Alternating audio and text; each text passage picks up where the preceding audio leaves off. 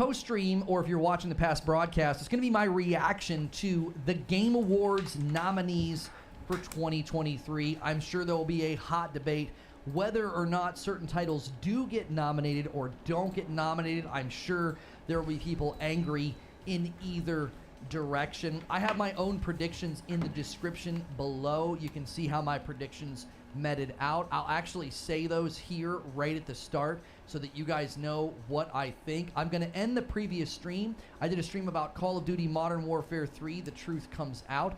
If you want to check that out, you can go check out that past broadcast. We broke down everything that transpired there. But right here at the beginning, I am going to tell you the 6 games that I believe get Game of the Year nominations. Baldur's Gate 3, The Legend of Zelda Tears of the Kingdom, Super Mario Bros. Wonder, Marvel's Spider-Man 2, Resident Evil 4 Remake, and Alan Wake 2. Now, the only title in that list that I am worried may actually get kind of bumped out is Super Mario Bros. Wonder. I'm not seeing it on a lot of prediction lists. It may not make it due to maybe Zelda pulling a lot of the Nintendo votes from outlets that maybe don't want to see them up there twice. But that is my 6 from when I did predictions a little while ago. And we'll see how close I am in my predictions. As you guys come over from the redirect, we already had a stream this morning. I need you to do me a favor. As you guys pile in the door, before you settle in with your coffee and your lurk and your listen, make sure you guys smash the like button. Thank you so much, Misery175, for ordering 5 bags of light roasts. I appreciate that so much. Man, that's a nice coffee order. If you guys have never ordered Reforged roast before, be sure to try it out. We have a dark roast and a light roast. If you've never tried coffee before with balanced acidity, you should definitely try out Reforged roast. And I am going to gift the 5 members that I owe you. I'll put the daily goal right here down in the corner for you guys to see. Every 25 members, I give 5. We currently have 32, on our way to the next of 50, and I'm going to give 5. We have a 3,500 member goal, and we came up with an incentive in a member stream, and I literally can't remember what it was. I swear it was like a community game night or something.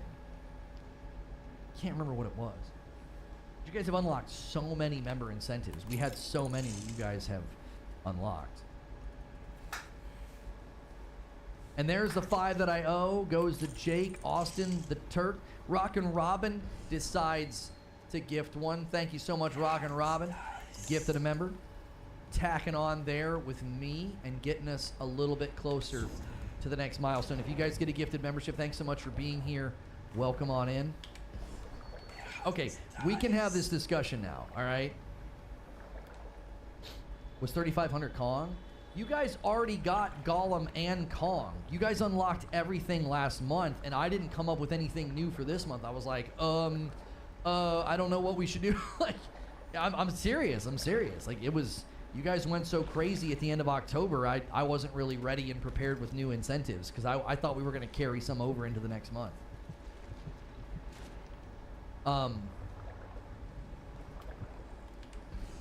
Okay, so I know the big topic is Starfield, all right?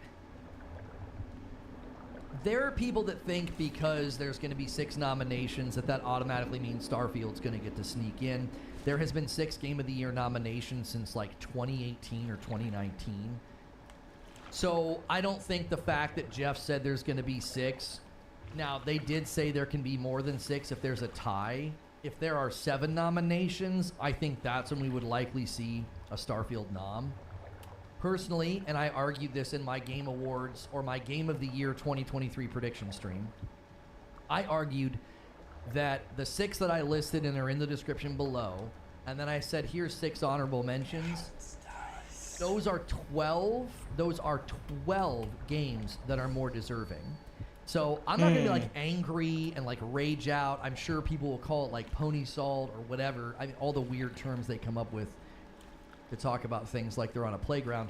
But I will be just disappointed. I'll be like, man, there are so many deserving games this year. That game just wasn't one of them. It's just clear. The commercial reception, the score continues to drop on Steam.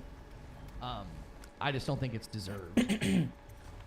A $5 tip from the Trill Troll. Still betting 20 gifted members that Starfield ain't getting nominated unless it's an award for the most amount of loading screens. So I'll get 20 gifteds if it gets nominated. Now you want me? Now I'm kind of rooting. Does anybody want to take Trill's action here? Yeah, Eugene has a tweet from Jeff Keighley. What do you think the most nominated game, most nominated publisher, biggest surprise, biggest snub? I think the most nominated game is going to be Baldur's Gate 3. It's going to be in like every freaking category. We already saw that at the Golden Joystick Awards. I think Baldur's Gate 3 is just going to absolutely crush. It's going to be in so many categories. So most nominated game will be Baldur's Gate. Which most nominated publisher, I don't know if there's going to be a specific publisher that gets more nominations than anybody else. Now, biggest surprise, I could see people being surprised by. Let me think here. I think maybe Hi-Fi Rush might surprise people. I think people kind of forgot because it was so early in the year, but that doesn't take away from the game's quality, you know? Oh, the Reverse Sear Ribeye stream. That's right. You guys wanted another ketchup and steak stream at 3,500. That's what it was. You guys really want that again? I'll do it again. If you guys hit 3,500, I'll reverse sear. I can do mobile member streams now. I can. We might actually be able to do that. That could be kind of fun. We got to be really, really careful with how we film and do stuff in our home, though. I don't want to, like, we got to be super careful with that. I don't know. We might just have to do the stream in the studio where, you know, I eat the steak and it's terrible. Hi-Fi Rush is not getting a Game of the Year nomination. It's way too much competition. Oh, no, I don't think Hi-Fi Rush will get a Game of the Year nomination. I think Hi-Fi Rush is going to be a surprise in that it's going to show up in a lot of categories and potentially walk away with a lot of awards. As far as surprises go, that's the only surprise I can think of. I think most games that are going to get nominated for categories and win, I don't think it's going to be a shock to anybody. No one's going to be like, oh my gosh, Baldur's Gate 3 got nominated. Like that's, I think most nominations are going to be pretty straightforward. Aaron Jackson with a $1 super chat tip. Thank you so much, Aaron Jackson, for a super chat. I want to see Lono going Santa in the mall stream, and he has to sit on Santa's lap. Dude, I'm not doing that. William Lewis with a $5 super chat tip. What's your opinion of the Golden Joystick Awards? Most of the PlayStation fans and my Xbox versus PlayStation group say if it's not the Game Awards, Game of the Year doesn't mean anything. I think the biggest problem with the Golden Joystick Awards is the window of time to be nominated. I think it causes a lot of confusion. I think a lot of people spoke out of turn and acted like PlayStation got snubbed or whatever. And it's like, I just don't think they understood how, like, the window of nominations work. You know what I mean? So I think a lot of people misfired, and I think it's because of how the window of time works. I think that's the biggest issue with the Golden Joystick Awards. Is like, well, okay, wait, when does the game have to come out? Like, how does that work? Like, huh? And I think people got confused and thought that they like, oh yeah, certain games are not even getting nominated because the PlayStation's getting snubbed. And it's like, no, it's because the window for nominations is super freaking weird. Shit. I want to know which category Spider-Man 2 will get. I personally really enjoyed it, but I know some people had gripes. I watched Angry Joe's review, and he loved it. I thought his gripes, and it's his own personal opinion, but I didn't think his gripes were strong enough to give it an 8. Like, I thought 8. He had such high praise, and then he's like 8. And it was like the Mary Jane missions and killing certain villains off screen. I actually agreed with him on that one. The Mary Jane missions didn't bother me. I get where he's coming from. You're playing a freaking comic book game, bro. Like, we're playing a comic book game and we're going to get upset about, like, realism? Like, come on, dude. What are we doing here? I did find his commentary on them changing languages. That was hilarious. That is people absolutely breaking their own back. Like, they were making Spanish, they made it nonsensical. Because people don't understand the role of language because they've apparently never studied it, and they think, well, we have to neutral all this. And when you do that, you make the language sound stupid. It, like, doesn't make any sense. There were people streaming it in their own native language, and they're like, what? They're like, why'd they say it that way? That doesn't make any sense. So, he sounded like he was regurgitating reviews from other reviews. Oh no, I genuinely think that he thought the MJ missions were stupid. I don't think that was him. I don't think that was him like making up a criticism. I think he thought they were dumb. Like, and when you watch the footage of him playing them, he didn't like them. He thought they were stupid. You know. As someone who just finished Spider-Man 2, I think it's a solid 8.7 to an 8.9. I think it's a solid 9, an 8.5 to a 9. I think once you start dropping below there, I'm curious why. And I'm not saying you can't score lower than that. I just want to know what you're taking points off for. And I thought what he took points off for, you know, maybe he's more specifically critical because of his own thoughts about what they did with the language and other things, you know. Because it made the flag situation kind of worse. It was like, you guys don't seem to care about this. So, in any case, I could see Spider-Man 2 taking Action Game of the Year. I don't think it can win Game of the Year. I believe it deserves a nomination, but I don't think anything can beat Baldur's Gate 3.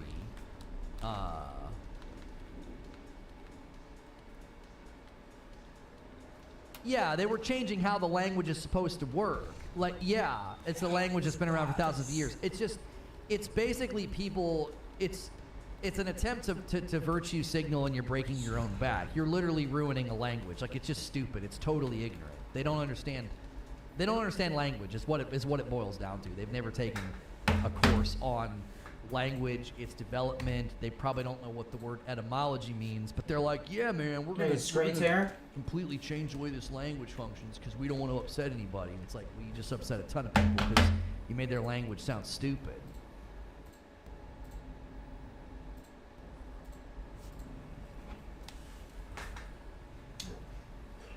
For me, it's an 8.5, but Starfield for me is an 8. So, I mean, you can feel free to question my personal judgment, I guess. No. I don't question your judgment. I always want it to be explained to me. Does that make sense?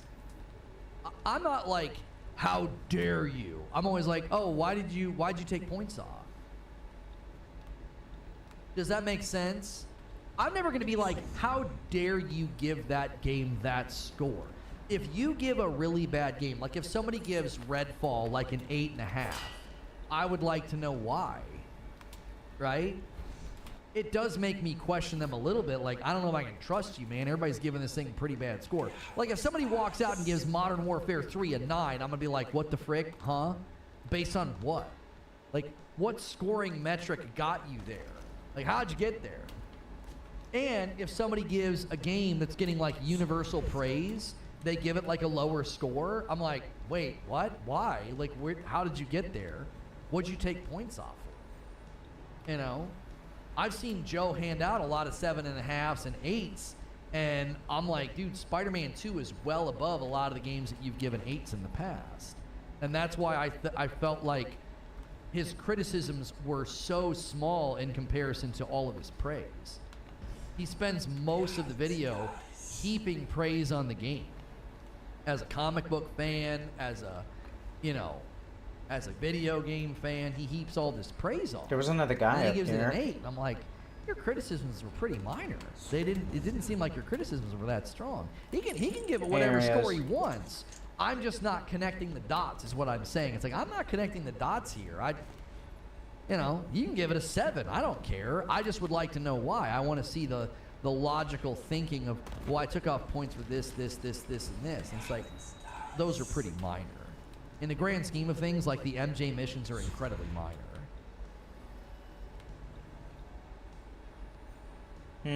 I saw some people calling for Jimquisition to lose their Metacritic approval, and to be honest, I can't argue against them. A 10 bomb from Skin Tight Salmon.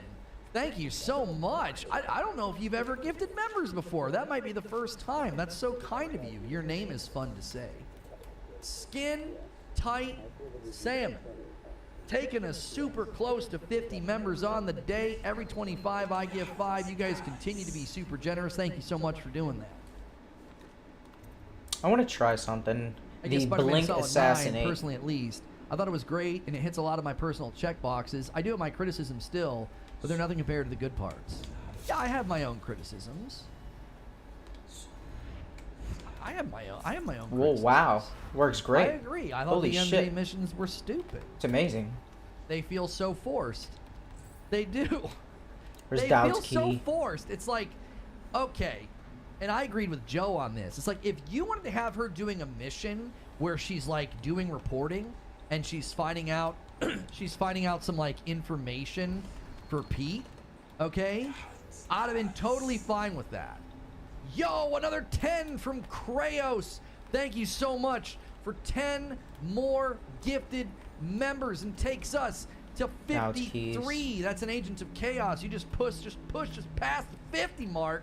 Thank you so much for doing that. Nice. They just felt super forced. It's like, listen, if you want to have MJ doing like investigative work and she's using a stun gun on like a security guard in a museum or something, or she uses her stun gun on a couple of like low-level henchmen who get like left behind to keep an eye on some, I don't know, some crates or some boxes or some shipping manifests, and she's helping piece The fuck is he together doing? some kind of an investigation or something, I'd have been totally okay with The that. fuck? Brother, she's running around with a stun gun, taking out like ruthless professional level hunters. She's taking out symbiote mutant people.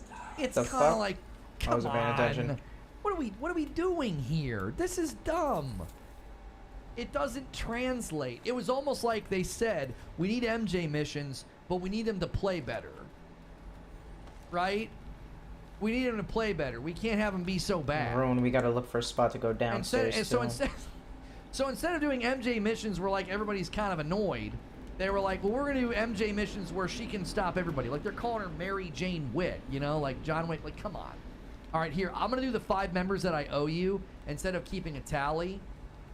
There's So gonna every be a milestone rope. we hit, Hold on, I'm wait. gonna gift the I 5 that remember. I owe. So that's for hitting 50. If you guys hit 75, I'll do another 5. I think for MJ, they should have just kept focused on her journalism and intelligence. Yep. She could have been a great background That side fucking character. is key. Exactly. She's smart. She's savvy. She's good at investigative reporting, and she's good at finding things. She's good at looking for things that Spider-Man wouldn't know to look for or wouldn't think about, right? Because Coin? she's thinking like a journalist. That would have been cool. That's a good But point. instead, it's like, well, no, she has to go through and fight all these guys with a stun gun. I was like, come on. Come on. To me, it's a minor criticism, but it's one that I'll always echo with people. It's like, this just doesn't feel like it was necessary.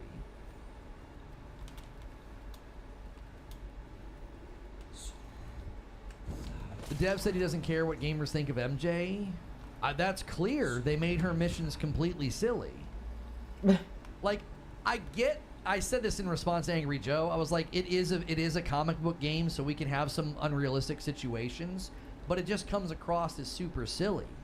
It doesn't come across as... It does not come across as like, oh, she's really strong and can handle herself. It comes across as silly and contrived. You know?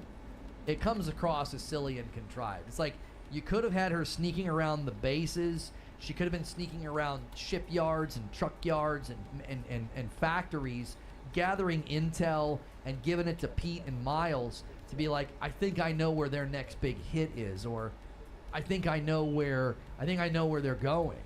And that would have really helped, you know, Pete and Miles, you know, go to their next big fight or whatever.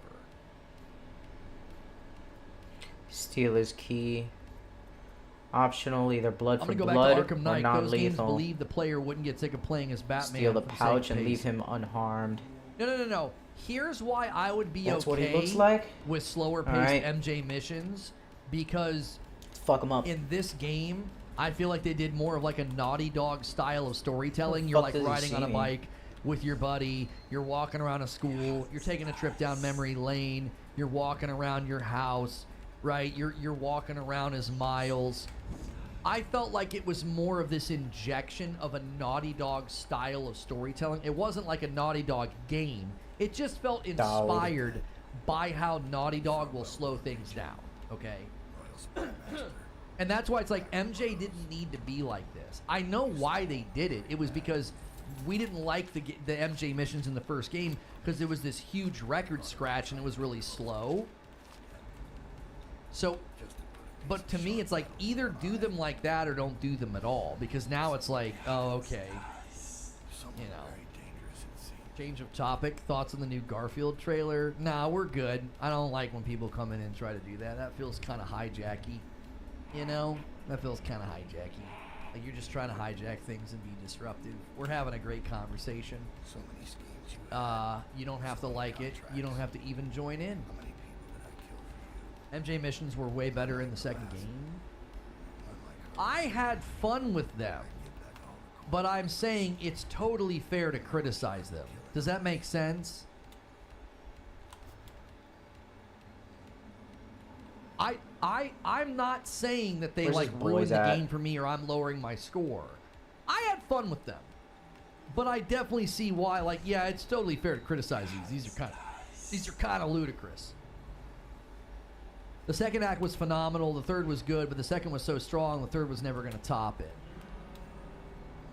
I thought the MJ missions were fun. It was a nice change of pace. Spider-Man story missions always devolved into beat up 20 guys. At least the MJ missions were something different. I thought they did a good job with adding new enemy types to the fights. I thought the most challenging fights, or the most fun, I would say, that got high pressure were the ones where you have to put like a bomb on the thing and protect it, and it counts up. And it gets kind of crazy. I thought those were the most fun. You've really got to manage crowd control. You've really got to manage crowd control. You got to manage not getting overwhelmed because it gets, you know, it gets a little crazy. I thought those were the most fun. Snub Starfield, let's go. I think it will be perfectly legitimate and Oh, right what the for fuck? Starfield to not Oh, get a Game of the shit. Year nomination. I don't believe it's deserving. I don't see anything in that game that is worthy to stand tall with all the other big games that came out this year. It was so much directly lifted from what a Fallout 5 would look like. Reforged hates Garfield. Time for a YouTube video. That's right. Nominations for most anticipated. Squadron 42.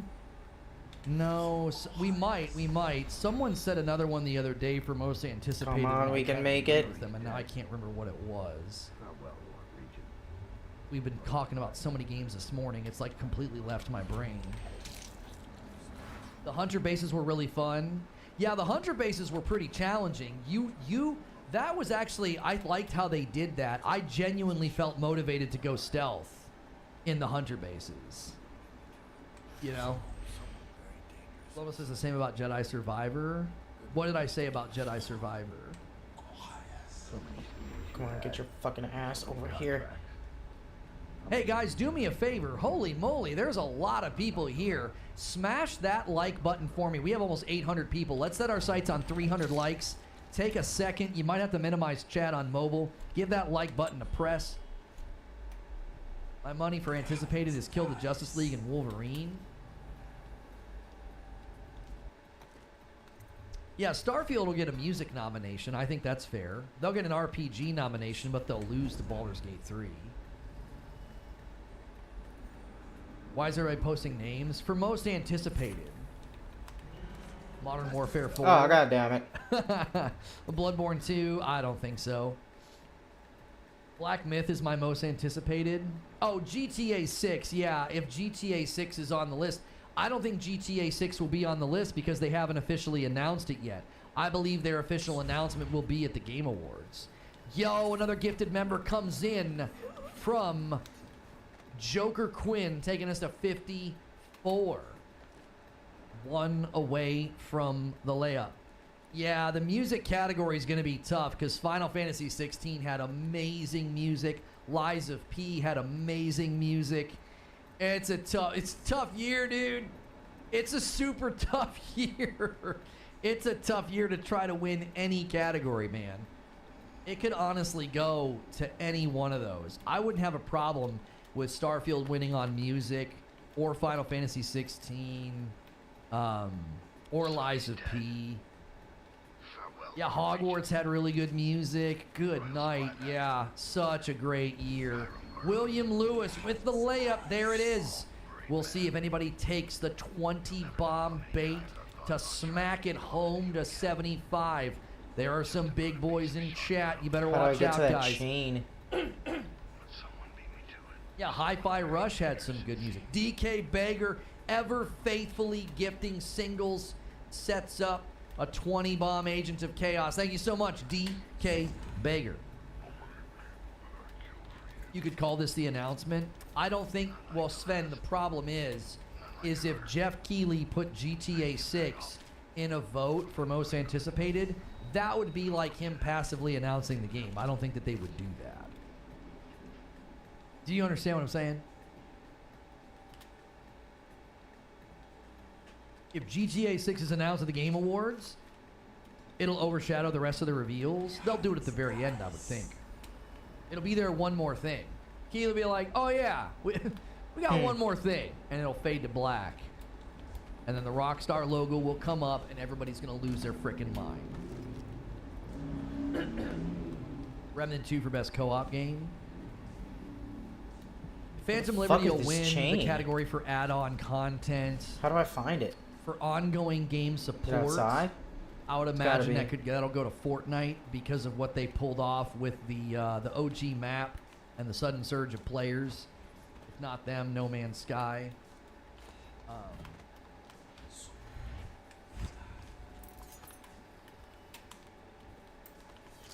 I think somebody messed up and posted them early. Is that a bait? Did they accidentally post it early? Are you serious? If that's true, then I freaking nailed it. If that's true, then I freaking nailed it. We'll have to wait and see if that's a fake out or not. That could be a fake out. Let's go open Dowd's other shit. Cyberpunk deserves it. I definitely think Phantom Liberty deserves it for sure. For sure, for sure. Where did I come from? Is Starfield not in any category? We will know very, very soon. Let's watch this together. Let's watch this together and let's see how it turns out. What I just saw could have been a fake out. Oh. Could have been a fake out. Put me on game. Does the Game Awards operate like the Grammys where there's a committee? There's 120 global outlets that get to vote. And then that's what determines the nominations as well as the winners. Imagine if the PS5 Pro was announced, just like the Series X was announced at the Game Awards. No, they won't announce the PS5 Pro until the middle of next year. They want to keep those sales going, buddy. They're trying to hit 25 million this year. Last thing they're going to do right before the holidays is announce a new PlayStation 5. That would be absolutely disastrous. Good thing I came back. Forgot about this door. I was going to get through here anyway. Right, here we go. They're trying to hit 25 million PlayStation 5 sold this year alone. And if they did that right before Christmas, that would be incredibly silly. Guys, 1 minute to go. We'll see if I nailed my Game of the Year nomination predictions. Do me a favor. Smash that like button. There's almost 900 people here. We should have so many likes on this video. If you want to join in the conversation, we'll do our reaction, discussion, and debate after the show. So hit subscribe and hit the bell button so you can talk in my chat. Thank you so much, William Lewis, for the $2 Super Chat tip. We appreciate that, but we're not trying to draw attention to that. We're trying to watch this instead, brother. Good night. We are also 20 members away from the next milestone. I've gifted you guys 10 members already today. I'll have to gift another 5 if we get 75. Feel free to keep that number going through the show. I like possession much better, though. 15 seconds to go. That's really good. Devouring Swarm. Here we go.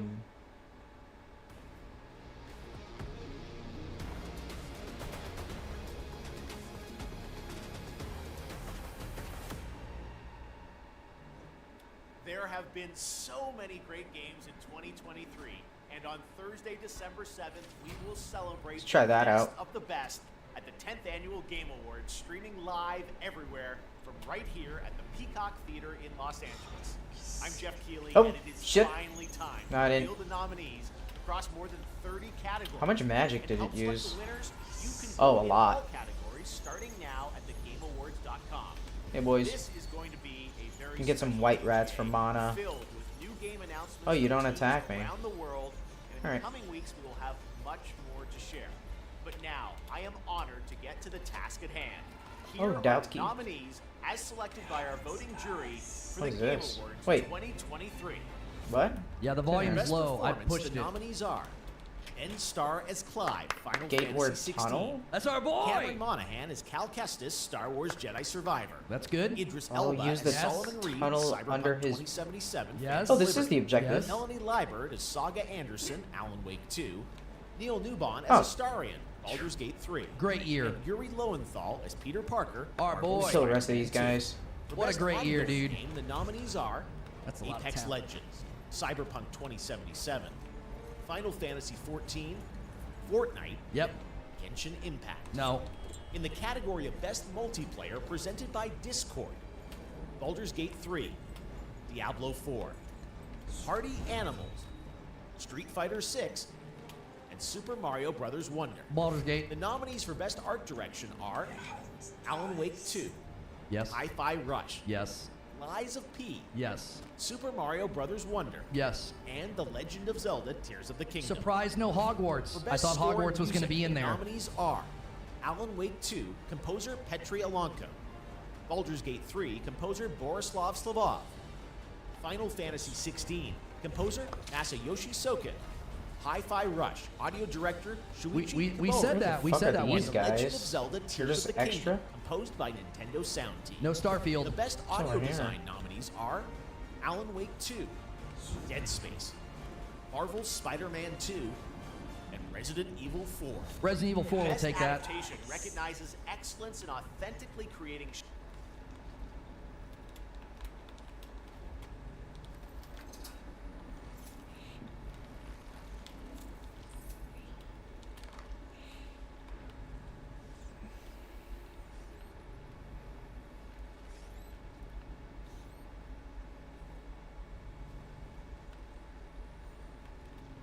See if I can kill him with my rats.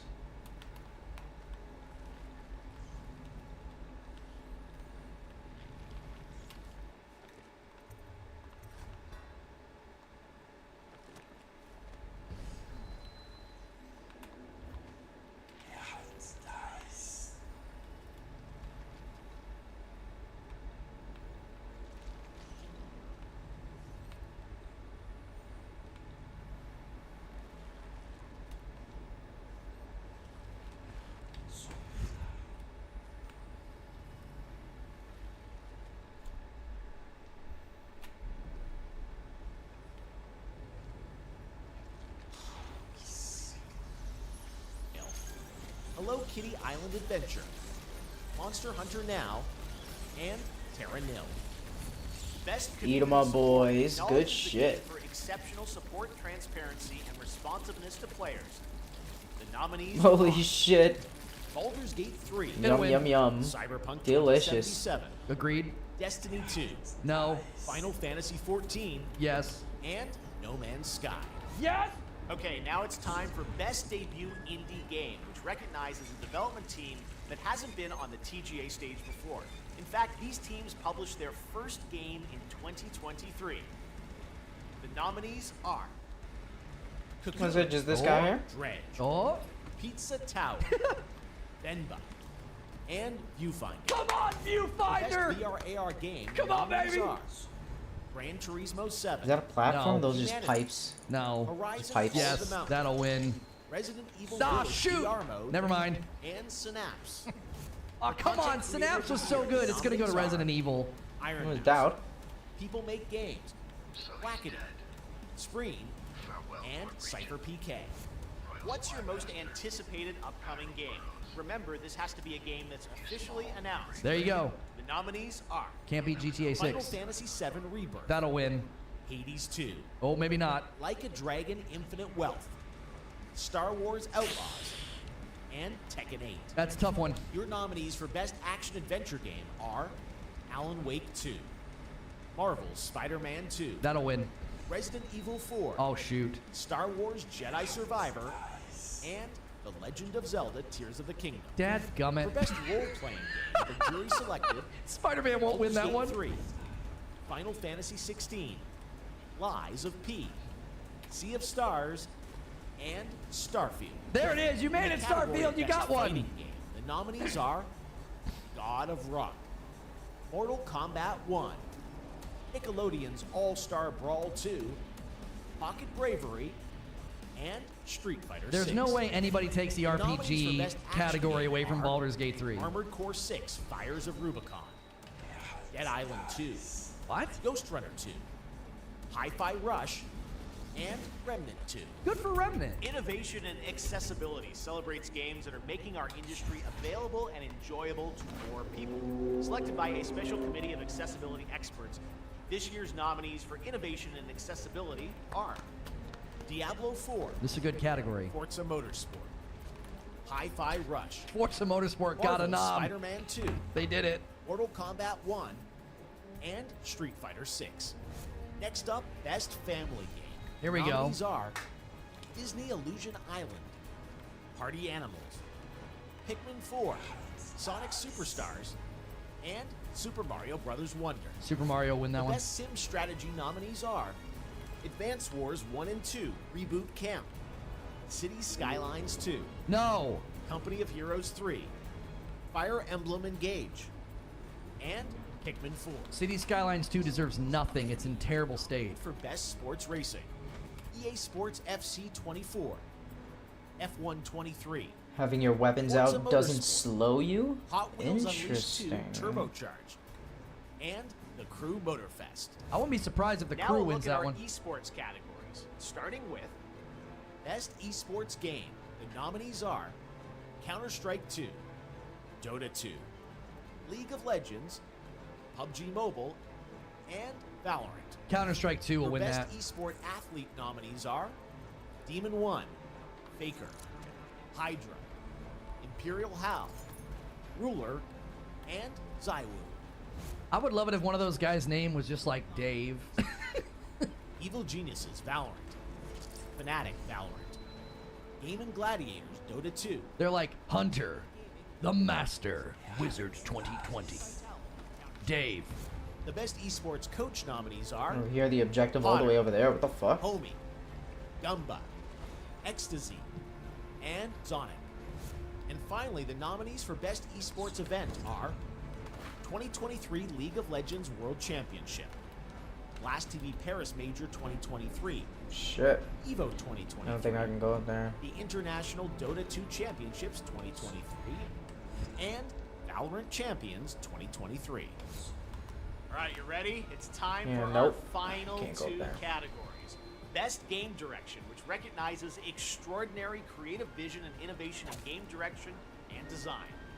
This year's nominees are Alan Wake 2, Baldur's Gate 3, Marvel's Spider-Man 2, Holy Super Mario shit. Bros. Wonder, and The Legend of Zelda Thought it was Tears of the worms, the Kingdom. dead There you bodies. go.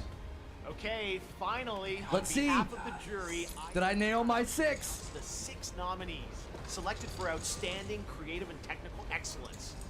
I'm The coming to help you nominees out. for Game of the Year Let's at keep the track. Game Awards Let's keep are track. Alan Wake 2, Yep, developed got by that one. Remedy Entertainment. Baldur's Gate 3 from Yep. Larian Studios. Marvel's Spider-Man 2 from Yep. Insomniac Games. Resident Evil 4 from Capcom. Yep. Super Mario Bros. Wonder from Nintendo. Yep. 5 out of 6. And The Legend of 6 Zelda out of 6, Tears baby. of the Kingdom from Nintendo. And there 6 you out of have 6. it. Those are your nominees for the Yeah, Game Zelda Awards. deserved it. Wait, Zelda got the Game of the Year? Legend of 6 Zelda. out of 6. Yep. Insomniac Games.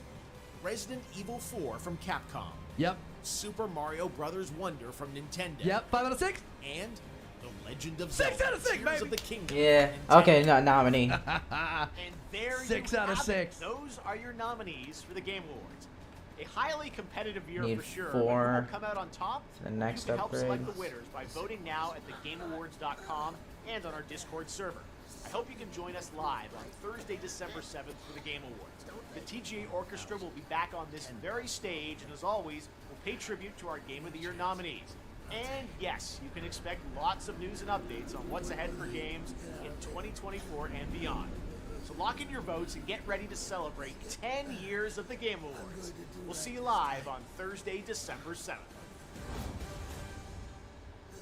Listen, I tried to tell y'all that Hogwarts was going to struggle. I tried to tell y'all. I said I could see Hogwarts getting a art direction because of all the work they put into the castle. But I tried to tell y'all, I was like, there's no way Hogwarts gets up on the Game of the Year podium. There's no freaking way. I'm going to go to their website and I'm going to vote right now with you guys, right? I saw the mountain of corpses myself. Dropped us in it. I don't blame them. I know why they do it. But I only wanted to die at home.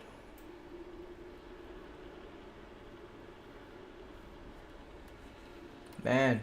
Alright. I'll see you around. I'm going to vote with you guys. So let us do that now. Let me pull up their website. Hopefully it's not crashing. All right. I got a gray screen. Baldur's Gate. Here we go. Alright, let's go. All right, wait. I might have to... wait. Okay, it signed me in. Sometimes these websites... Oh, let the bodies show rain your on me. name. I want that. Okay. Nominees. Vote now. Whee! Bodies. Hogwarts got yeeted. Welcome, I tried welcome. to tell you guys. I was like, dude, Meet the I rest don't of the think group. There's Hogwarts plenty has more what of you it takes here. to go up against some of these other titles. They're just too dadgum big. I nailed it, man. 6 out of 6 on the Game of the Year nominations. I told y'all. And what did I say? I said Starfield could show up in RPG and the original score. And it got RPG, but it's going to lose to fuck is Baldur's Gate that? 3. I can't vote, dude. Their website is like having a problem. Everybody's going. Fake journalists hate Hogwarts. Hogwarts just did. You have to understand something, though. It's a voting of like 120 global outlets, and those outlets have already given their review scores. Like, Hogwarts didn't land high enough. I tried to tell y'all, I said, this is a mathematical prediction. You just look at where games landed, and it's like, Hogwarts won't get up there. Starfield won't get up there. Told you RE4 Remake had come and gone. Oh, yeah, you were told that the RE4 Remake had come and gone. That's right. Yeah, I literally cannot vote. It's just sitting here. I want to vote on screen with you guys. Don't go anywhere. I've got it right here. I've got it right here. I am trying to vote. And I literally, oh, there we go. There we go. Oh, it just refreshed it. I hope Jeff has his defense shield ready. Thank you so much for 4 months, P-Dub H-Town. Rats. Okay, here we go. Here we go. Start voting. Okay. Game of the Year. 6 out of 6. There they are. Alan Wake 2, Baldur's Gate 3, Marvel's Spider-Man 2, Resident Evil 4, Super Mario Bros. Wonder, and The Legend of Zelda Tears of the Kingdom. Now, we all know that Baldur's Gate 3 is going to win. I am going to pick my own personal game of the year, which is Spider-Man 2, okay? We got big boys over there. I have enjoyed this game the most this year. I really want to finish Alan Wake 2, but for where I am right now in my own personal life, I can only complete so many games. Like, I'm extremely busy. Spider-Man 2 captivated me. It's the kind of games that I like. My bias is that I like open world action games, and this one definitely plucked those heartstrings. So I'm voting for Spider-Man 2. That is my vote. It will not win, and that's okay. It will not win, and that's okay. All right, let's keep going. Category number 2, Best Game Direction. To be fair, I'm actually going to give this to Alan Wake 2, What's right? this for? I'm actually going to give this to Alan Wake 2 because I believe that awarded for outstanding creative vision and innovative in game design, I've seen so much. That's one of the reasons I want to keep playing this game, because like I've seen so much that they put into it. Even the opening couple of hours that I've played, I just think it's phenomenal. It's so well put together. It's super, super creative. I got to give it to Gotta Alan get Wake to that 2. window. Spider-Man 2 is absolutely brilliant, but in my estimation, Alan Wake 2 is very, very special, and they achieve something great. Now, best narrative. This one's tough because I haven't played through every single one of these games, so I can only go based off of my own experience.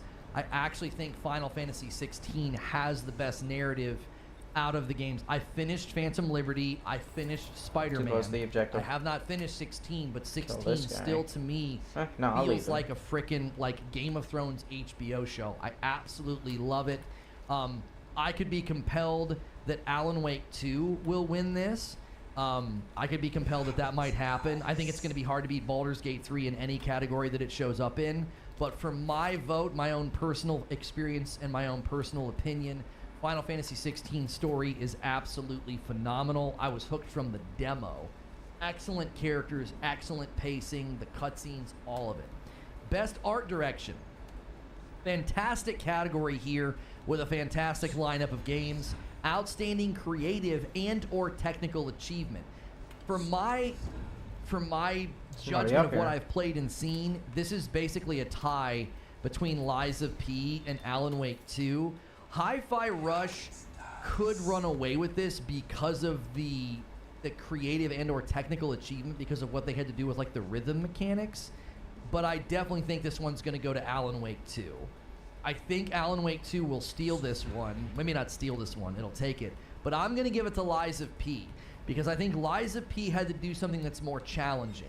It had to take an existing IP that looks nothing like this. It had to take the world of Pinocchio and reimagine it, and I think that's deserving of an award, because you have to work within the confines of something that's pre-existing, which I think is more challenging.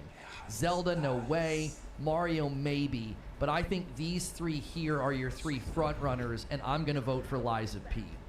For those reasons, the fact that they took a pre-existing piece of property world and they brought it into just this amazingly dark, gothic, macabre setting, and it's just awesome. Passing through, huh?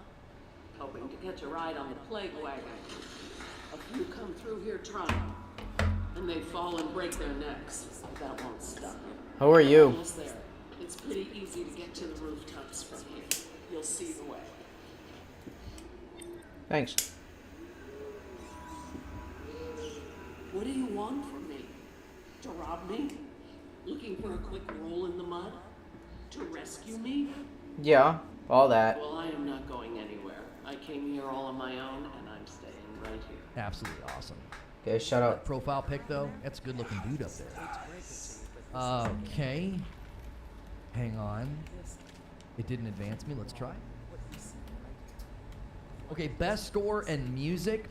Once again, I think this is going to be an incredibly tough category. I actually thought Starfield was going to land in this category. My personal estimation is that I thought Starfield's soundtrack was better than Zelda's. I don't think Zelda's music is that great, personally. Personal opinion. This is just my opinion. But I actually think Starfield deserves to be up here over Zelda. But again, I can only go based off of my experience. I think the original score of Final Fantasy 16 is absolutely phenomenal, and I bet it could even win this category. So I'm going to vote for this one. This one's a toss-up, but I think Final Fantasy gets this award. It's an absolutely incredible soundtrack. Oh, server's having a problem. Try again in 30 seconds. All right, Water. we're going to wait. Final Fantasy 16, no debate. Alan Wake 2 songs were amazing. I think the soundtrack category is a bit of a toss-up again. I think Starfield deserves to be in that category more than Starfield. Somebody with the first name starting with the letter H ordered 2 bags of light roast. Thank you so much for doing that. I greatly appreciate that. Enjoy the coffee. Thank you so much. All right, it's been 30 seconds. Let's oops. No, reload. Okay, hang on a second. Yeah, it's trying to get me to best audio design. I can't get in. What's all that? You just need to refresh. Oh, there we go. Okay. I don't think I All can right, make best that. audio design. Let's try. Alan Wake 2, Dead Space, Hi-Fi Rush, Marvel, Spider-Man, and Resident Evil. This is a really tough category because I think they all deserve it. Ooh! I Damn. really do. I think they all deserve it for different reasons. So I'm just going to totally let my bias dictate it here, and I'm going to vote for Spidey. You gotta be fucking kidding me. Because I thought the way they captured the crunch, the punch, the electricity, Venom, how he moves and sounds crashing through stuff, just really, really good. It really, really was. I think he died excellent. too? It's shit. really, really hard to pick one here. I honestly wouldn't be upset at anybody that wins this category. I think it'd be great for Hi-Fi Rush to get this category personally. That'd be a really nice win for them. But again, I'm going with the game that I like the most here. Next category is... Oh, hang on. Yep, I'm There it doing that goes. again. Best performance. Best performance. Oh my gosh. I don't even know, dudes. Tall I boy, truly can don't you even know. do something for me? Oh my gosh. Can you hit a little rich flex for me? Ben Starr was fantastic, and he's also just so handsome. And Cameron was so good in Jedi. Idris was really, really good in Phantom Liberty. What is that? I've not played enough of Alan Wake 2, but what I've seen of Melanie's performance, I thought it was excellent. Neil Newborn, and then Yuri and Spider-Man. I think Yuri really, really deserves some praise for Spider-Man 2 because he had to do so much range with a character that I think is difficult to create range with. Peter Parker having to be angry and mean and unkind and aggressive. I think that's really, really difficult to do with a character like that. It's not even plugged Man, up. this is tough, dude.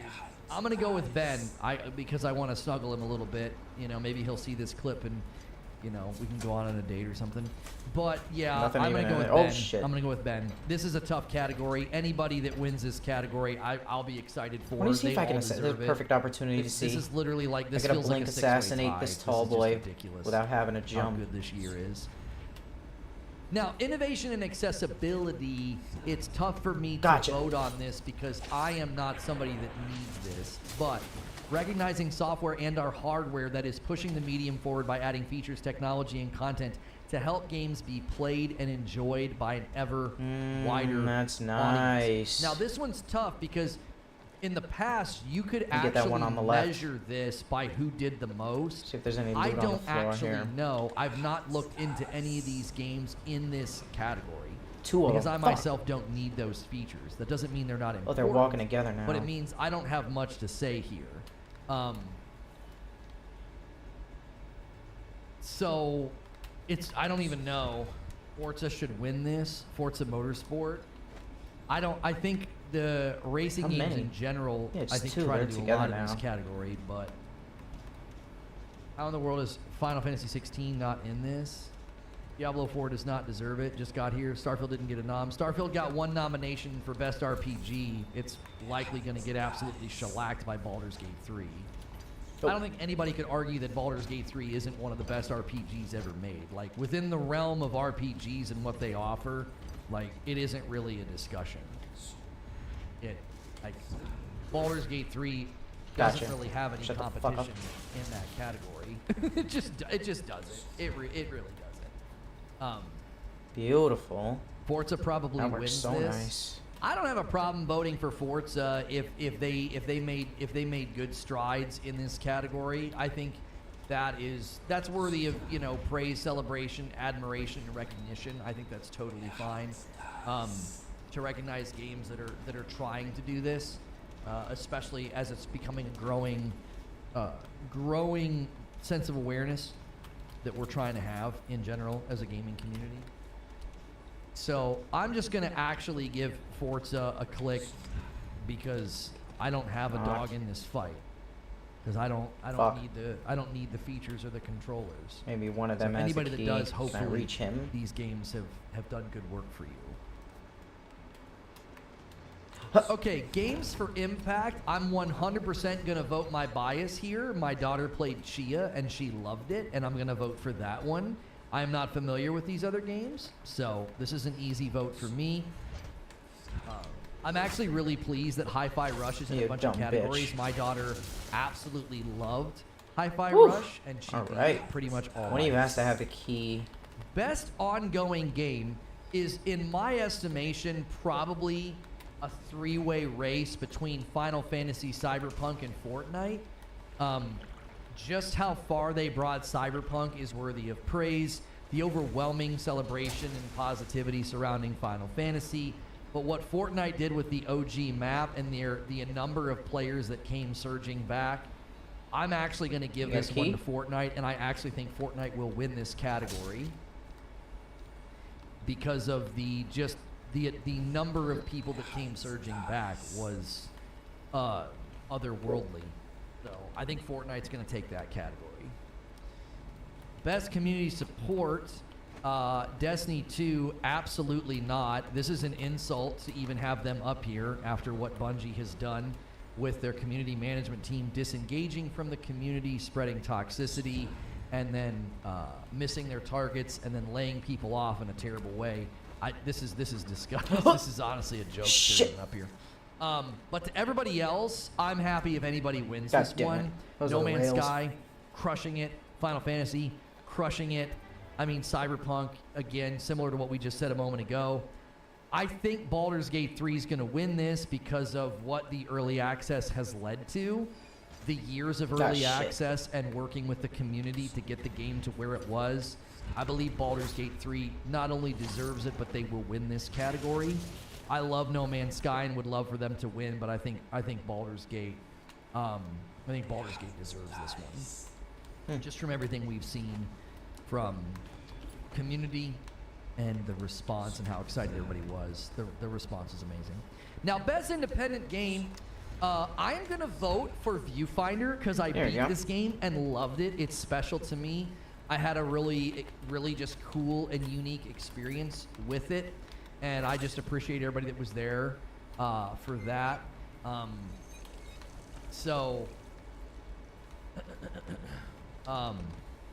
This guy says, for the first time, I actually agree with 30. I say thank you to this guy. He was commenting on one of my videos. So I am going to vote for Viewfinder. I know from everything I've sort of seen and how things have trended, Sea of Stars is going to win this category, and that's totally shit, what the fuck is that? I am totally fine with that. But I'm going to vote for Viewfinder. I gotta press the switch. Because the game is beautiful, and it somehow subversively spoke to me in a way that video games rarely do. I cried in Hellblade. I cry in Hellblade virtually every time I've ever played it. I've gotten a little bit emotional playing Ori. I've gotten emotional playing who's this bitch? Ghost of Tsushima. I cried playing Ghost of Tsushima. He's gonna walk forward now? And Viewfinder is one of the very few games that has that notch on its belt. It actually made me cry, which is insane because that's not the kind of game you would expect it to be. Oh, he saw me? It wasn't expected at all. Just a beautiful game. Absolutely beautiful game. I didn't see his warning markers. I am once again going to vote for Viewfinder. I actually think Viewfinder can win this, but it will likely end up landing on Cocoon. I think Cocoon will take this category of best debut indie from everything I've seen and read.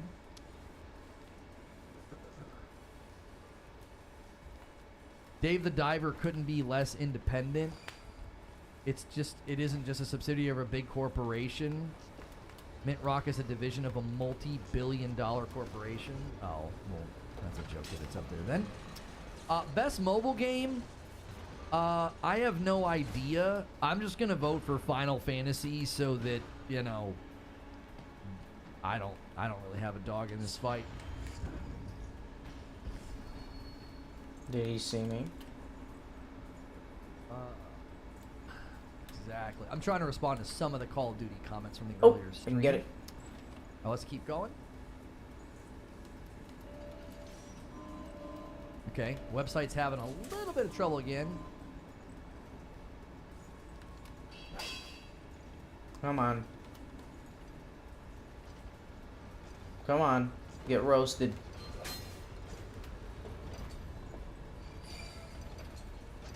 Come on. Let's try again. I'm like giving it time. Okay. Mm-hmm. Let's try this button instead. Come on, bitch. Yeah. Try again. Here we go. Nice. Best VR Oh shit! AR. Oh, there's more. The fuck? I was really What the confident that Horizon Call of the Mountain was going to win this. Personally, since it's built from the ground up as a VR game, I believe it should get a leg up in the contest, but it's probably going to go to Resident Evil Village VR. Come on, come through. Resident Evil is just really tough to compete with. This game was absolutely beautiful, very stunning, very good art design. So Resident Evil's going to take this, right? I was really hoping Synapse would be like a surprise win this year. The stuff they did with the eye tracking was really, really cool. Come on. Personally, I think as a complete package, I think Call of the Mountain, my main criticism was it was way too much climbing, but graphically, this is such a standout game for VR. So, come on, boy. I'm going to vote for Synapse, though, because I have beaten this game. I've gotten really far in it. I think this game is magnificent. It's such a creative game. It would be awesome if this thing stole the show, but it likely They're is both gonna, just Resident staying Evil out will there, likely win fucking this category. pussies. Okay. If Armored Core doesn't win the next one, I'm gonna be upset.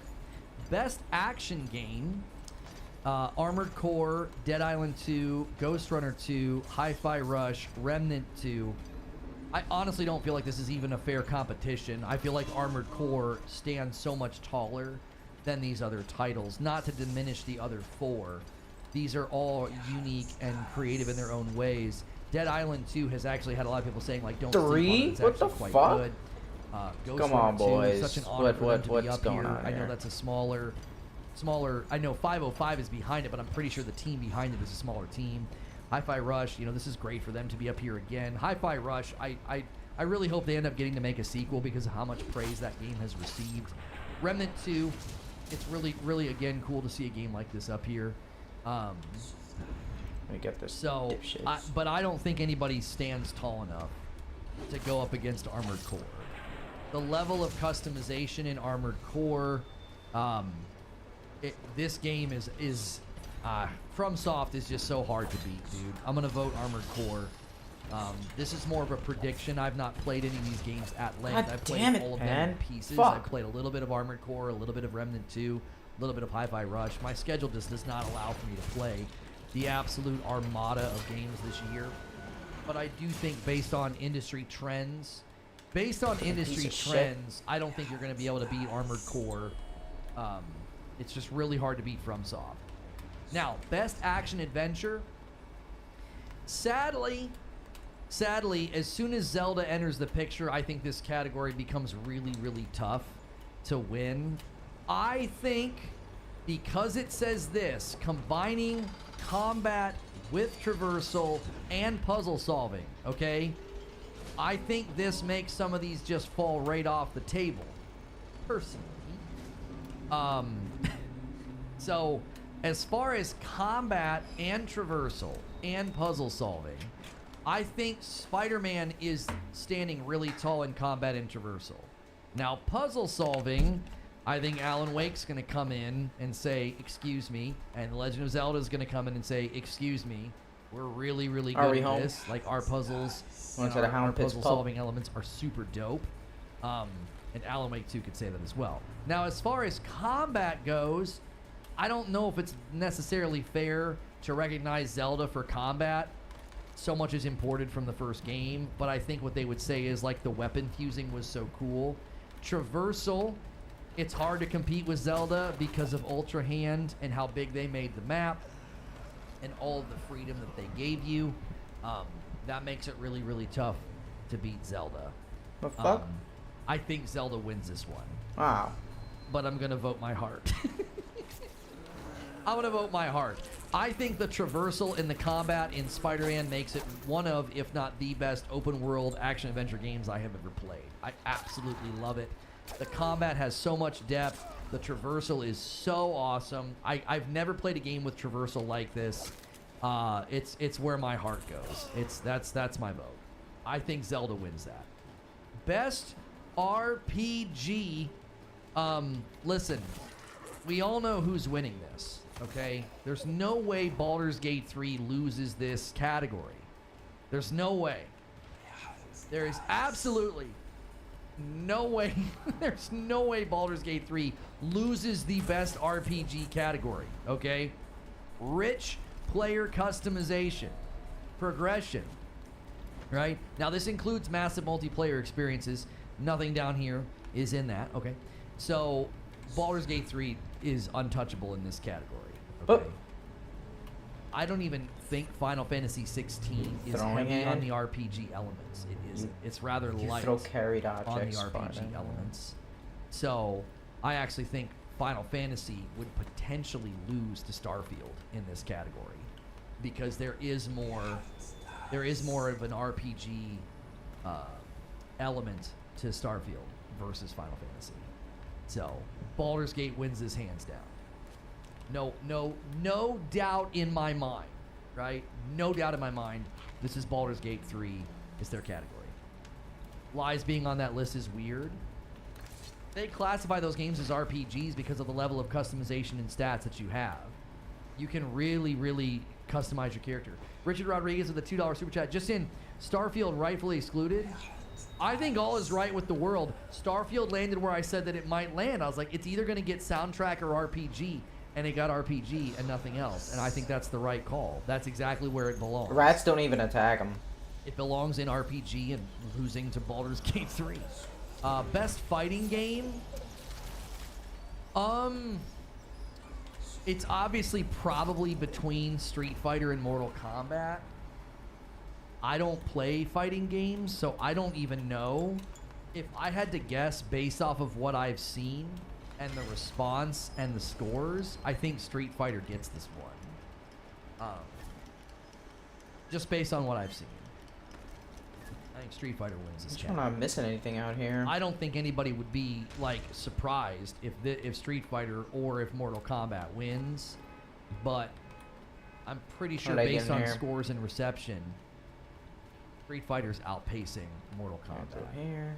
So that path. If Lono doesn't choose Mortal Kombat, I'm concerned. Well, I'll be honest with you. I grew up playing Street Fighter and not Mortal Kombat. I have more of a nostalgic attachment to Street Fighter. You can skip votes. I still want to vote if I don't have experience. I'm just going to vote for what I think will win. Make sure I don't miss anything. Right? I think Street Fighter wins this category just based on what I've seen. Yeah. And I have more of a nostalgic attachment to Street Fighter. I grew up playing Street Fighter, Super Street Fighter. I loved Fei Long, and then we transitioned into Killer Instinct. So. Okay, best family game. This is likely going to come down to a three-way battle between Super Mario, Pikmin 4, and Party Animals. I'm obviously going to vote Super Mario. I love it. It's fun. My wife and I are slowly playing through it. It's just a joy. Bro, go. What it's the a real fuck? treat. This one, I think, will also be the winner. It's really hard to compete with Mario when it's a family game. Super hard. And they took the classic Mario, they honored it, and they let you play with up to 4 people. All right. We're getting Mario's closer. going to win this category more than likely. Okay. Best sim strategy. City Skylines is in such a bad state. It shouldn't be up here. This is really shocking given how many people have just complained about just the utter, half-baked status of that game's launch.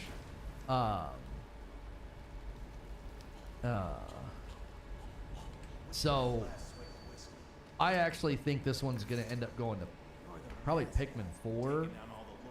I'm literally basing this off of scores. I would base this off of scores. Pikmin 4 landed pretty high this year. Company of Heroes 3. Yeah, again, this is a harder category for me to weigh in. I don't play sim and strategy games. So I would base off the scores and what we looked at when we made our predictions and honorable mentions. Pikmin 4 is probably going to win this category.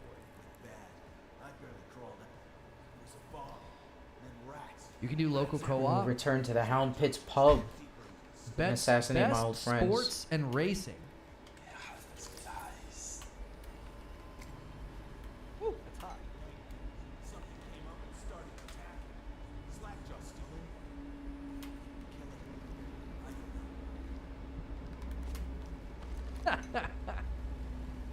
We got a bone charm and 2 over there.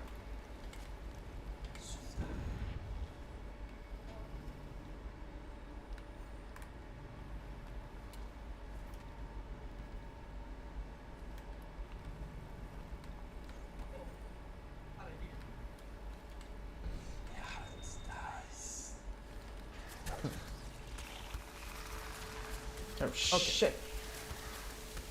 My wife brought me my lunch. The Crew Motorfest. I'm gonna vote Hot Wheels out of protest. I don't have a dog in this fight. I actually wouldn't be surprised if Forza Motorsport gets this one. The user score for Forza Motorsport's terrible, but the reviews from the outlets were all good, which is not surprising. It's not surprising. Here. Do we have another there's this giant disparity between what the review outlets think and what the users think. Isn't that weird? Here. I'm gonna vote for the Crew.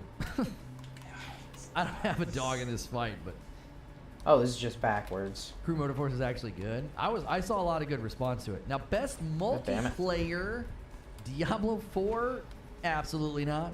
Baldur's Gate 3, I don't know. It might not win this category, right? Because it's talking about multiplayer gameplay and design. Like, I don't know. Right, it's got so much in its corner because it's such a strong title this year. I wonder, I bet you Mario wins this one. Oh, Avatar's gone gold? Okay, nice. Yeah, I'm dumb. I don't know. I think Mario's going to win this one. Again, I think as soon as Mario's in the running, it's a tough category. Baldur's Gate 3 co-op enjoyers. I just saw a lot of negative feedback about the split screen. Like it doesn't work all that well on console. So you're going to have a lot of people that reviewed the game on console not really pulling for it to win. Like, obviously, you don't need to play split screen. I'm just saying that experience is likely to sour people's opinions of it a little bit. Open up. I think it's really hard to beat Mario in any category that he shows up in. So I feel like Mario's going to win this one.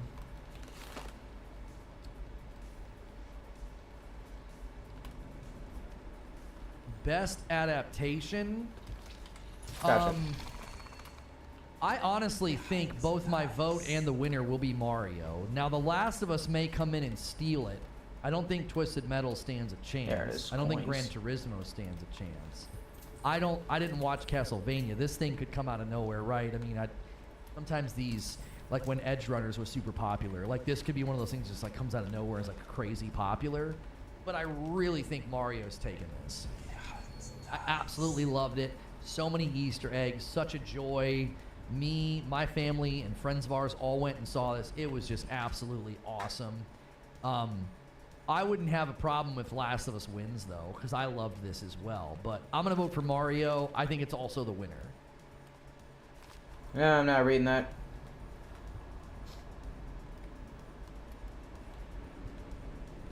You guys think Last of Us is going to take that one? Most anticipated game. Probably going to go to Final Fantasy.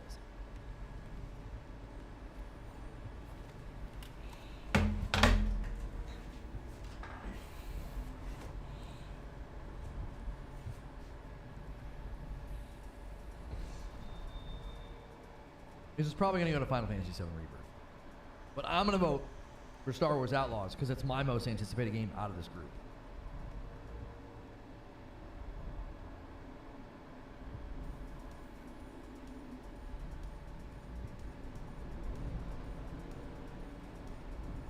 What are all these fucking ads? Holy shit, Wikipedia. What the fuck was that? Content Creator of the Year. I'm familiar with Cypher. He always seems nice. Gonna vote for him. Best esports game. You guys were saying nobody likes Counter-Strike 2. Won't it just win out of sheer popularity, though?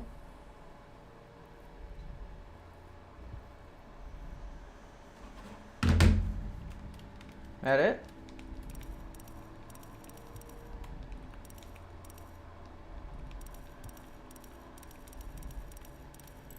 Oh shit. Nice. Beautiful. Robust. Robusty. Nah, I'm good.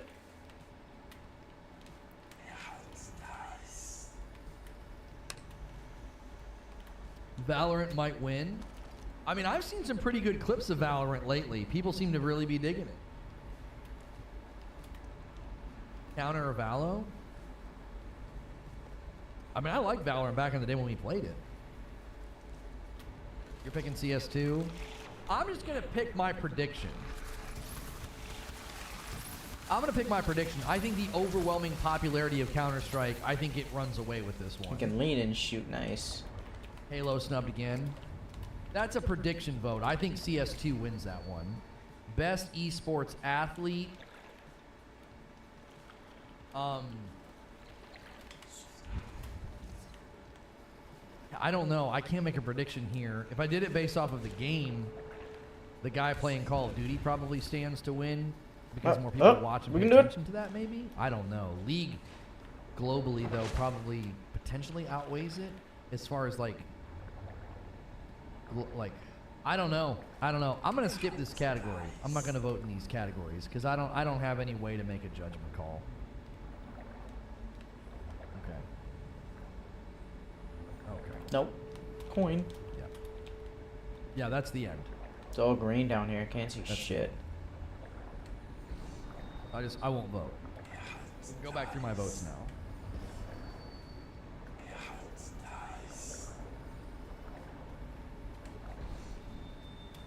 Shit, I'm gonna drown. We Corvo. stand Baker in this house? I don't know who Baker is. New loot?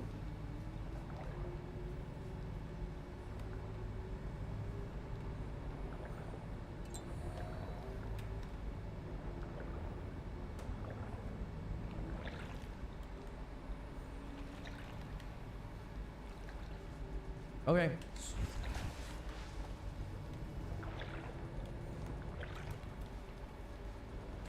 You can hover over them if you don't want to load the thing every time. Oh, for my votes. I hope I don't miss that other shit. Yeah, but I like seeing the other 200 meters? How far is this fucking key? Holy shit.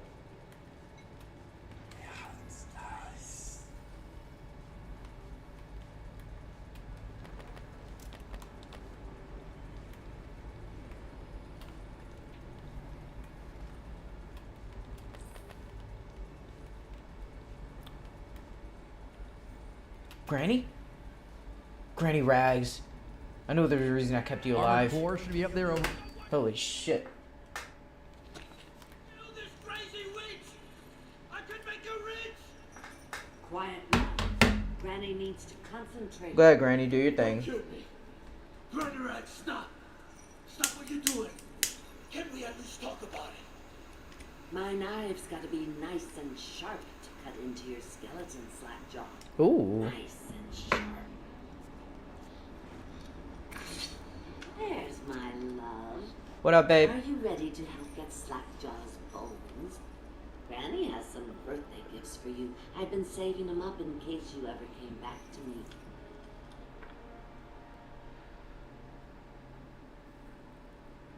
Okay, Granny, I'll help you. Aren't you a gentleman? Of course. helping Granny Rags? No problem. Yes, do. We'll eat well tonight, sweetheart. First thing, you'll have to put him to the knife. Don't want him crawling out of the pot now. Okay. What you doing? Listen on me, Corvo. Don't help her. Don't let her kill You me. have to I'm gonna knock you out now. What are you doing? Don't help her. She's out of her mind. I can reward you. What do you want? Money? Weapons? I want blood and bones and flesh, all put in a stew. This is not my fight, but I'll consider it. I'll Kill him first, Myra. Then we can remove the chain. kill him. Can I kill him with the this crack pipe?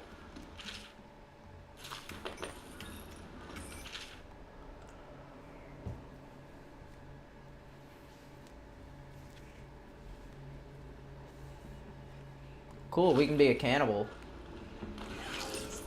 Alright, Granny. I'll give you a clean kill. Unlock his chains. Dog. Oh, that was incapacitate? Okay. Alright, Granny. Or was this a shock to kill? You got a key? Oh my god, that's still boiling up. Let me get in there. Give you some extra flavor. There you go. A little bit of dig juice. Granny, key please. Go ahead and unlock his chains now, dearest. Alright, wake up now. You're free. There you go. That's right. You're free. Pick him up and toss him right in the pot. Alright, he didn't want to go. You got any health potions?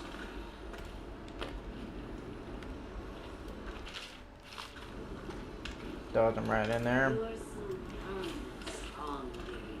It won't be any trouble for you to pick him up and get him into that pot. Got him in there.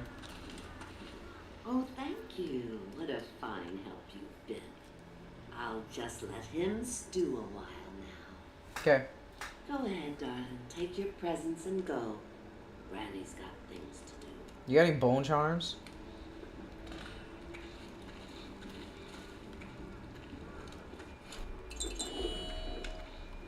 Hey, see you, Granny. See you, Slagjaw.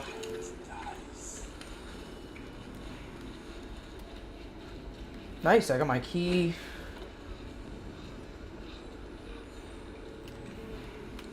Damn, Granny's got a whole setup down here.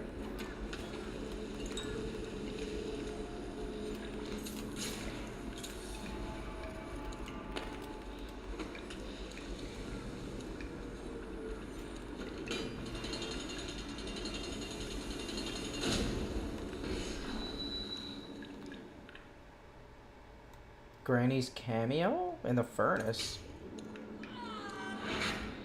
Oh, no, you don't. I'll kill you and cook you and eat your heart for breakfast.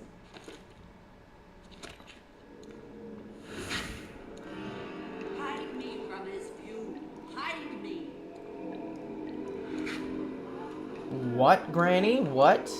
What are you talking about? Come, my treasures. Come and feast. Oh, shit! Too bad for you.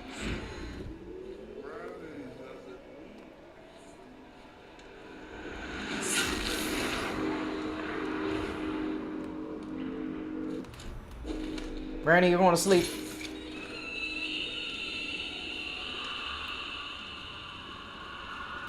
Why'd you have to make me do this?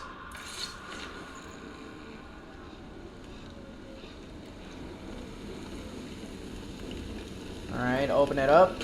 Put her in there. Oh, let's cook her, actually. Or do I burn her with her medallion? See if we can make it in a tub.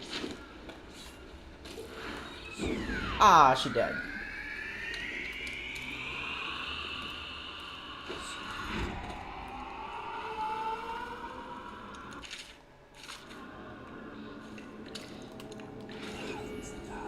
I don't know what that was.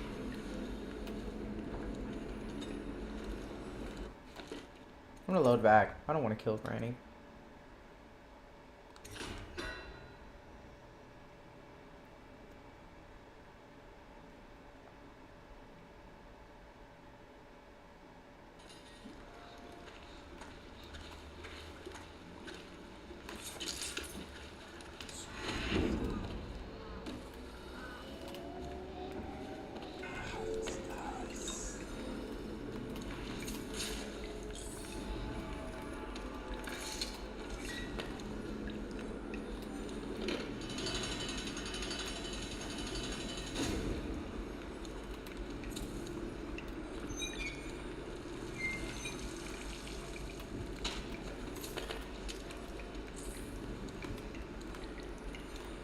Oh, her gift?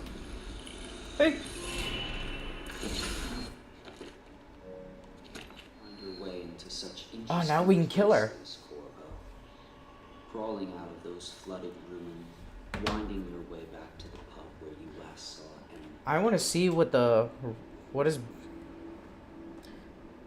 Dishonored, burn, granny, rag, cameo? Is that what it's called? The fuck? Granny rag cameo?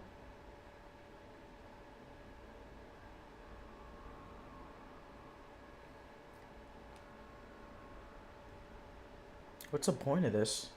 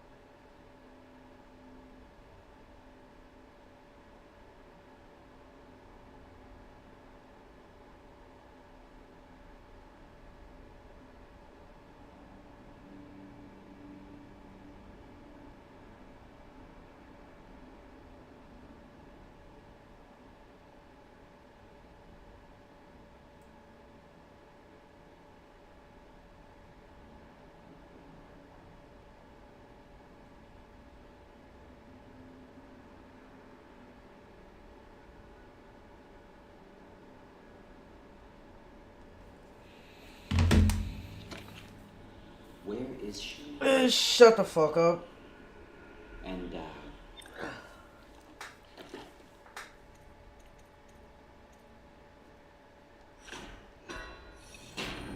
Give me the swarm.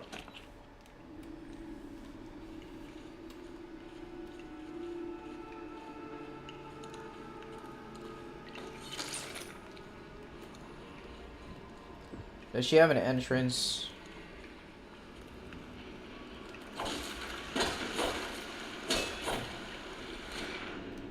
Oh shit. Swimming. Oh fuck. Sword gate. Oh, perfect, yeah.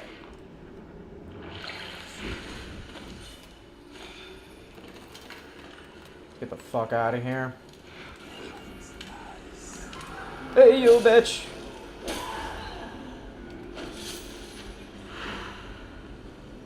I could just sprint up and kill them stealth. Nice. As long as they don't see me.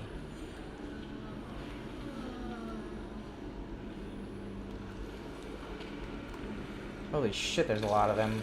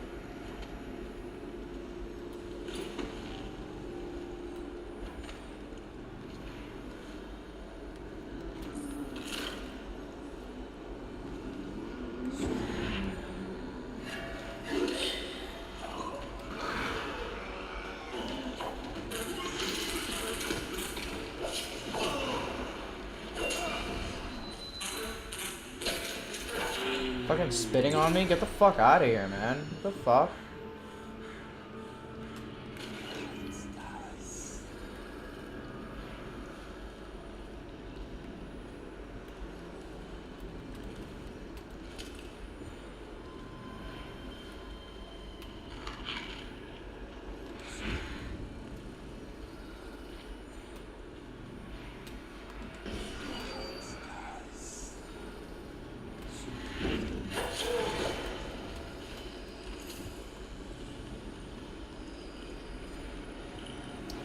Is that a...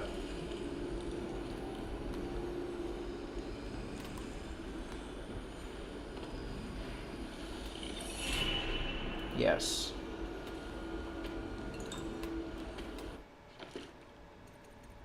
Alright.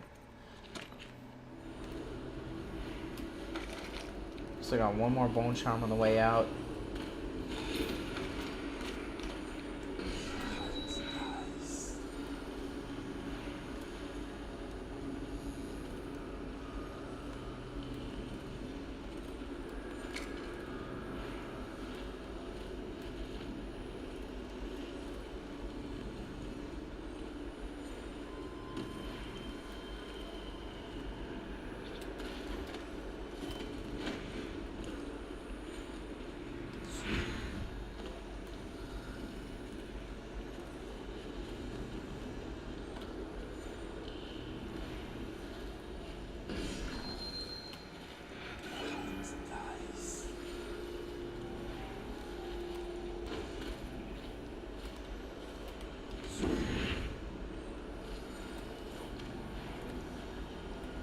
Oh, I thought there was something under.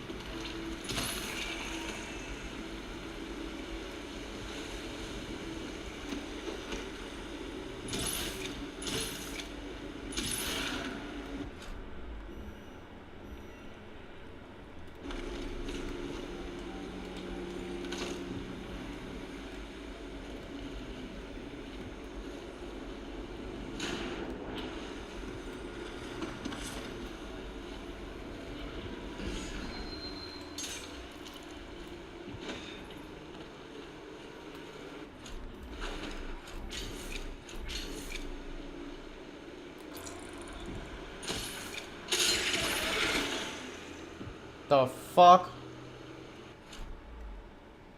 It's like a silent mine. Oh, it's kind of cool.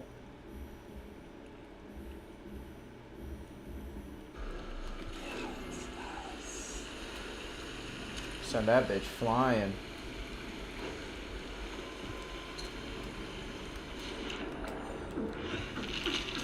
That a fucking fish.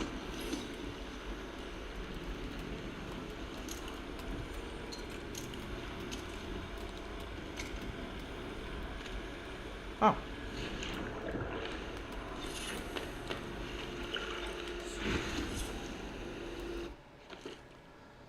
You climb slightly faster. You can use that.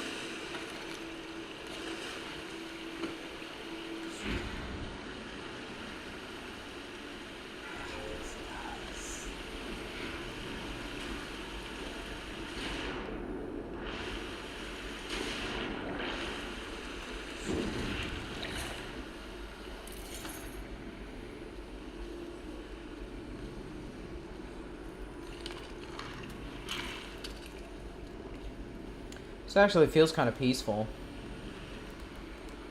Going back to kill all my old friends after they betrayed me.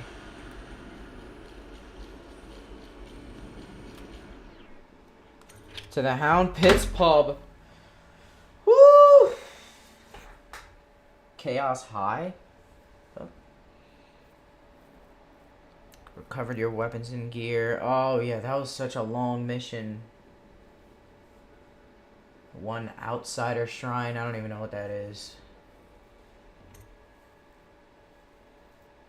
Down Pits pub. That's a little bit.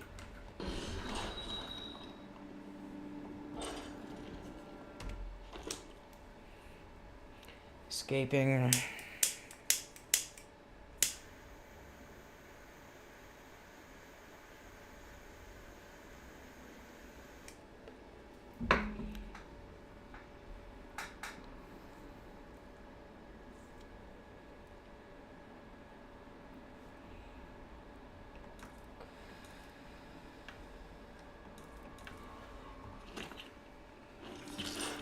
Tell me where they are and I'll kill you with rats.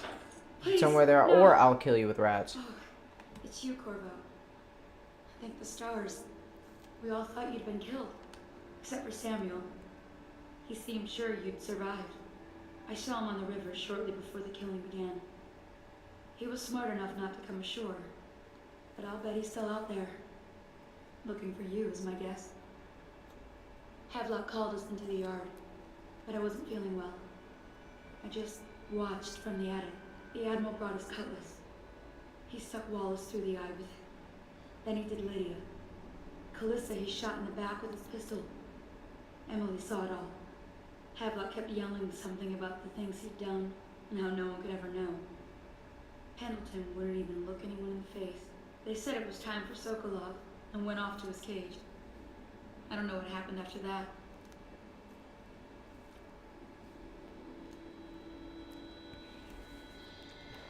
Emily was there when the killing started. Poor child. I hope she hid her eyes. The Admiral said that Martin... Have you lost your senses? Get the fuck out of my The way. outsider himself. What is this?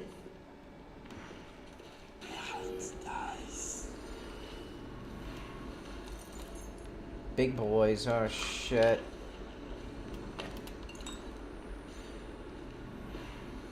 I thought Lydia would squeal on me at the end. Over Resident Evil 4. Final Fantasy 16 should have been up there. No, this is the right 6. This was the 6 I predicted based off of scores.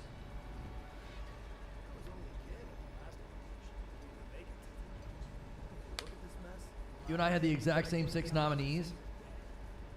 I mean, I'm not some wizard. We looked at the scores and we made I was trying to tell people that, and obviously none of this gets it all gets clipped out of context. That's the world we live in now, right? My wife was telling me about some woman on Instagram where her haters do the same thing. They just clip her out of context all the time, right? But I tried to tell people back then when I was making my predictions, I said, I'm basing this off of the jury process. I don't need to play these games to understand how the voting process works, look at the general commercial and critical reception and say, this is where everything's gonna land. Do you know what I'm saying? Like that, none of this was hard. It's only hard for people who have bought into this idea that there is some kind of a bias or conspiracy against a company who hasn't had any banger games for 20 years.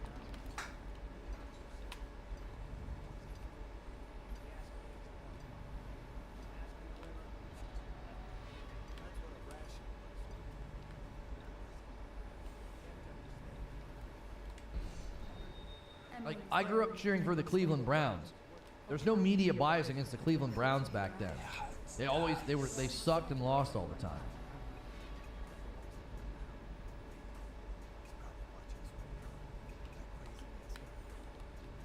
You shouldn't vote if you can't have a say. You wouldn't vote on an election for who you think will win. I mean, the last time I cared what you thought about what I did, Cliffo, was never, so I appreciate your input, though.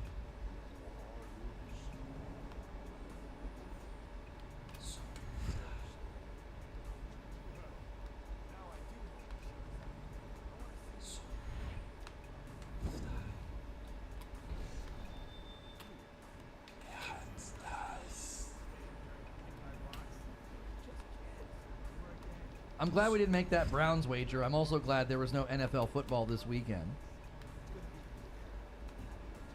Shit. The tall boy.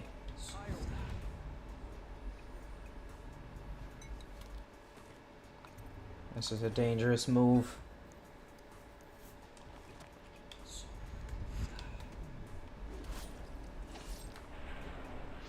Hogwarts scored in the low 80s. That's what I'm saying. Like, I tried to tell people, I was like, this is your 6. This is your 6. Because you have to remember, 120 global outlets are going to vote on this. And they're going to vote based on how they scored things. So all you have to do is look at the aggregate scores across the industry and say, yeah, these are probably the 6 most likely to get nominated. Hogwarts didn't stand a chance. It was below. I had 6 honorable mentions that also deserved to be up here. Like Final Fantasy 16 deserved to be up here over Hogwarts, one rune, just based on scores alone. Again, I'm not saying that what Hogwarts got as a score is deserved. I'm saying it wasn't hard to make the prediction. It wasn't hard. All you had to do was look at what the general consensus globally was, and it's like, well, that's how people are going to vote. Alright, guys, I'll come get you out.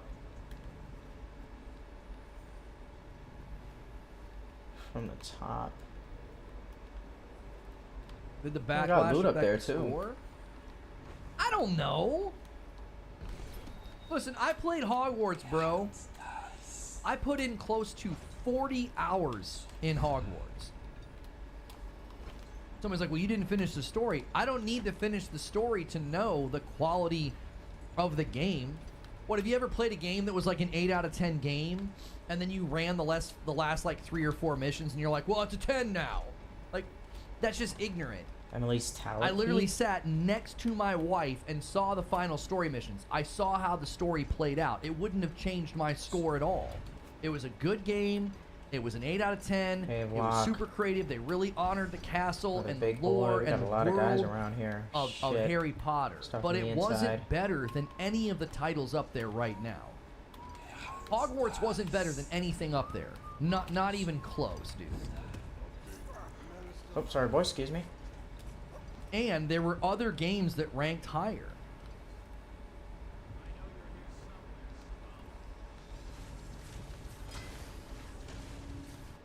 They're already shooting at me.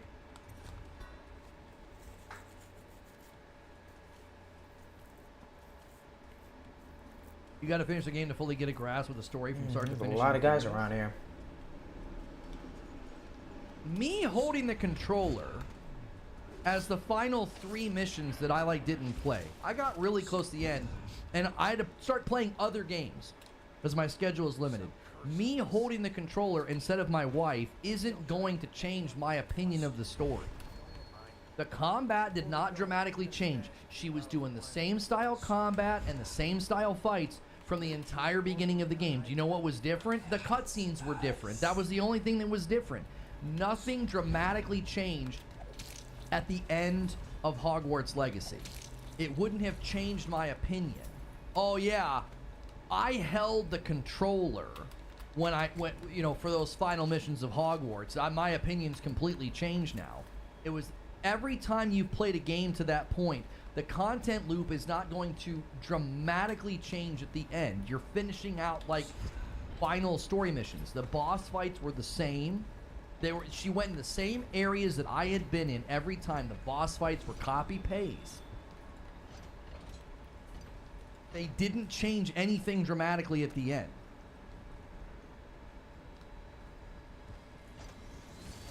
They're firing at who?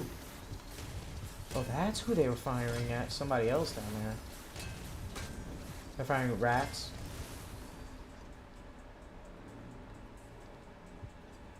Who the fuck?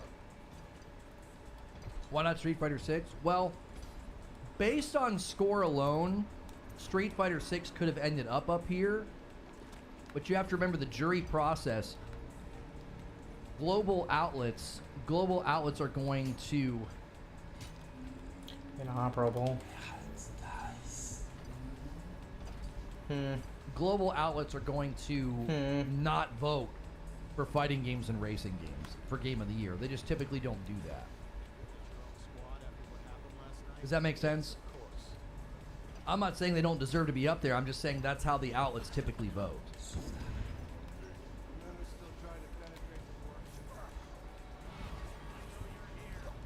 God damn it.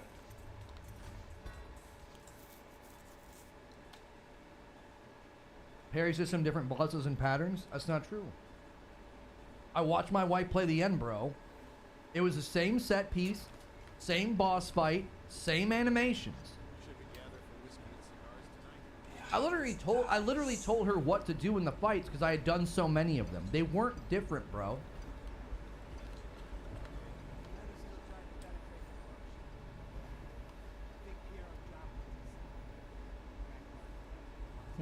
Got too many guards around Emily. They're fully guarding her. This guy's taking a piss. How many bottles? The story changes depending on what house you're in and hit the atmosphere better than any game that got Shit. on the list. The changes at the end are minor depending on the house you're in. There's nothing major that happens. You get the same ending. There are not like multiple endings. You get like Inside the different workshop. dialogue lines, but the outcome doesn't change. It's not like you can save somebody instead of them not making it or something. Turn this building inside out, and it goes without saying. This area is secret. Yeah, Alan Wake 2 came in at the buzzer and is up here for so many. You're taking another piss? So many nominations. Interesting. They're up there for, I mean, how many categories? Switching? 1, 2, Oh shit. 3, 4, 5, 6, 7.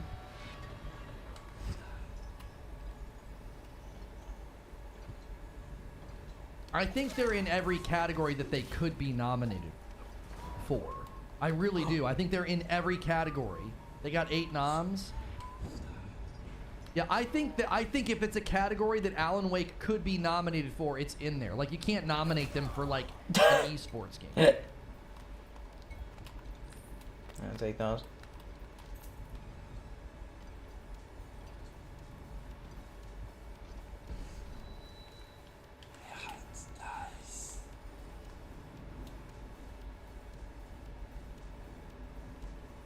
Present yourself.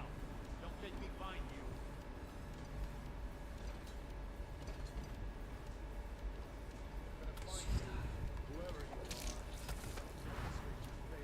Alan Wake 2 has as many nominations as Baldur's Gate 3.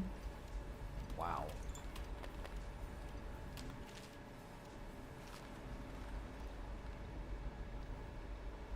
All right, I'm going to roll back through the nominations and my votes one more time. Can you guys all smash the like button if you have not yet done that? We had well over 1,000 viewers. Thank you for an amazing turnout. I can't wait to cover this event live when it finally happens. We're going to be going, we'll be going to a members-only debrief shortly. It'll be a short debrief because we did get a lot of members today. Finish If up you the guys Hound want to push Pits it to pub. 75, I currently have already gifted you the 10 that I owe. If you hit 75, I got to gift another 5. At the end of these streams, we really like to do that. We like to push a bunch of members into the new content and into the new stuff. If you guys want to push that, go ahead. 3,500 members, and I got to do a steak with ketchup. We did that once before. You guys want to make me do it again? I haven't done that in a long time. So, And block off all the if you can't doors. do a membership, Shit. man, smash like, hit subscribe, talk in the chat. Those are all things that support me for free, but they help you out because you increase your likelihood of getting a gifted member. And there, one gifted comes in from Patrick Q, always gifting members, so generous. Thank you so much, Patrick. We had a lot of fun on Friday night too, some of you guys that were there. Okay, so Game of the Year, you can see here the nominations. I think Baldur's Gate 3 will win. I voted for Spider-Man because it's my personal game of the year. I have played all of these games, not to completion, but I have played all of these games. I think they're all deserving. If I wish I had more time. I'm busy. I got 2 kids. I'm married. My evenings I don't have time to play games like this to completion. It's really difficult for me. Like, I have to carve out time in the evenings, and that means I'm not doing other things. So, best game direction, awarded for outstanding creative vision and innovation in game design, direction and design. So, best game direction, I actually think Alan Wake 2 will win this. I think Alan Wake 2 will win this category. Elden Ring won this category last year and then stole Game of the Year. Well, not stole, but you know. Nobody was sure what was going to happen last year.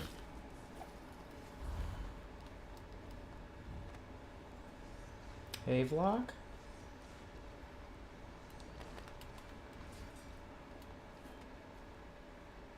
When is it starting? Oh, the live event's not until December.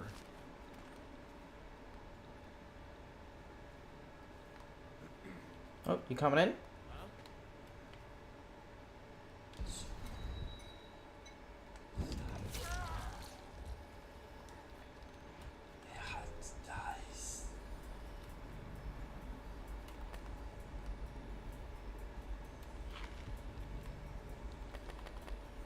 All right, best narrative.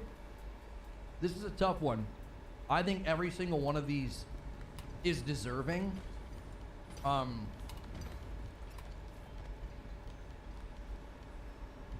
actually think of the ones that are up here, Spider-Man might be the one that I thought was good. It had really, really great moments, but it had other moments that I didn't like as much. Some of the interaction between Spider-Man and MJ I thought wasn't that great. I actually agreed with Angry Joe that Spider-Man needs to be a little bit funnier.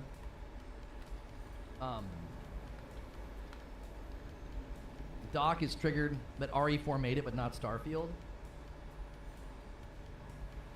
Well, even if Resident Evil wouldn't have made it, Starfield would not have made it.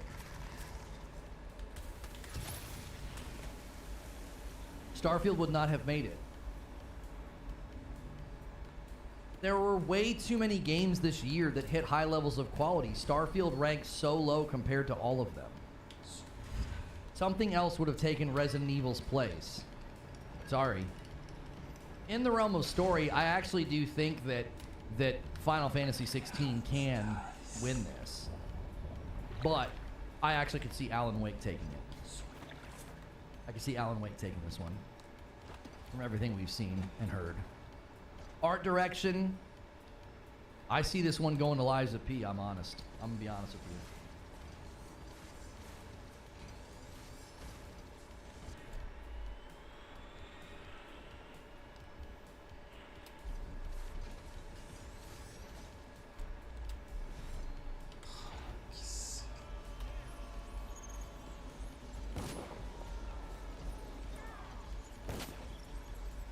I don't think remakes should qualify for Game of the Year.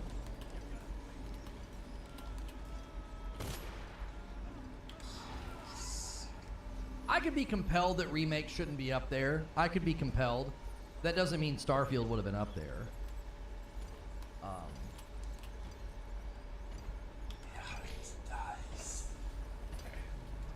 He's crushing him.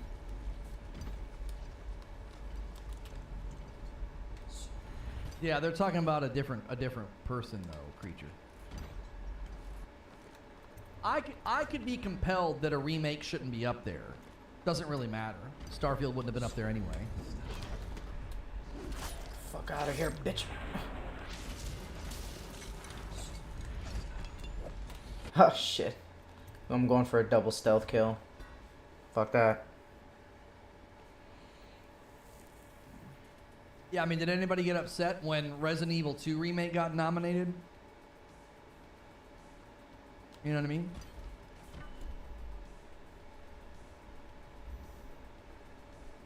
You know?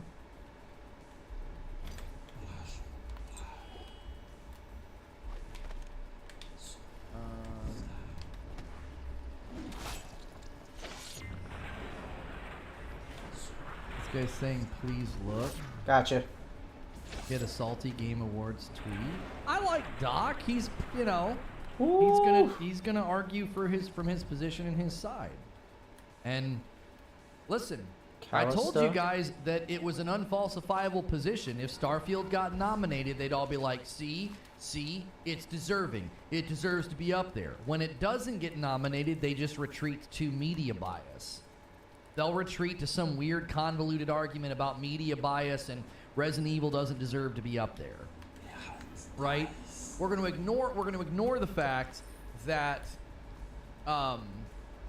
here, I'll give you my honorable mentions right now. Cuz I want to have this list at the ready. All right? And we have the Rune Imperial Shop. We're going to ignore the fact that Sea of Stars, Final Fantasy 16, Street Fighter 6, Here, let's get them first. Fuck it. Diablo 4, Hi-Fi Rush, and Pikmin 4. Pikmin 4 all scored better than Starfield. All 6 of those games, all 6 of those games scored better than Starfield. And also, all of the games I just listed have more nominations Inoperable. than Starfield. Hi-Fi Rush and Diablo 4 and Pikmin 4 and Final Fantasy 16 and Street Fighter 6. Oh. Maybe not Sea of Stars. What up, boys? I think all 6 of those games have more nominations than Starfield. So cut the crap. Starfield wouldn't have been up there. It wouldn't have been. Like, I hate the word coping, but like, it's a massive amount of cope to think that Starfield somehow got snubbed when that many games scored higher than it. And not only did they score higher than it, they had more nominations than it did. There were 12 games standing in the way of Starfield even being considered for Game of the Year. Like, there is no media bias. This is not how it works, huh? That's not what led to this. What led to this is the global aggregate scores doing their job. That's what happened.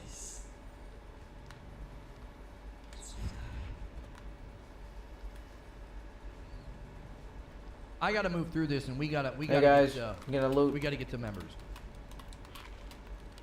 I think Final Fantasy takes score and music.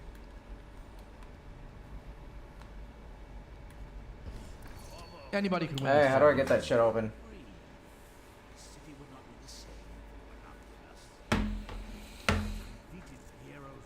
Anybody could win this category. Honestly, I voted for Ben. With this device, we can send a powerful electric pulse Once again, anybody could probably win this category. Same for here. conscious, where they can be Best ongoing. I voted for Fortnite because the player surge they got from the OG map. Best community support. I think this goes to Baldur's Gate 3. It's an insult that Destiny's up there. We already established that. I voted for Best Independent Game. I voted for Viewfinder. It will likely go to Sea of Stars. Viewfinder's also up here for Best Debut. So, I voted for Synapse because I wanted to win, but this VR game will go to Resident Evil Village more than likely. Best action game, that's going to go to Armored Core, we're pretty sure. Best action adventure, it's probably going to go to Zelda, but I voted for Spider-Man. Best RPG, no, yeah, Sea of Stars. Sea of Stars has more nominations than Starfield, so all is right with the world. All is right with the world. Pikmin 4, Sea of Stars, You already Diablo know it. 4, Hi-Fi Rush, Final Fantasy 16. All those games not only scored higher, but have more nominations than Starfield. Starfield had no business being up on Game of the Year. No business at all. We once discussed a system of Best fighting, not sure who's going to win that. Best family is definitely going to go to Mario. wonder if he remembers it. Do what you want, but ask quickly. Oh, maxed out. Nice. Let me get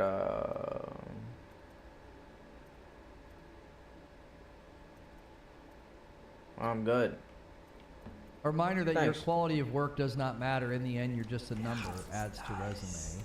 Cheers to studios who send their community teams to award shows when nominated for community-specific awards. Kudos to those that don't reprimand their community team for celebrating upon a W. Former Bungie employees, man. They just out here unraveling. They I just gotta out help here everybody unraveling. else, right? Is that already done? That's best sim strategy, best sports. I think crew might win that. Best multiplayer, I think, is going to go to Mario. Best adaptation, going to go to Mario or The Last of Us. Most anticipated is probably what going am to I go to Final doing? Fantasy VII Rebirth. Hades might steal it, but I think Final Fantasy's just got a longer standing amount of people voting for it. And then I voted for Star Wars because that's my own personal. So, okay. Let me schedule members. If you guys want to quickly try to do Operation Joystick and bring a bunch of people with us, feel free. Let me get this scheduled.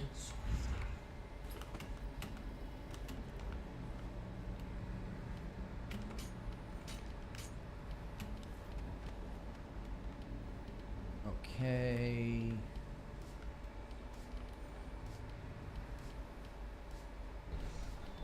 Game Award nominees debrief.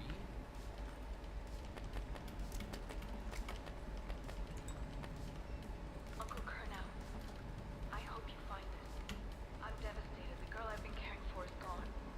Emily is her name. No Black Myth for most anticipated? Daughter to the Empress. No. She's gone. I think the problem, it has to be like officially. Well, no, it has been officially announced. Never mind. I don't know. I don't know.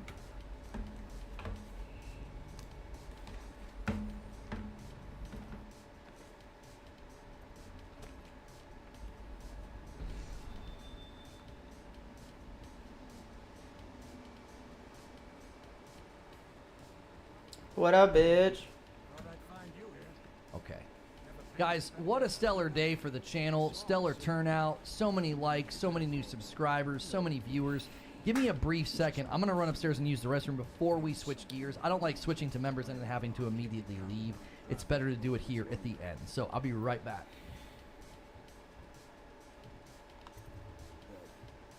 There's one more trip across the river to where it meets the sea. That's where the Lord Regent is building his new lighthouse. Ought to be something to see.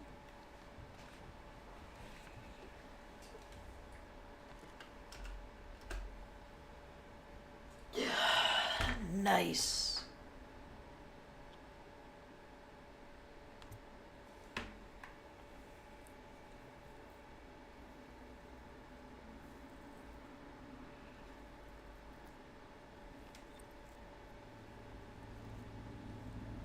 Island's a bloody mess. Looks like they fought. Maybe over Emerald just after they landed. Bet the Admiral's got her locked up in the lighthouse somewhere. Hamilton's lost the first round. He's probably dug in someplace, doing his best to drink himself to death. I suspect it's Martin who's got the lighthouse under siege. They turned on each other at last. So the Admiral's power mad, Martin's a snake, and Lord Pendleton is a coward. And you, Corvo, the things you've done, you could be the worst of us. What? I've seen a lot traveling with you. Now get off my boat. I wish you good luck, but I'd be lying. What? Out, Corvo. Fuck you. Fuck you, Sam. You're getting an incendiary explosive bullet. I'm not letting you go. Suck my dick. Fucking asshole. Oh shit.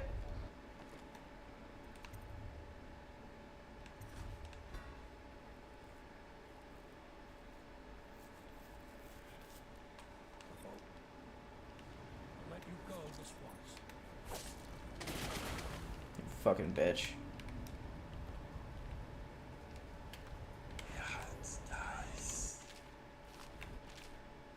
That's it. 2, 1. Nice.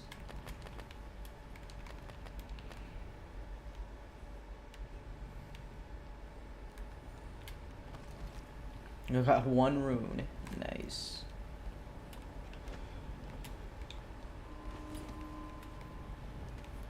Holy shit, what the fuck is this? Oh, we got a light over there.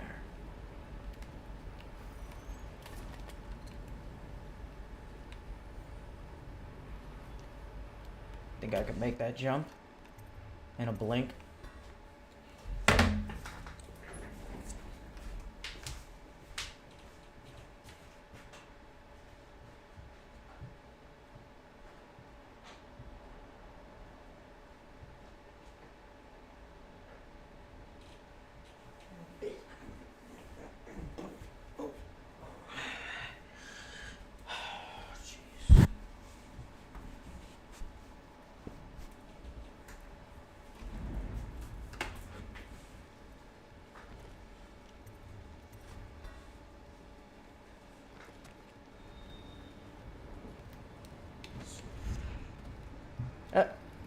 Nice.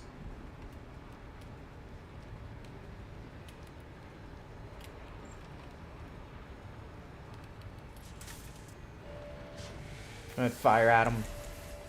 I'm out. Where can I go?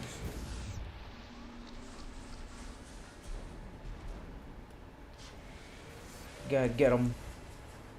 Beautiful.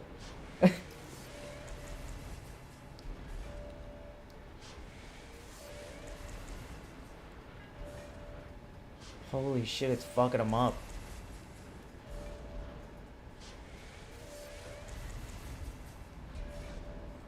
Should get that pylon too. I don't want him to see me though. This is pretty good.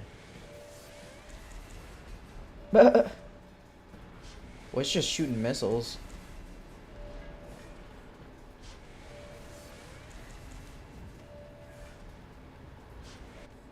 Hold up, I want to do that again. Oh, no, I didn't mean to. God damn it.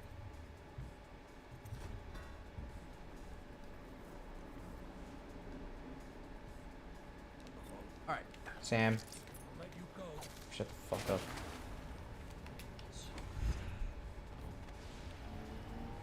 Okay, so I want to activate it, then come right back here. Okay. Actually, before... Oh, where's the pylon? It's over there. We got a pylon over there. I don't think I see a pylon or anything over here. Let me get you guys a link here. Got a wall, electricity wall over there. So we can go to the member stream. I'm trying to fuck with you this want to come to pylon these first. streams, you gotta be a member or get a gifted member. Great way to support me directly. Also a great way to get we got one is these to be bitches here as here. often as you can. Hitting the like button, hitting subscribe, and all of the things. Hang on, YouTube's being crummy. Won't let me start. What are you doing dancing in here? Hello? Okay, here we go. Alright, I'm Oh, gonna put a this link in guy. chat. What the fuck? What are you If you're a doing? member, you can come with us. We're gonna debrief on everything.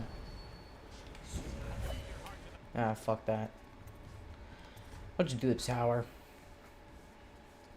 Jez is upset that Diablo's not nominated for Best Art Direction. Yeah. What? Because of what, the cinematics? That's not what art direction is about. Hang on a minute before we leave. Best Art Direction. Diablo is better than 90% of those. Outstanding creative Nice. and or technical achievement in artistic design and animation. Yeah, cinematics aren't enough to win you that award. Sorry. Yeah, I don't... Hold on. All right, there's the link in chat. That's where we're headed. I think they saw me when I activated it. I'm gonna try to Thanks get so out much of for sight. being a member. Maybe you got a gifted member recently and you're like, hey, why is Sam, this in my shut feed? up. Well, you're a member of Reforged Gaming now. If you want to continue that membership, pick it up yourself after a month. If you like all this extra content, you can also upgrade. For $1, you can upgrade to the Writer's Room and join us at the end of the day to write out and plan out the next day's shows and uploads. We're going to be doing a debrief on the Game Award nominations and our predictions and everything Alright, else. let's go. So, thank you guys so much for being members. I'm going to end the previous Where are stream we and bring at? everybody over. Fuck. I'm sure Over there. tomorrow is going to center on and focus on, well, Here we go. Perfect. Get 'em.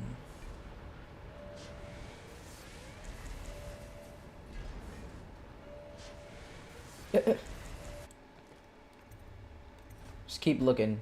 You'll find me. Eventually. Ah! Ooh! Ah! Yikes. I'll help you out. Oh! Damn, this thing is a sniper. Oh, shit. There we go. Let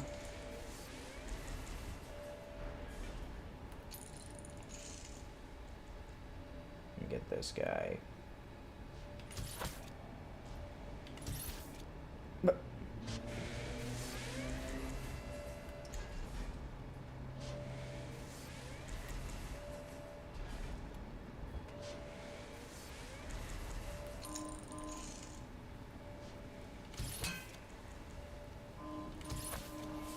Got him.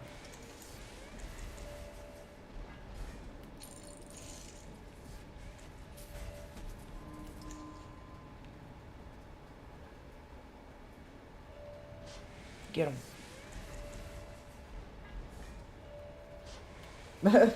This thing's popping off.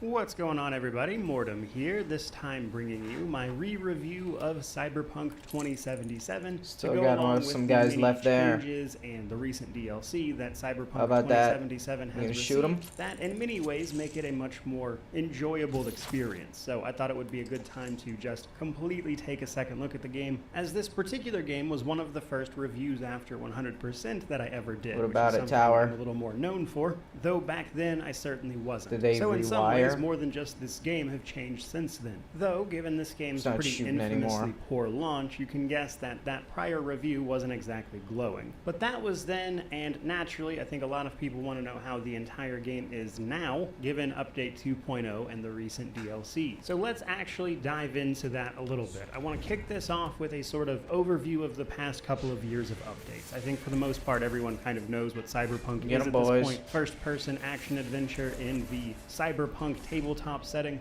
that takes place in Night City, just for those who have somehow never heard of this. That Good said, with shit. the game's original release all the way back in 2020, all of the changes and updates didn't suddenly happen overnight. In fact, there have been many updates to the game over the past almost 3 years that have actually brought it more in line slowly over time, with updates that made the game better and better. And in fact, I personally covered many of those such updates, as many of them were of interest to me, and for me personally, I would say around patch 1.5 and 1.6 were about where I was pretty happy with the game myself. But many of the updates over the past many years have addressed the myriad of bugs, though we'll get to those in a second, alongside making changes to things like how driving and vehicle collisions work, and even a little bit of additional content to go alongside the Edgerunners anime that they put out. And while they did much more than that over Star the fucking years, it's sucks. worth What are you mentioning that aiming Update at? 2.0 overhauled so many things that a lot of those Okay, just kill aren't these guys worth down talking here. about. But these days, things like the much lambasted police and wanted system has been changed to something more akin to Grand Theft Auto, with a 5-star wanted system, police being present in the world, having dynamic interactions with certain gangs, all things that go a long way towards making the game feel a little more alive, as opposed to a bug-ridden mess. So over the course of this review, I want to dive into many of those things and how they're looking now, of course, as you would expect from a full review. But I do want to kick this video off talking about the technical state of the game these days, because as with any game, this is far from bug-free.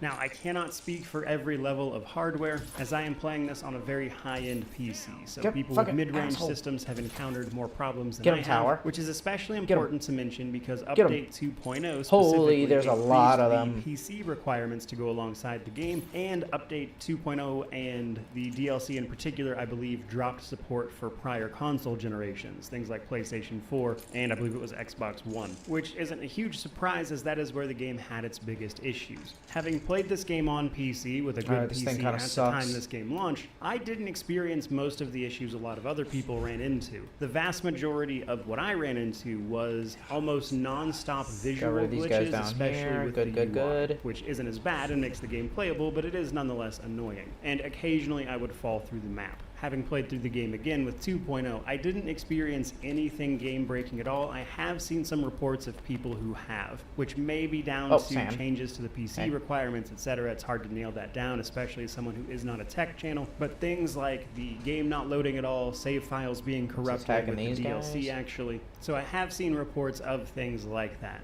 Personally though, again on a very high-end PC, I ran into almost nothing. Occasionally I would see an NPC either floating or sunk half into the map, and that was about it. With the only other notable thing being that sometimes just NPCs in general would behave a bit oddly, but it was otherwise very playable and fucking damn it, how the fuck did he see me? Other people have, especially on a variety of hardware. So even these days with these updates, there is a possibility of you running into problems, though they do not seem to be nearly as widespread as they were with the launch of the game. From there, let's move on a little bit to difficulty. I wouldn't say this particular game was ever a difficult one truly, but there are several difficulty modes, and that's important to mention here because there were changes made to the scaling and progression systems. But generally speaking, obviously if you want an easier time, play on easy, but the game is a little bit harder in the beginning for the higher difficulties in particular. Very hard is a decent challenge, especially if you don't have a proper build planned and put together. Hard mode is a decent challenge in the beginning, but once you get to a certain gear level, you're going to be rolling over everything. But I did mention scaling. With Update 2.0, every enemy in the game scales to your level. However, while that might sound like it never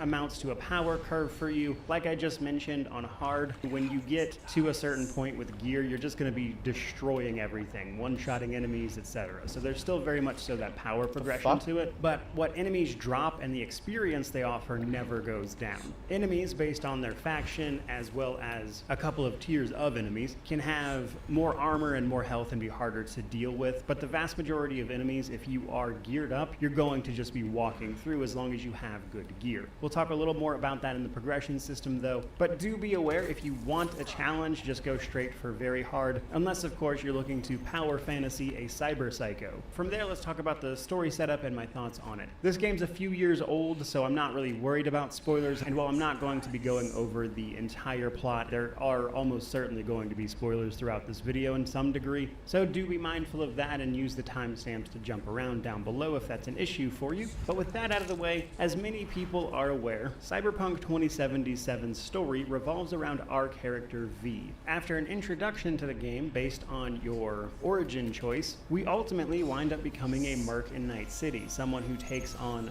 mostly illegal odd jobs in the crime-ridden Night City to make a living and just kind of get by. Where the fuck This did you come ultimately from? leads us to a heist that puts us into contact with a biochip that we are Maybe forced to walked around install me? on ourselves before knowing exactly what it does. We actually die a short while later before the biochip kicks in and saves us, which activates the engram on it, which turns out to be a personality known as Johnny Silverhand, or more specifically Keanu Reeves, but in-game Johnny Silverhand. A legend of Night City from 50 years ago who attacked Arasaka Tower before being caught and trapped in an engram on this chip. Due to your death, he is slowly taking over your body. There's nothing he can do to stop it, and there's nothing you can do to stop it. So with your life quite literally counting down on a clock, albeit a vague one, you need to start finding solutions to that problem pretty fast, which is what most of the main plot revolves around. However, in spite of that interesting setup and a ton of marketing that was pushing choice and consequence, the story of Cyberpunk 2077 is anything but a choice and consequence-driven narrative. It's really just a linear story about V and the biochip. There are choices to be made. Technically, with the DLC, there's now 7 endings, but we'll get to that in a second. But reality is most of the choices in this game don't make much of a difference. They're going to lead you to the same place with the same content, with most of the choices leading to slightly different dialogue in different places. There's a lot of you only guys. a few significant choices throughout the game, most of which come right at the end, at least in terms of its narrative. There are obviously gameplay choices that you'll make all the time, and these are much more impactful. Now, where this changes a bit is with the recent DLC. That actually has a lot more choice, but we'll get to that in the DLC section. For the base game, I would say the most significant choices you're going to run into are your life path decision or your origin. This is going to change the start of the game, the introduction for you a little bit, and then it's also going to give you access to dialogue specific to that origin later. And while none of it is groundbreaking, it can allow you to roleplay somebody a little more effectively, and occasionally you can like skip certain steps in something based on that origin. But it also affects things like how people talk to you, etc., which is a decent amount of roleplay option. For the base game, the other big choices come down to saving Takamura, befriending Johnny Silverhand, and then finally picking an ending. One of the characters we meet along the way is a Arasaka employee known as Takamura, who's pretty heavily involved in the main story. There comes a point where he gets attacked, and if you double back and save him, even though there's no prompt and you're actively being told to leave him, you can actually save his life, which will lead to a variation on one of the other endings, but it doesn't actually lock you out of it if you don't save him. You can still go down there and check on him. The other thing is befriending Johnny Silverhand. Again, this can lead you to a variation on one of the endings, but it doesn't effectively change anything. You're not really locked out of much outside of one unique endgame mission. Befriending Johnny Silverhand and picking the right choices in a conversation can lead you to a secret ending, people like to call it, though I personally take issue with that classification, if you will, because in actuality, this is just a secret mission, not a secret ending. Doing that, befriending Johnny and everything, gives you the opportunity to just you and him take on the final mission, which is a much harder version of it that then just leads to 2 of the normal endings. But people all the time refer to that as the secret ending, so there you go, I guess. But then finally, at the end of the game, based on whether or not you did a few different quests here and there, you'll have a ton of options for the ending. Again, you can't really lock yourself out of most of these outside of the things I just mentioned, and one of the endings requires you to befriend the nomads via their quests, which just requires you to go do the quests, basically. And I tell you all that to tell you that the base game struggled with choice and consequence, and that was a big part of the backlash at the launch, because even discounting all the bugs and everything this game had, it also just wasn't the game they advertised. And while the game has done great things in order to make this a really great action adventure, that doesn't change the fact that the base game here does not have a branching story. It's pretty linear. You will make choices, none of them really have much impact though, outside of in the moment things or maybe a character shows up a little later. Now, while I don't want to get too far into the DLC, we'll save that for a little later, I did want to mention here as well though that the DLC, Phantom Liberty, actually does a lot to correct this. It is better in this regard as there's a few paths through that DLC. You have a good amount of choice there, including to just turn it down altogether. There's like 4 endings to that DLC, and a couple of those endings lead to another ending for the main story as well, which I thought was pretty cool. But outside of those things, a few more notes on the story in particular. One, I do think the intro is a little bit on the long side because you are locked to one section of the city for a really long time, and the reason for that is they want you to have done the heist and have the Ingram with Johnny Silverhand before they let you run around too much. But because of this, and the fact that the main story is honestly relatively short, if you're just blasting through it, you can wind up spending most of the game in that one section of the city if you're not doing any of the side content really. So I do think the beginning of this story could have been structured to get you to that point a little bit faster, because the story is very short otherwise, which means the pacing can feel a little bit off at times, especially since we're kind of racing against the clock because we're supposed to be dying, and it can lead to some dissonance here and there. But in spite of that, one thing I do really enjoy enjoy about this game is the way it handles its narrative in particular, that is to say conversations with various NPCs. And while we are locked to first person for most of it, having that up close interaction with NPCs that have all these really well done animations, it can feel like you're actually having a conversation with someone, especially on choices that have a small dialogue timer that can make a lot of those narrative moments really impactful. And that's something I've always really enjoyed about the characters of this game. A lot of them feel very human while being trapped in this cyberpunk hellscape, dominated by corporations alongside ethically dubious cyberware implants. So that said, I enjoyed the story. A lot of the endings can be really bleak. There's only one of them that I think is actually positive, let's say, though I think that's probably pretty appropriate for the setting. The story's solid, I enjoy it, just don't go into it expecting this big choice and consequence narrative and you should be okay. From there though, let's talk progression systems. Probably one of the biggest changes to this game are the overhauls that patch 2.0 made to the perk system and cyberware in particular. At the start of the game, you'll assign some attributes. Each attribute has a minimum of 3 points with a maximum of 20. Each point in an attribute gives you a small passive bonus to a particular thing, such as the technical attribute giving you armor, the body attribute giving you a little bit of health, etc. And while those aren't to be ignored, another thing they do is, of course, give us access to perks. You need a minimum attribute level to access the higher tier of perks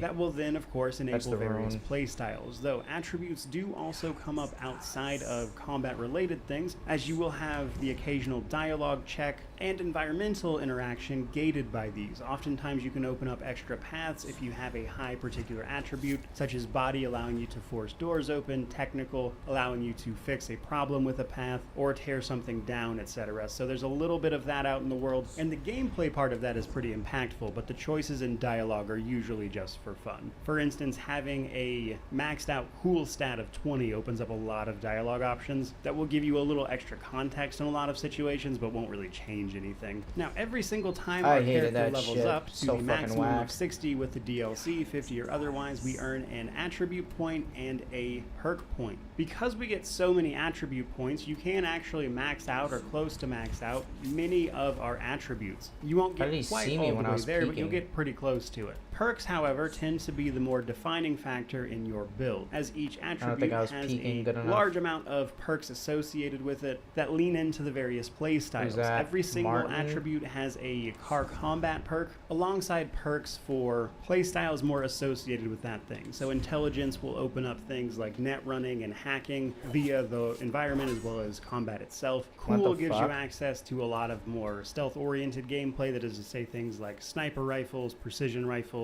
headshot damage, that kind of stuff. So it's important to go through the perk trees when you get a chance and decide what you want to focus on so you can actually lean into the playstyle you want to use. But let's talk a little bit about what has changed with the perks since the original version. The perks saw a complete overhaul from earlier editions with update 2.0. This changed a lot of them, though it is probably worth mentioning that previously a lot of them just didn't work, which was another big problem on launch. But with this revamped version, perks are divided into sort of major abilities and then passives that go along with them. So the major ability in the tree, or the bigger icons, typically allow you to apply multiple points to them, and sometimes this will give you just passive benefits like extra damage, etc. They usually also give you a big combat ability, such as the cool tree, giving us access to focus, which allows us to slow time while we're aiming with something like a sniper rifle or a pistol, which can be great for setting up stealth kills in particular. And because of this, those bigger abilities that we can pick up are very immediately impactful towards the gameplay. So when you grab those perks, it feels like you've genuinely changed something. And then the smaller icons that surround those bigger perks usually amplify the effect you just picked up in some way, making it better, or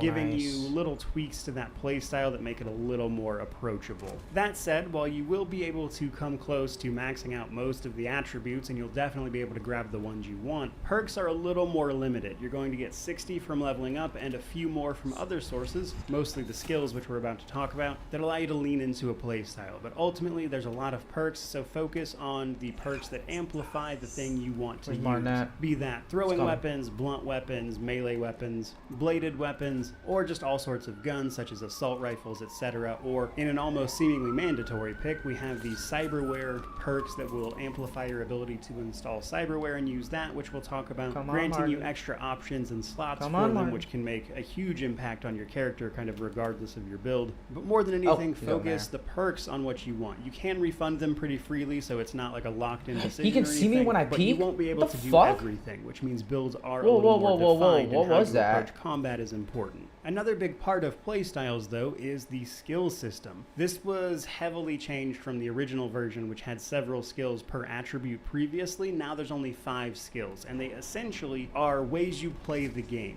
Headhunter, Netrunner, Shinobi, Solo, and Engineer. Basically, when you engage in combat and use these types of skills, you'll gain experience to those particular things. For instance, you get a lot of experience for Headhunter simply by sneaking around and making silent kills. Engineer, you'll get experience for if you use tech weapons or grenades. Netrunner, you get experience for by hacking enemies or just using Netrunner skills in general. And every 5 levels of these skills, we gain access to a passive benefit that amplifies something we do. This can lead to things like extra carry capacity, extra damage, more perk points at 15 and 35 for every single one of these skills. We get a perk point, which can lead to an extra of 10 total. And then the final ability for each of them usually amplifies the effect of one of your major perk abilities, which can be extremely useful, which means leaning all the way into a certain playstyle to max out your skill progression and your perks for it can lead to some pretty impactful gameplay. But for the most part, just play the game the way you want, and these will naturally level up accordingly. Enemies also drop shards of these for experience, so you'll find like a Headhunter shard or a Net Running shard, etc. And those are just experience for these skills, which is probably how you're going to level up the ones that you're not using so much, which is certainly worth bearing in mind. Now, another huge change to the game was cyberware. Cyberware has been turned into one of your primary forms of progression in terms of things like armor and passive benefits, things that just kind of give you extra little effects such as headshot damage, damage resistance to certain types, that kind of stuff. All of that has been removed off of clothing and onto cyberware. Now, in order to install cyberware, we first have to have the capacity for it. The capacity available to us will increase as we do things like level up, pick up certain perks, etc. So there's a few different ways to do this. You can even find shards that increase your cyberware capacity as well. But basically, every piece of cyberware you install has a certain amount of capacity associated with it. And while it is possible to exceed that limit a little bit with a perk you can pick up, you are very much so limited with how much you can install on that capacity limit.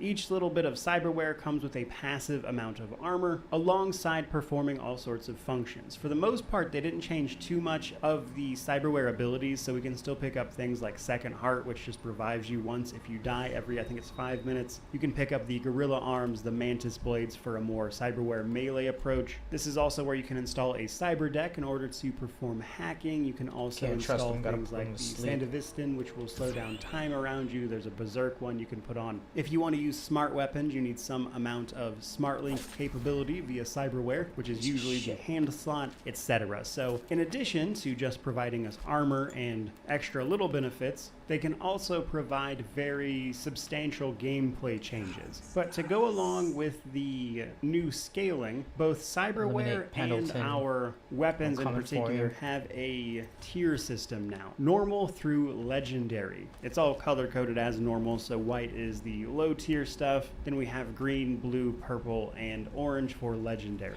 As we level up, the higher tier stuff becomes more and more available, so by the time you reach max level, you're pretty much going to be picking up legendary tiered stuff all the time. And higher tier cyberware becomes available based on your level, because higher tier cyberware comes with more and more capacity, of course, associated with it, which means you can't install it all right away. So while you'll start out with pretty basic cyberware, once you get to a later level, even if you don't install the craziest of stuff ability-wise, you're still going to have pretty complicated cyberware simply because it is of a higher tier that gives you more and more passive bonuses that are still going to do a lot for you and add more armor, etc. etc. It is also possible to upgrade your cyberware via crafting materials, but we'll talk a bit more about that with the crafting section. Just like before though, in order to install any cyberware at all, we have to visit a Ripper dock around the city, as installing cyberware obviously is not a simple ordeal and is down to the practiced hands of professionals such as Victor. But in any event, while it was a little more optional, I would say, with the previous versions of the game, cyberware and having tons of it are a huge part of the game now. It's a central pillar of the progression system, as you might expect with a game called Cyberpunk. So don't ignore this, otherwise you might have a bad time. Clothing and cosmetic things have pretty much had the stats removed from them. So changing out your clothes, wearing different things is a cosmetic decision now. There is an outfit system that allows you to make your character look however you want, though most of the time you're in first person. You will still see your character if you're doing something like riding a motorcycle, or you switch to third person while you're in a car driving, and of course in the inventory screen. So while there are still a ton of cosmetic outfits, so to speak, they don't really contribute to progression anymore. However, some of them do still have small stat modifiers, but they're mostly insignificant. However, on the other hand, we have things like weapons and our utility slots, such as our healing item and our grenades, etc., whatever our thrown item happens to be. These items are also associated with the new tier system, so while you'll be able to find pretty much any type of gun available right away, depending on its tier, it may or may not be as useful. We can still find iconic weapons and even clothing, even though it's not useful anymore. Iconic weapons are upgradable, and they usually also come with special effects that make them more useful than the average weapon. Weapons can still be modded with things like scopes, silencers, muzzle brakes, things that make them a little more tailored to you, though mods are not interchangeable anymore. You can add mods to a weapon, but once a mod is added to a weapon, that's permanent. So while you can swap things like scopes and silencers and stuff in and out, the more tech-oriented mods to a weapon cannot be changed once they're in there. We also saw changes to the healing items and grenades. These are not things you pick up and have a supply of anymore. Rather, they are on a recharge timer now based on your perks and stuff. Basically, you have a healing item you can use every so often depending on your loadout. These are also tiered. As you pick up new tiers of these things, they automatically replace what you have. So you don't have to manage this at all. You just hit the button for the healing item and that's it. Same thing with grenades or whatever you have assigned to the secondary slot. But I mentioned crafting and upgrading a little bit earlier, so you can craft various things. You can find recipes throughout the game. Crafting has pretty much been removed from the perk tree, so you don't really worry about that there anymore. But throughout the game, you can find crafting specs, and disassembling items you run into, or just finding them out in the wild, can give you crafting components that are based on the new tier system as well. You can use crafting to give you ammo in a tight spot, for instance, and you can also craft weapons with it. The most useful thing to do with it is mostly upgrading. You can also craft the occasional iconic if you find the recipe for it. But when it comes to upgrading, which also uses our crafting components, we're going to be upgrading our iconic weaponry. This is how we're going to keep the unique weapons relevant throughout the rest of the game, so they're not being outdamaged by just basic stuff. But as I mentioned, you also use these crafting components to upgrade your cyberware. That's actually not necessary, this is how we get to him. Because as you level up, higher tier cyberware becomes available from the Ripper docks in particular. So you don't need to upgrade your cyberware, but it can save you some money, which can be helpful. Overall, in terms of the progression systems, which saw, again, pretty sweeping changes, I think they are great changes that really suit an action adventure in particular. They lean into the setting in many cases, the perks actually work, they let you settle into a build naturally, there's a lot you can do to focus on specific types of damage, and all of it works really well and makes sense in the setting. So I'm a pretty big fan of all of these changes that they made here, because while the narrative might not have a lot of choice and consequence, you have a ton of choice and consequence in terms of gameplay and how you build your character to deal with certain situations. And the progression systems really exemplify that. That said, let's talk about the gameplay and world finally. The game takes place in Night City, a sort of epicenter of the cyberpunk dystopian future of 2077 we see here that has absolutely tons of lore associated with it, which is honestly what I love about games that are adapted from tabletop systems. And while I won't be diving into all of that, I will say right here at the beginning of this section that Night City is as much a character in this game as anything else is, and I love seeing stuff like that. But the city itself is divided up into various sections. Each section is generally controlled by a gang, or at least one gang in particular has a heightened presence in various parts of the city, and these individual sections of the city usually also have a fixer that will assign us the side content for that area. This can lead to various gigs that we can take on as a merc. Most of these are short and sweet, just little stuff like go here, kill a particular person, go here, save someone, go here, wipe everything out, go here, steal something, that kind of thing. But how you get in and out of those situations is where the fun of that content comes in, but they are relatively minor. We also have actual proper side quests, of course. These are bigger than gigs and usually much more involved. When we start interacting with other characters in the story, such as Judy Alvarez, Pan Am, or River Ward, a lot of them have extra side quest content that is really well fleshed out. Some of which even leads us to the areas in the immediate vicinity of the city that show you just how bad things have gotten basically everywhere else, with anything outside of a city hub like this kind of just being a bit of a wasteland, which has given rise to things like the nomad clans, the people who live out there in order to avoid more governmental intervention, or corporate intervention even, though nomads come with their own problems and strengths. Regardless of where you go though, Night City is riddled with crime. Violence is an everyday occurrence. Police often don't even show up for minor crimes such as shootings between gangs, things like that, which is why we are able to basically go to town on a given gang in a given mission without pretty much any intervention from the authorities, because that's kind of just daily life in this cyberpunk dystopia. In any event though, every section of the city and the outskirts of it all feel unique. They have their own identity. The people you'll see there are appropriate to that section, and that's something that actually improved from the original as well. There's a lot better crowd diversity. You don't see a lot of repeated NPCs. They even made adjustments to things like traffic and the flow of traffic to make the city feel a bit more alive, and for the most part I think they succeeded there. And while you still can't walk into every building or stop at every possible shop, there's still a lot to be enjoyed here. You can walk down the street and find shops to go into, you can buy clothing, go to various vendor shops you can find down on the street levels. You can even buy apartments across the city now. So there's a decent amount to engage with. There's even a lot of hidden stuff you can find simply by exploring side streets and back alleys, which can lead to other side content. And given the revamped police system, we can even see more dynamic events involving the police and the gangs. And while this was always a thing in set locations, you can now see police just wandering around as part of the crowds out and about. And sometimes these individual police officers will run into street gangs and have dynamic interactions with them, which is kind of cool to see. Sometimes they don't really seem to get engaged at all though, even if crime is happening right in front of them, which is always kind of humorous, but strangely on point for a city as corrupt as Night City. But should you choose to go full cyber psycho and start murdering innocent civilians, let's say, police will respond to that now. You'll be assigned a wanted level, and the longer it goes on, the more proportional the response will be, up to and including max tac, which is the Cyber Psycho Response Squad. Now, while you yourself can never be driven to genuine psychosis by your cyberware implants, you can choose to kill everyone, which is basically what a Cyber Psycho would do, and Max Tech is assigned to deal with those situations. No matter the difficulty you have the game on, Max Tech is as difficult as they are, period. Which means when they show up, it's a pretty big deal, and they're very capable of killing you and putting you down. So if you want to engage in that gameplay, it's there as well, and a lot of that stuff goes a long way towards making the city feel more dynamic and alive. And for the most part, I think they got that right. Even from the beginning, I really enjoyed the city, but even now, it's still not perfect either. For instance, despite working with fixers that have ties to local gangs, etc., you can basically just run to gangs and eliminate them without any repercussions or further consequences. The gangs themselves have very little to do with basically anything outside of the side quests they're involved in. You don't interact with them much, you can't join any of them, anything like that. And I think there was a lot of missed opportunity in terms of the various gang-related factions and what they could have brought to the table. But they have a very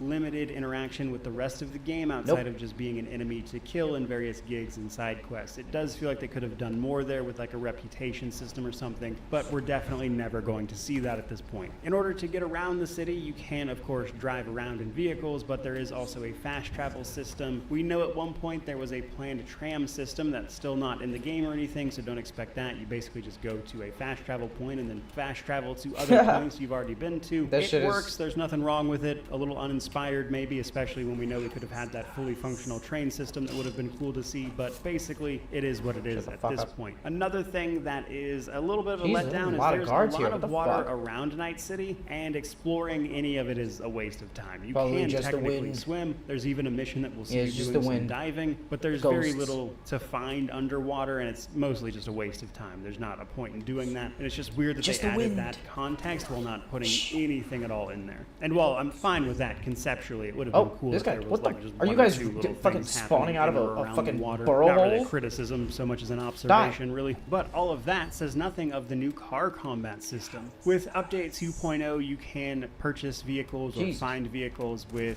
weapons and things already pre-installed that you Surprised I can haven't got use caught in yet. car combat. This makes certain quests with like chases and stuff a little more interesting, but some of those are scripted and no amount of car combat will pretty much affect those at all. There's which can be a rarely bummer any in some cases. dynamic But car in other chases in the game. instances where you're actually supposed think I to got track chased like down 3 or destroy times. a vehicle or something, car combat does come in quite a bit of handy there. And it's also interesting another to run up one. on a side mission with the NCPD. How where you're many just asked to put down a bunch of you violent are gang there? activity. You can just roll up with a car and use your car's weapons to wipe them out and then keep driving on. And as I mentioned, every attribute has a perk associated with car combat in particular that can make it a little more engaged. And while it's a decent enough system, I do think it adds a little bit of gameplay to what you yourself can do that makes it pretty welcome. Don't expect anything too drastic. You're pretty much limited to the weapons that that car has pre-installed, so it's relatively basic. You can also shoot and use your actual weapons from a car as well, and on These guys up motorcycles here in now, particular, the you ones can on the even use what else do I your have on the melee floor? weapons. A nice system adds a certain amount of dynamic elements to certain quests, but don't expect it Stop to whistling. come up a ton unless you're just really into it and use it for everything, even when you shouldn't, I suppose. But certainly More guys not over here. unwelcome. Holy fucking Overall, shit, for there's a the lot of you. gameplay in the world of Yo, Cyberpunk, more up there? I What the would say fuck? that They keep patrolling. I What? really love this city. Like I mentioned they just earlier, never it is as stop? much a character of this game as anything else is. What the and while fuck? it's always been pretty cool to see, it is a very Hold on. large, Let's make realized one more city round. with all sorts of districts Make sure we that got show everybody. off how people without means are doing versus how the people up in the high corporate towers are doing. You can even go outside of the city and see the wastelands it's become, and both the DLC and the update and the systems they've added kind of really lean into that. So in terms of the world, I really do love the city at play here. But all of that said, let's talk about combat. Combat has naturally seen some significant changes over time,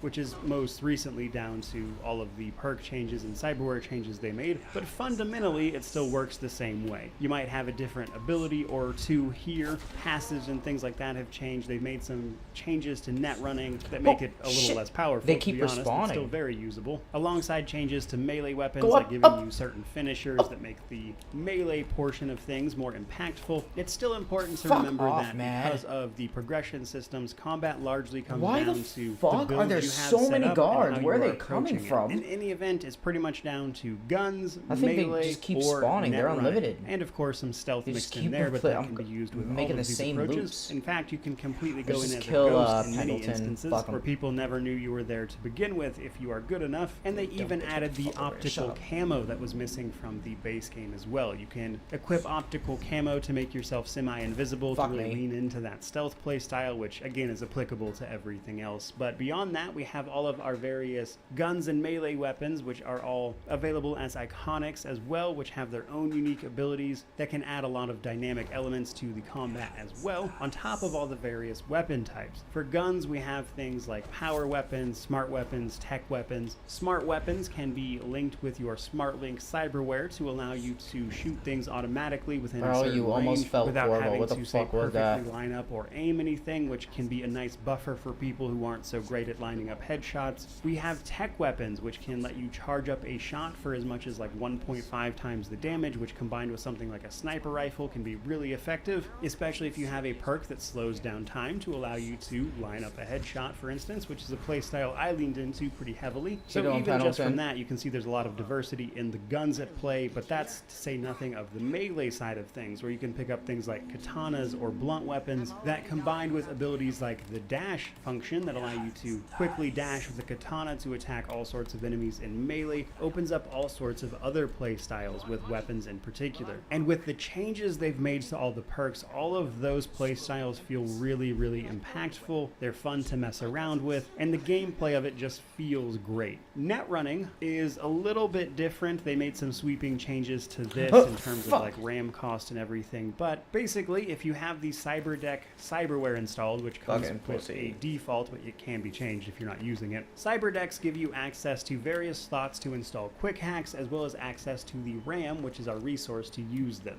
So once we have the CyberDeck installed, we can then go to that item in our inventory and assign it its quick hacks, which become the abilities we can use with that cyberdeck. Some cyberdecks, especially depending on the tier of quality, will have certain quick hacks pre-installed, so you don't have to use those as a special ability install. They're just kind of the default, if you will. And then in combat, if you activate your scanning mechanism that you get as part of the story, which comes from your eye cyberware, you can then activate your quick hacks on things like enemies, cameras, turrets, etc. There's even things in the environment you can interact with, which opens they up can get rid of like gameplay. three at a time. Net running perks allow you to queue up quick hacks, allowing you to perform combos get 'em, of sorts boys. with certain quick hacks That's your being dinner. used in quick succession with one another, and then special quick hacks that allow you to do things like set enemies on fire or electrocute them, shut down their weapons, reboot their opticals, making them less likely to notice you. There are even ultimate quick hacks which allow you to do massive damage. There was a favorite of mine that I found called System Collapse that would just outright kill anything that wasn't a boss, and bosses would be stunned for a significant period of time when I used it.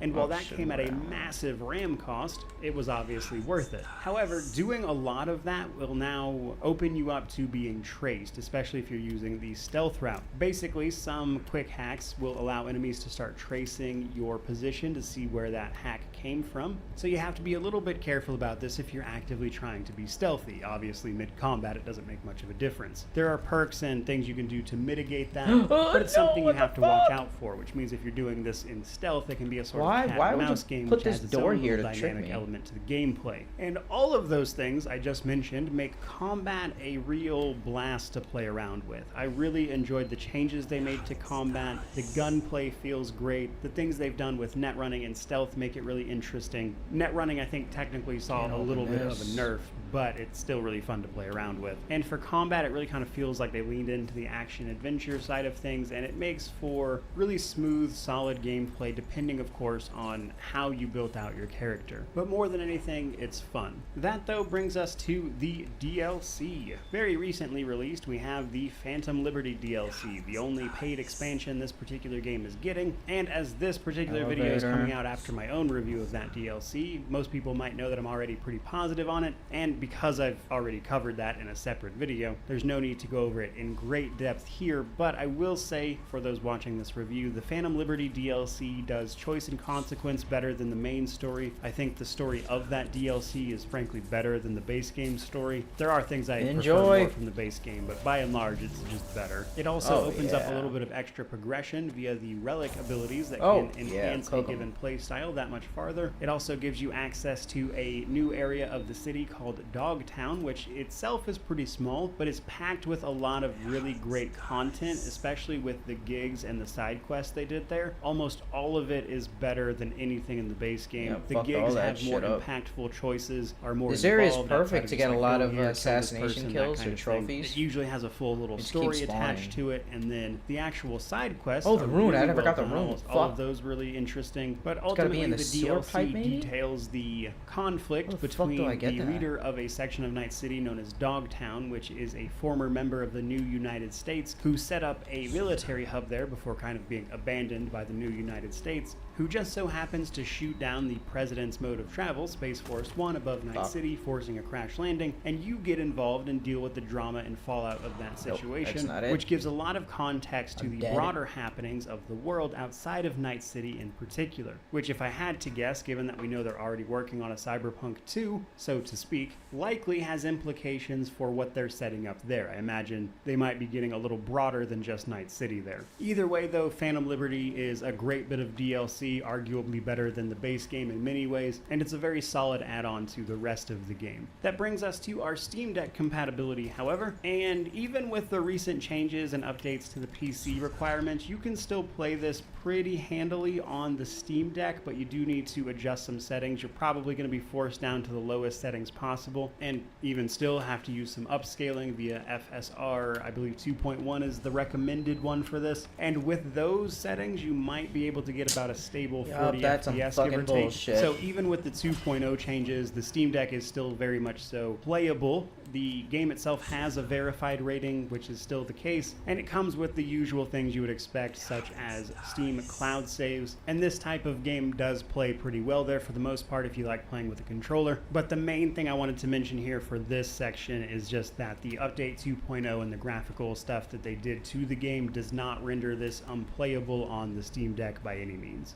That, though, however, does finally bring us to our positives and negatives before we start trying to wrap this thing up. On the positive side of things, for me, it's the world and the gameplay. The world, that is to say the city of Night City, is just so well realized. I love the city that this takes place in. They did a lot of cool things to make it feel more alive and dynamic as well, and that really shines through in a lot of these more recent updates. The gameplay has also been significantly enhanced. Man, it has suck my improved dick. a lot over the last 3 years. They've done a ton of things to make that feel fun, and a lot of the options and perk overhauls really lean into that stuff. So while the feel of it was pretty much always on point in terms of things like the shooting, etc., they made a ton of improvements to the various builds and play styles that really make that stuff shine. The combat and engaging in it in this game is just so fun now that it was a real highlight for me. In terms of negatives, these remain what they've been for quite some time for me, just discounting the bugs even from launch. A lot of this stuff was present even then. For starters, we have superfluous features in my opinion, like the game does like this whole mission around brain dances. I'm not waiting. These things that allow a Stop character talking. to basically relive a given experience that someone else went through, like feeling exactly how they felt, etc., and it gets used for the X-rated things you would expect it to be, but it can also be used for other things, and the game sets this up like it's going to be this big feature in the main story, and it's used like maybe 2 times after that. It's very annoying. You have superfluous stuff like that they leaned into, and then it just doesn't really get used. You have missed opportunities with things like the gangs and the water around Night City and other places you can swim, just not amounting to anything. And on a personal note, the game leans into a lot of the illusion of a choice, which annoys me to no end, honestly. A lot of times choices are presented to you and the choice doesn't actually matter or change anything. And while the DLC does actually a decent job of addressing that, the base game, it's a huge problem. You don't make a lot of impactful choices, as I mentioned in the story section, which is still what this game was originally marketed as, which leads me to my conclusion. Update 2.0, the Phantom Liberty DLC, all the patches and things, 3 years later from its launch, Cyberpunk 2077 has seen a pretty compelling turnaround that makes it a fun action adventure. And in terms of that action adventure, I'd very much so recommend it. It's very fun. I wouldn't pay full price for it simply on principle. You can find the base game on sale all the time at this point, so,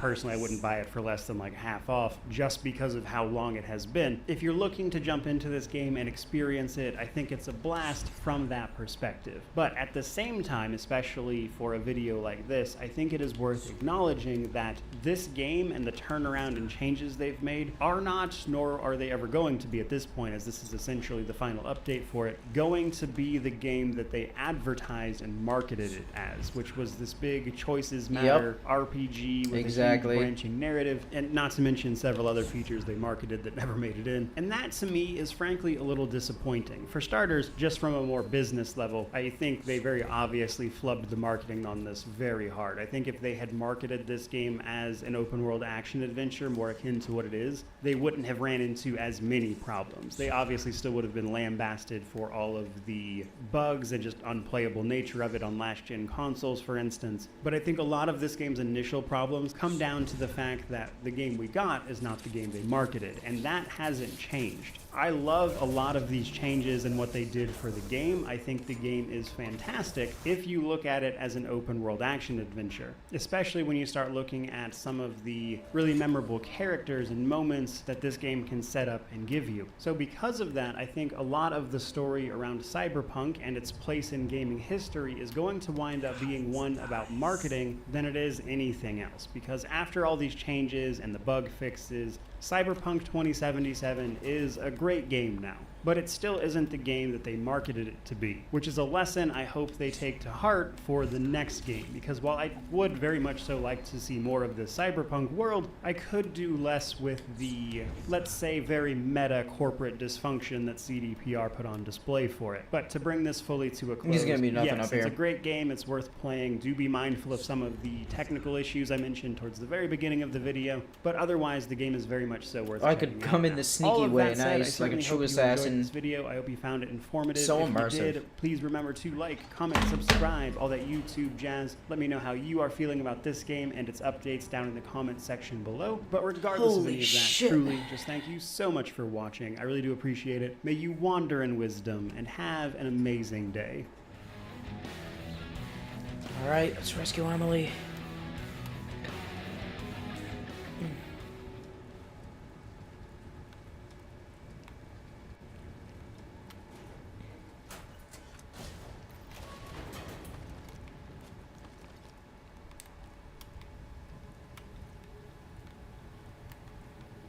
Any hearts? Charms?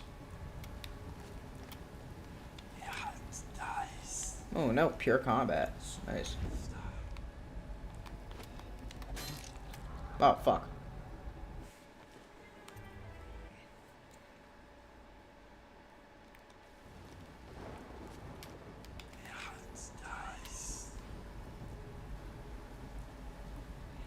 Alright, don't mind me.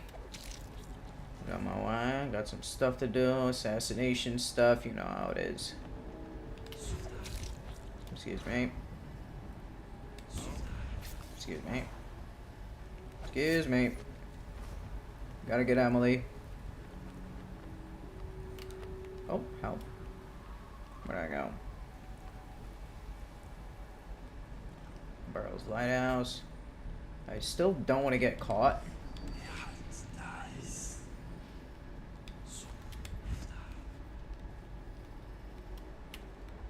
Alright, I'll crouch.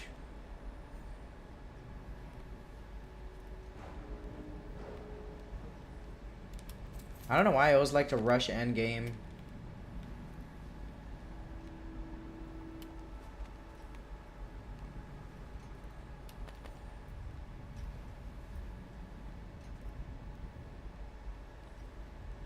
What the fuck is this?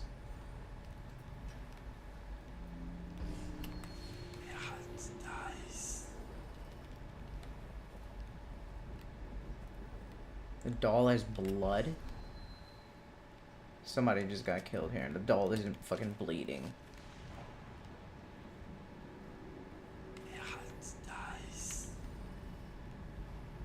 What the fuck? Is it raining? Yeah, raining.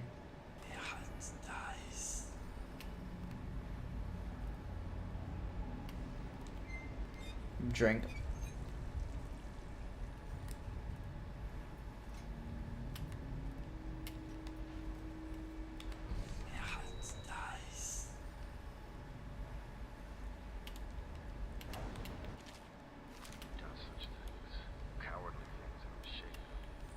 Money?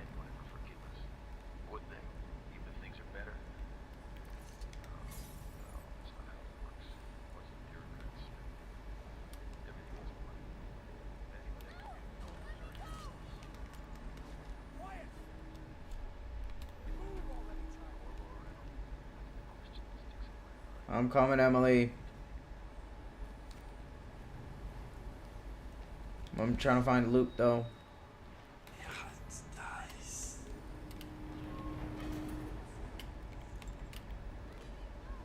Oh, shit.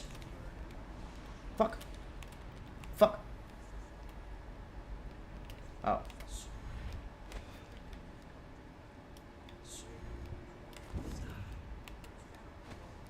I could just double jump.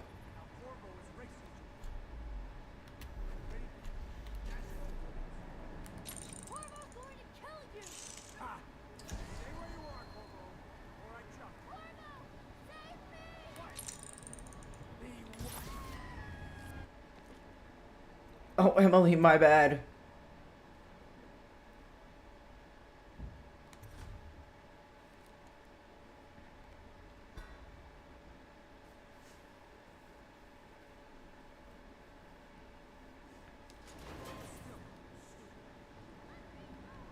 Alright, I don't know what to do. I'm gonna slow time on him. Oh. Oh, fuck. Wait, can I sneak under him?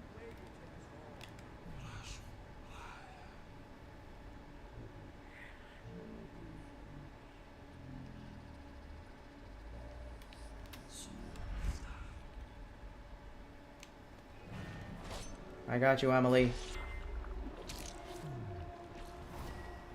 Hey. What up? Hey, girl. Ooh! Let's go! The others are all dead, aren't they? That's alright, because I was going to have them killed anyway. I am going to be Empress. That's right. You slay, queen. I completed the game. Yes. I am re-honored. No longer dishonored. The end. Ooh. Give me We Happy Few vibes. That the daughter of a murdered empress ascended the throne of a mountain of corpses, carried by an assassin named Corvo? No. They'll say that little Emily Caldwin I came to power in an age of terror and corruption, and that she did her best in a world that is not kind to little girls or empresses. Yeah, I don't care. Let her take the glory.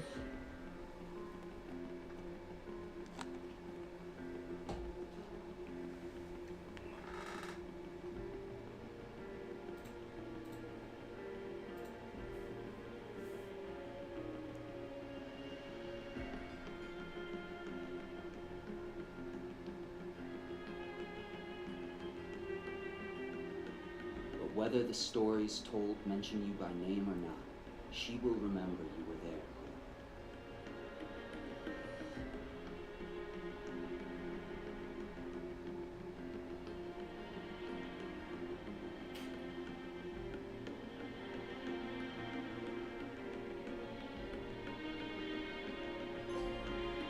Another one.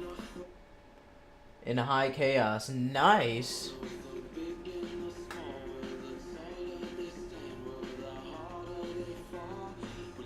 I don't know if that's copyright.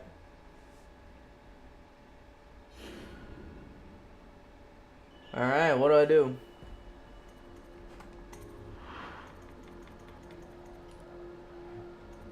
Nine chapters.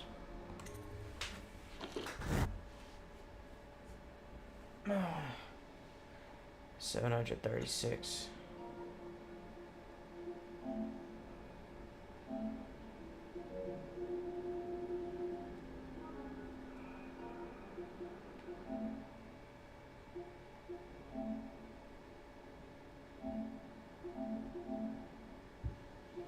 I only got half the trophies. Got a bunch of hidden ones. What the fuck? You used a rat tunnel. Nice.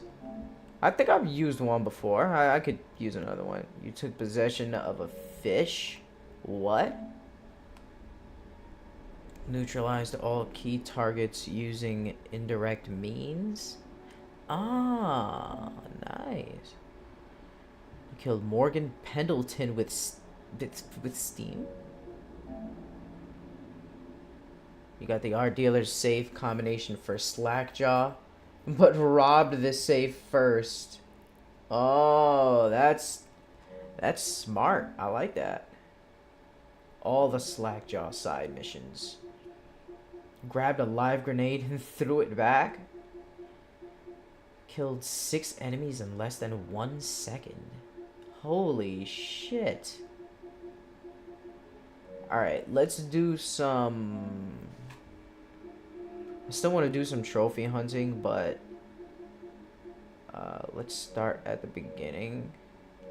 Nothing is difficulty tied. will overwrite previous autosaves. So how can I get it?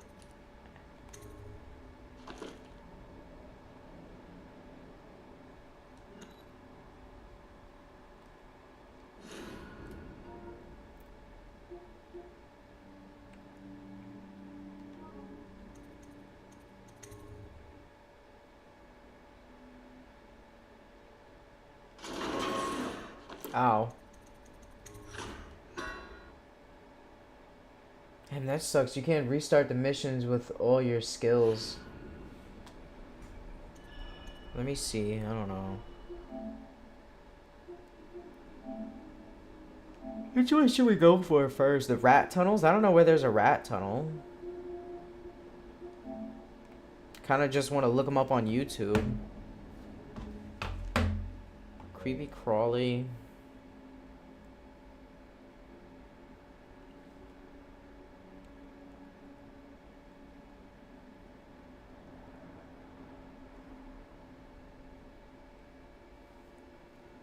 Which mission?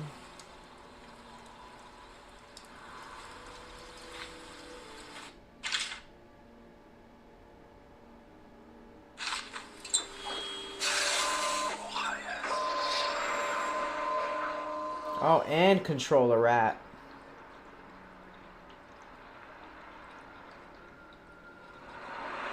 Oh.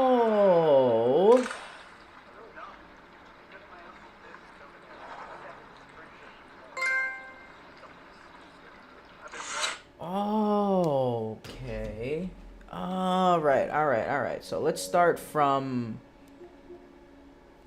Where are there trophies they want me to get non fucking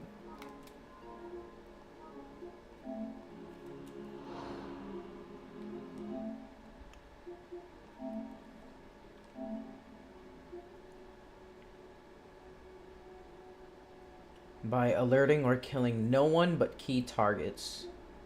So I still always kill the key targets.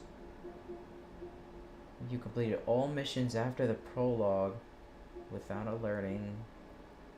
Using any besides blink. Okay. Oh, that's a whole run through.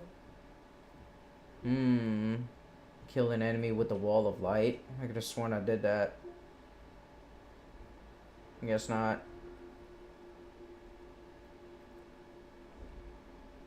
After escaping prison, you complete a mission not alerting anyone and killing less than 5 people. Alright, let's do a quiet playthrough. Use some rat tunnels. It's our first objective. One at a time.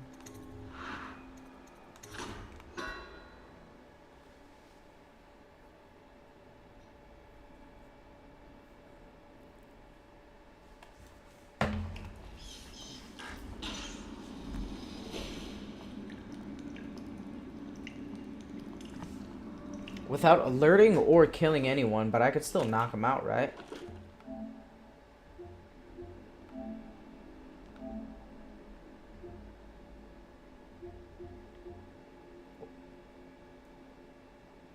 Alerting or killing no one. Killing. Without alerting.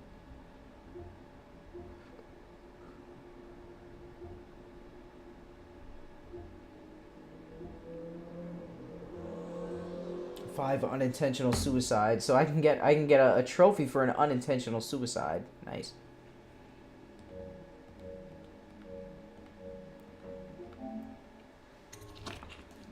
Alright, let me smoke. And piss.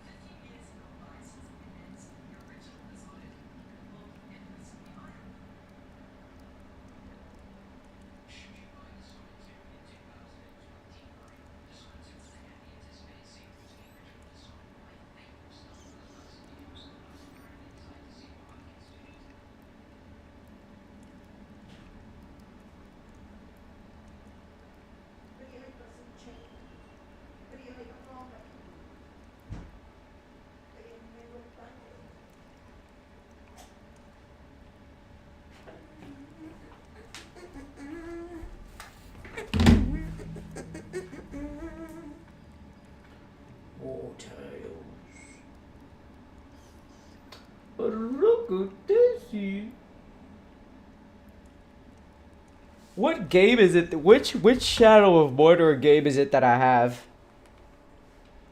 I think I want to jump back into that sometime. Maybe go for a platinum in that. Shadow of War, Shadow of Mordor. Where is it?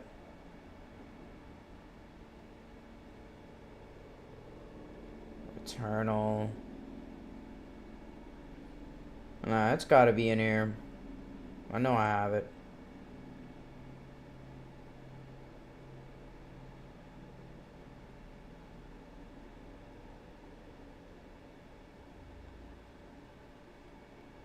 The fuck? I know I have this shit. They gave it to me. Well, long. What the fuck? I could have sworn I had it. That's crazy. No way. Maybe it's on Xbox. I had it.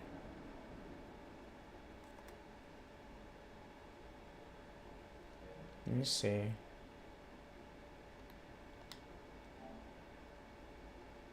Middle Earth, Shadow of Mordor.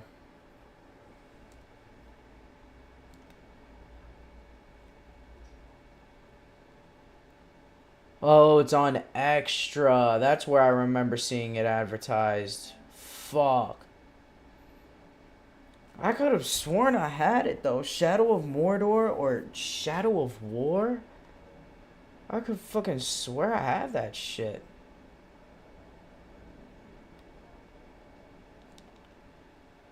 Just do Middle Earth. Shadow of War.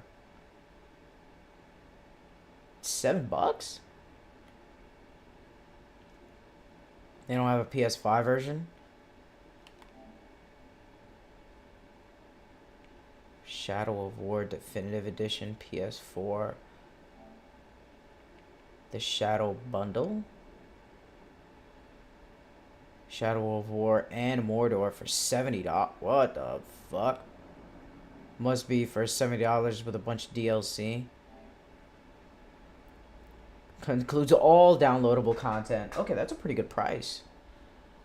Nemesis and story expansions. Damn, that's tempting. Shadow of War Definitive Edition. Oh, Shadow of War by itself is $60. Came out in 2018. I remember playing the first one, but not finishing it. Fuck, man, where did I play it? Oh, I got it on disc. I have it in my trophies.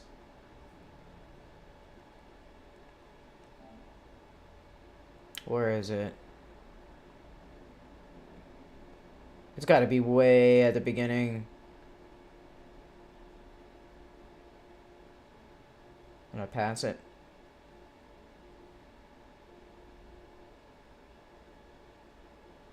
Modern Warfare 2. Let's see what's the best trophy I got.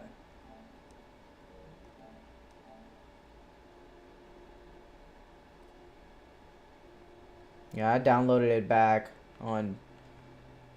Damn, this must have been a long time ago. I barely played this shit. Oh, yeah, these are campaign missions. I was just playing this for the multiplayer. Frontline. Where the fuck is... What the fuck is this? War 2? God damn. Borderlands 3.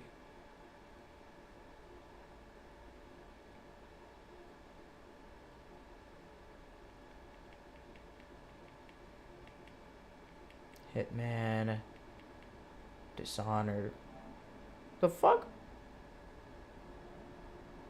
Oh, it's on PS3.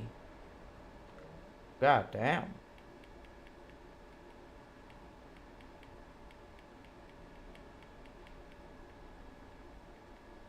Shadow of Mordor. Here it is.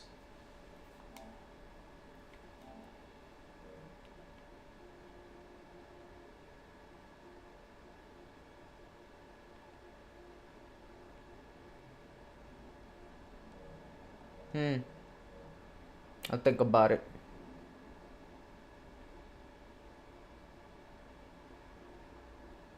There's nothing good coming out. Frontiers of Pandora. Fuck it, just. I don't know, man. Looks kind of mid gameplay.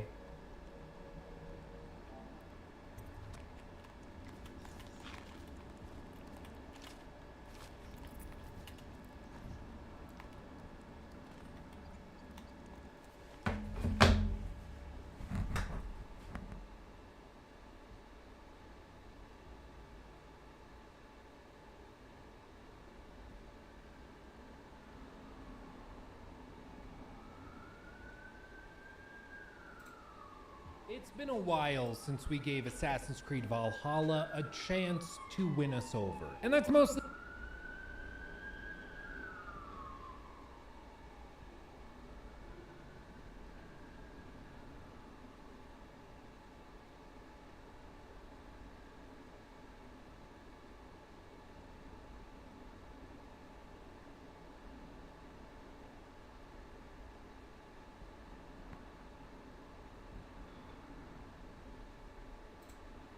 This is spinach. Nice as a salad or on a sandwich, but otherwise uninteresting.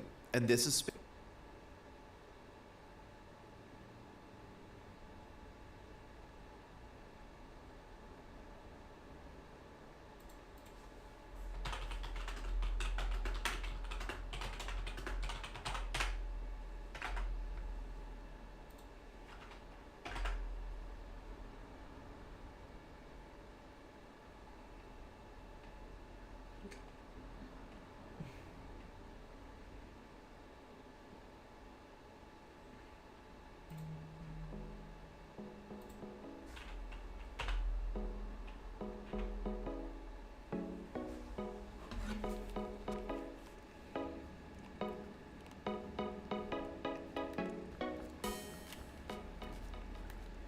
Hey everybody, it's Norm from Tested, and today I'm going to be reviewing, well, a new Steam Deck. Yes, surprise!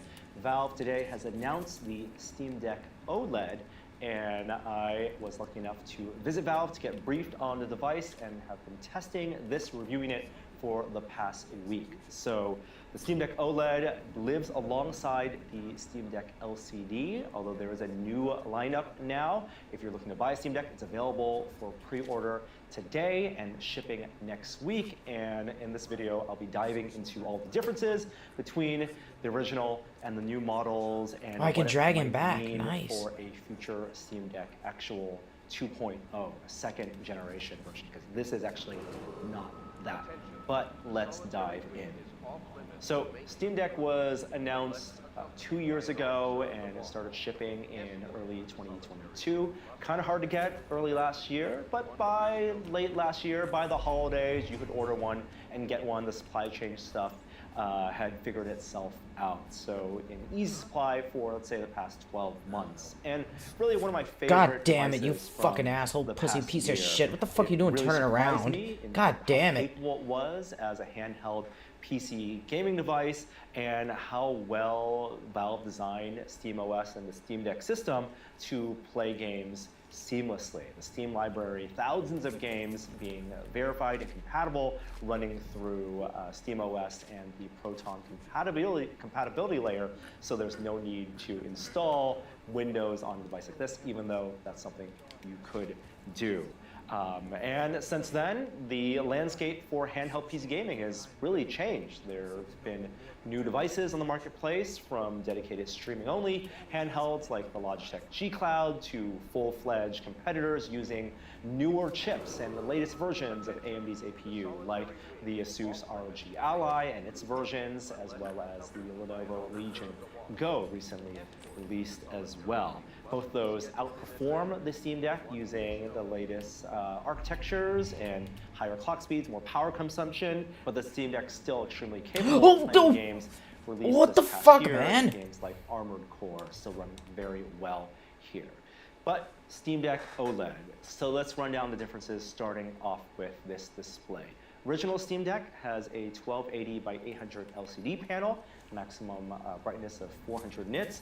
Here it is a slightly larger 7.4-inch OLED panel also running at 1280 by 800 resolution. That was a surprise to me. They decided to keep it at that same resolution because they want this to run basically at the same performance profile as that original Steam Deck. It's a slightly larger display, 7.4 inches. Come on, guys, which go back to your bezels are shit. smaller, but it being OLED means that it has all the benefits of those perfect. Why is he turning? What the fuck is going on, man? 1001 contrast and up to You're not taking a 1000 piss anymore? brightness in HDR mode. It is an HDR compatible display. Games that support HDR will recognize it, and you can see a little icon that says HDR.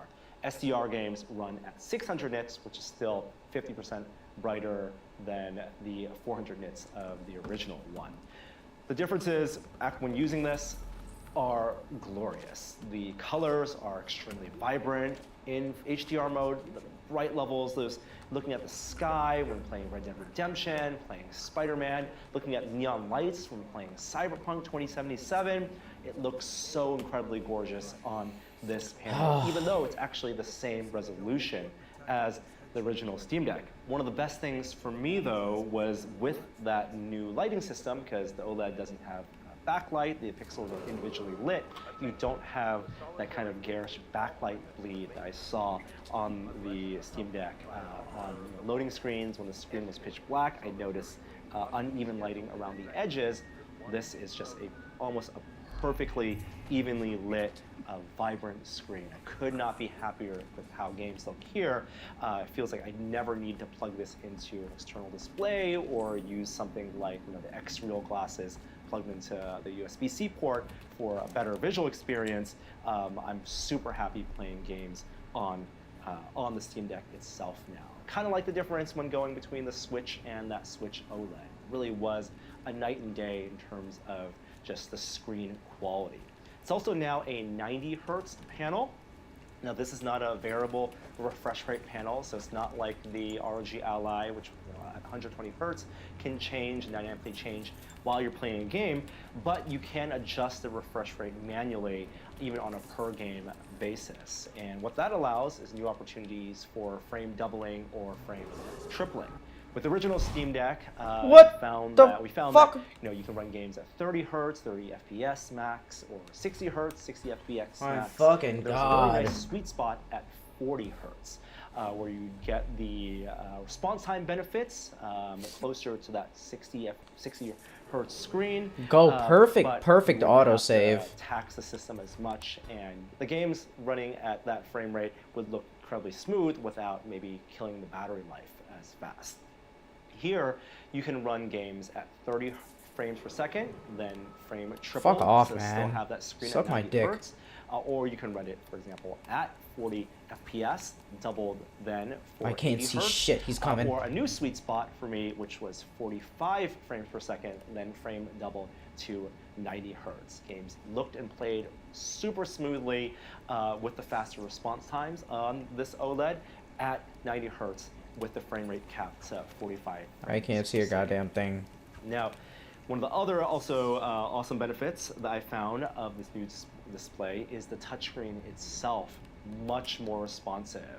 I didn't feel like the touchscreen was unusable with the Steam Deck, but going back and forth between the new one and the old one, I didn't realize how good it could get or what I was missing when typing in using the virtual keyboard, or just how responsive it was to use it as a touchscreen cursor on this new device. So all that much improved. And in fact, because of this new panel, they were also able to improve basically every subsystem on the Steam Deck itself. So even though the chassis looks exactly the same and has the same physical dimensions and form factor, it almost is a completely newly engineered device. It's actually lighter as well because of the panel here is lighter than the LCD panel. It's 30 grams lighter. Although I didn't really notice that 30 grams weight difference going back and forth, because I feel like the weight distribution of the Steam Deck is, as this large of a device, is still pretty good. So while technically lighter, it didn't feel that much lighter. What Valve was also able to do with the lighter screen was then increase the battery size. So while there's a 40 watt-hour battery in original, here on the OLED model, a 50 watt-hour battery. Now that's not just a 25% theoretical battery improvement because OLED uses less power, and there's a new version of the Steam Deck system on the chip here. It's actually much more power efficient overall as well, which means significantly longer battery life than just the physical capacity indicates. That new SoC is now manufactured on a 6nm process compared to the 7nm process on the Aerith SoC here, and as opposed to bumping up the clock rates or changing even the max TDP, still 15 watts for the SoC. What you're getting though is at load, I never saw this device passing, with everything on max brightness, passing 24 watts. On the original Steam Deck, you'd hit at load 27 watts, almost up to 28 watts of full power consumption. And with that 40-watt-hour battery, at load, you'd struggle to get 90 minutes of battery life. Here, you get easily over 2 hours of battery life when the games are at load. Playing Red Dead Redemption, playing Cyberpunk 2077, playing Spider-Man Miles Morales, I would never see that power consumption on the SoC even get close to 14 watts, really kind of hover in that 12 to 13 watts of balance between CPU and GPU, and then the whole device itself, like I said, rarely tops 23, 24 watts. Really stay in that 22 watt area, which means at load, about 2 hours and 15 minutes of use. And if you're using this as a remote play device, which is one of my favorite ways to use the Steam Deck, run games locally on my dedicated gaming PC, stream it over Wi-Fi, now with Wi-Fi 6E, so over a 6 gigahertz connection onto the Steam Deck, you'd consume maybe at most 6 watts of power, 5.5 watts of power, which means I was able to get 9.5 hours of remote play streaming time, which was about 3 hours longer than I was able to get on the original. That's pretty significant. Very noticeable battery life improvement. Also noticeable is how much cooler this device runs. Not only because of a redesigned thermal system, but maybe the redesigned fan curves. The fan on the original Steam Deck was one of the kind of the sticking points at launch. It just got really loud, hitting those 5,000-6,000 RPMs. They've adjusted that in software since, so the fan curve really kind of tops out at 5,000 RPM at load, but you can really hear it spin up then. Here at load, I really rarely saw it top out over 4,900 RPM. And if you want to hear the differences, I had microphones set up in the exact same spot, compared each device, run the exact same benchmarks, and here is what the fan sounds like on the original Steam Deck.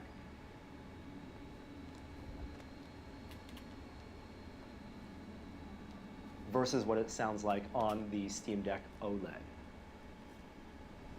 you hear Morris was dragged off by the overseers for some black magic nonsense?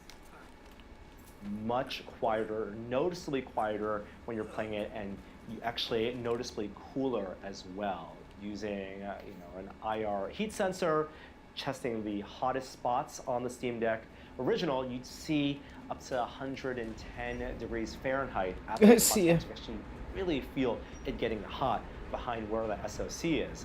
Here on the Steam Deck OLED, rarely shit, above what the fuck? I 100 thought he was looking the other way. hovering in that 95 degrees Fahrenheit range at load, and the hotspots were less prominent. So when you're playing this and you have it rested on your knee, for example, I didn't feel like it was going to burn my leg or burn my face off. And while the new display and that improved battery life and cooler and quieter performance are the most noticeable just quality of life differences, there are also a bunch of other subtle changes as well.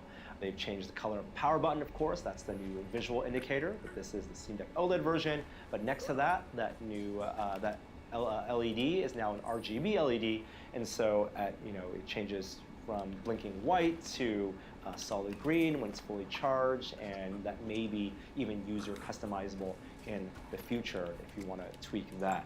There are new thumbsticks as well, so the edges of the thumbstick are a little bit more proud. There's a little bit more of a lip here, so for better grippiness, as well as the actual material at the top of the thumbstick feels grippier as well. They said they've improved the haptics on the trackpads, although to me it felt very similar. And then a bunch of under the hood changes, like of course that new Wi-Fi 6E modem, better Bluetooth and Wi-Fi compatibility, as well as louder speakers. And now the internal mic can also be used if you have headphones plugged into the 3.5mm jack. They've also made the Steam Deck OLED more repairable. So they're using Torx machine screws in the back now, easy to remove the back. Without You can do alerting things like anyone, swap out so the that display without having to means- remove the back. They're still going to be selling parts. Those parts are not compatible, unfortunately, with the original Steam Deck, so you can't use the new thumbsticks and swap them or swap out that, put the new OLED panel in your original Steam Deck. That just won't work. Thought it was just one. And there's increased storage capacity as well. So a whole new lineup that they're launching today. So previously, there are 3 models. This is not the Steam save Deck. I wanted, The LCD goddamn. version. There was the entry-level 64 gig at $400, which you could swap out that storage drive or use a micro SD card, 1.5 terabyte micro SD card for increased storage. That model is going away. In fact, they're discounting it by $50 and selling it while supplies last. So you can buy that 64 gig LCD model for $350. The 256 gig model is now the entry level. So that's $400 Come on. now. Come on. Now, Steam Deck OLED comes in 2 versions. It will become the mid-range and the high end. Oh. The 512 gig version is the mid-range now, and the price for that, $550. So it's a little bit of a price bump for the mid-range LCD, but you're getting 512 gigs of storage as well as all the benefits of that battery and screen and the little improvements. On the high end, there's a 1 terabyte model now. That's $650. What are you standing right in front of the There's also door? increased storage there. They're also What the fuck? releasing that with a new carrying What's case. this guy doing, So man? This is kind of novel. Not only does it have the red dot, but the carrying case itself is actually 2 cases in one. It has a thin, slim form factor carrying case shell with the zipper that fits inside the standard design of the original carrying case, at least the same dimensions as the original carrying case, now with a new Velcro strap at the top, or in the front here, and that's only with the 1 terabyte model, as well as the anti-glare screen. They're also keeping that just on the high end. There's also a limited edition model, $680, that has a translucent chassis. That Don't looks turn super around, don't cool. turn It's around, on don't turn red around, don't accents, turn so around. That one's going to be You very dumb limited bitch, you were gonna quantities, turn and around. it's gonna sell out pretty quickly.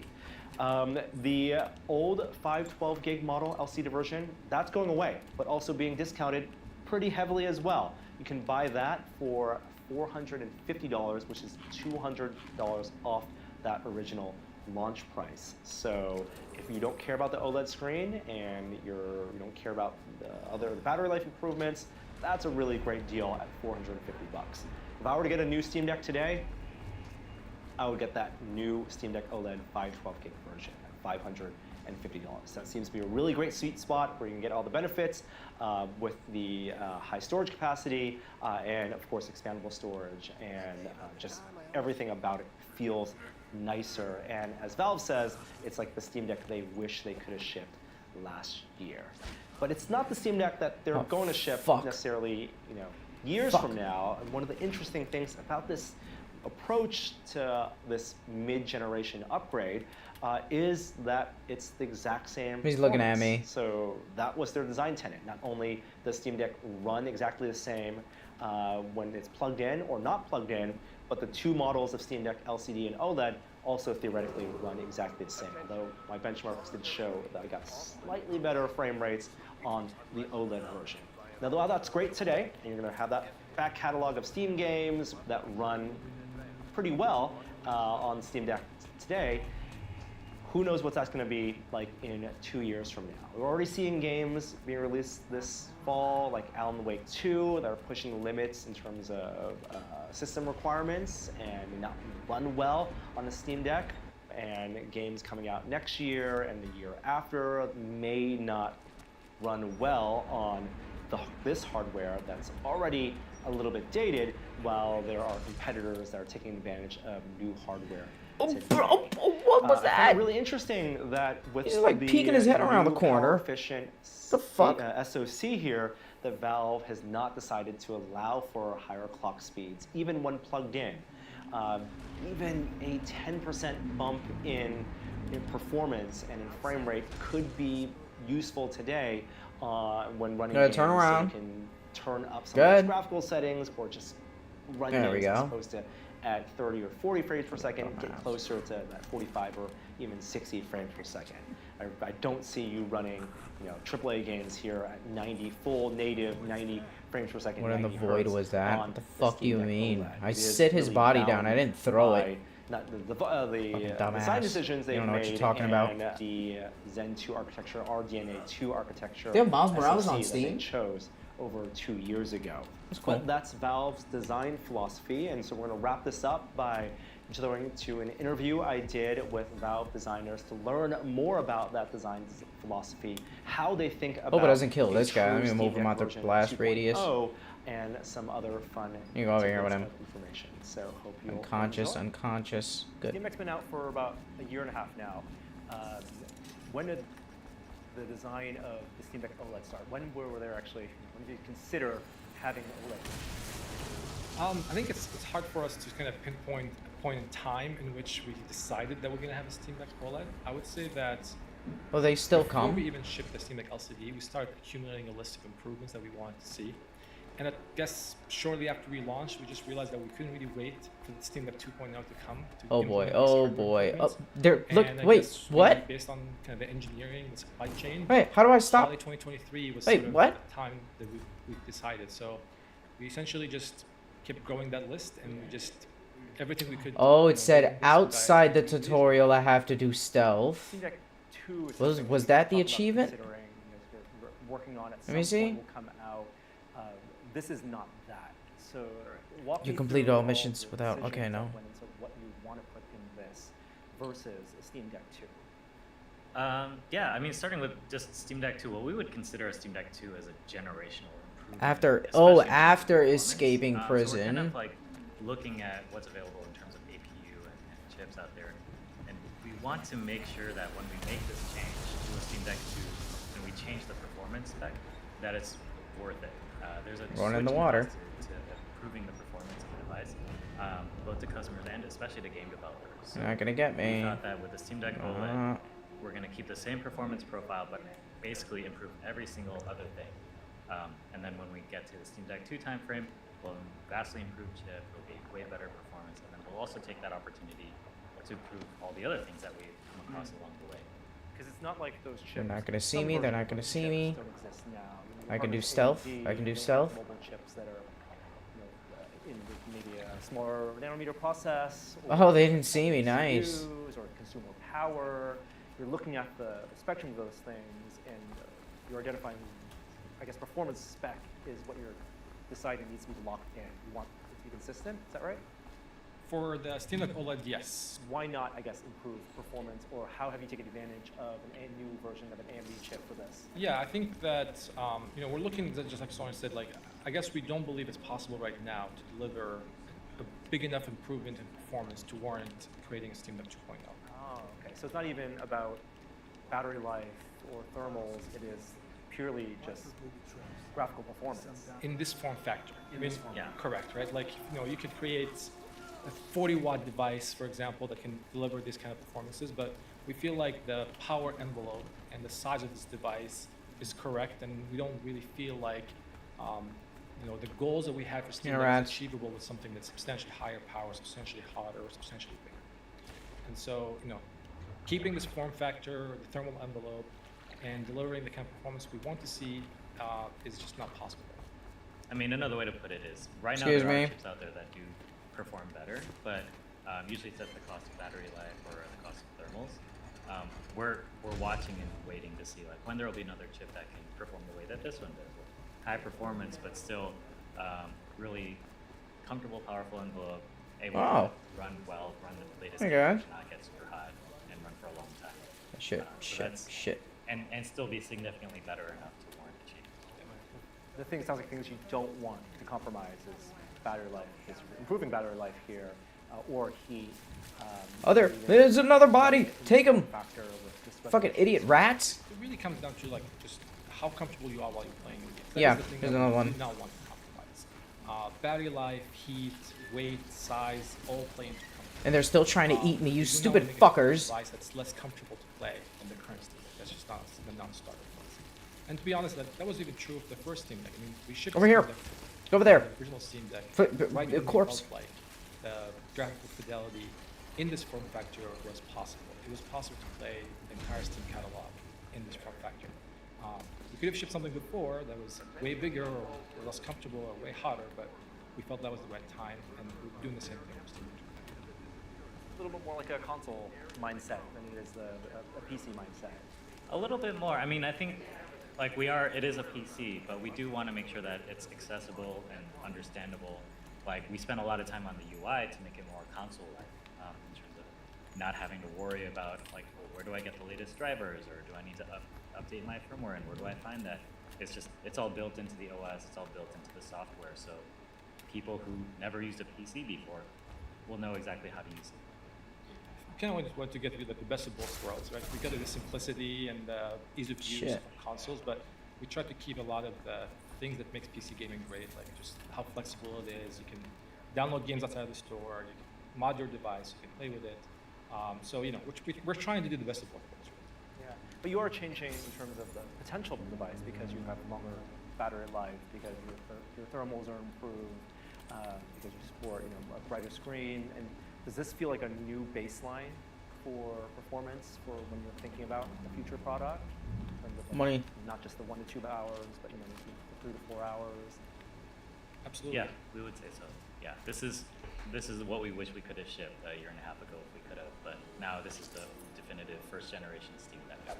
Might take a look at this. So, physically it's mostly the same. You see the screen's a little bit bigger. You're going 7.4 instead of 7-inch.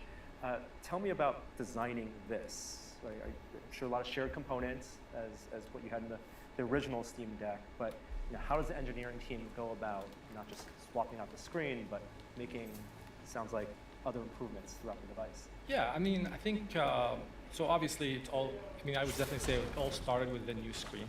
And so, we could have easily just kind of dropped the new screen in and call it a day, but once we did that, we realized that there's room for improvement. Like the display module is now thinner, so we can have a bigger. Literally more room. Yes, correct. So that gives us space for a bigger battery, and then we're like, okay, actually we can fit a bigger thermal module now, and actually we can fit a different track pads. Actually, we can do all these things, and it was kind of hard to stop after that. It's hard for us to see a room for improvement and not actually take advantage of it. And so that's where we ended up with here, where on the inside, it's completely new. I can say that virtually every single subsystem inside the device has been overhauled in a major way. Even though it looks very similar on the outside, on the inside is a very different device. In terms of this tile puzzle of hardware components, of what you can shift around, a bigger battery, you're improving, maybe changing the thumbsticks, and you said, and also the track pads. How much of that is physically backward compatible, or even actually backward compatible with the first Steam Deck? To be honest, just like I said, we kind of overhauled virtually every subsystem. So a lot of it is not. You cannot really swap components back and forth between the Steam Deck OLED and the Steam Deck LCD. A lot of it just physically will not fit. Like the fan is thicker. It will just not fit. The motherboard is completely different new motherboard, so that will not fit. Just like even with the input, I think we mentioned this before, which is that there's a lot of calibration that goes into the input, the track pads, the capacitance, and all that kind of stuff. So it's actually very challenging to just make the components easily swappable. So in some ways, I think you can think of them as they're two separate products. They're both first generation Steam Decks, but they're very much two different products. We will be making parts available for sale via iFixit or repairs via our own systems. So just like the original Steam Deck, all of that stuff is still being used. And you're still selling the version of the first Steam Deck.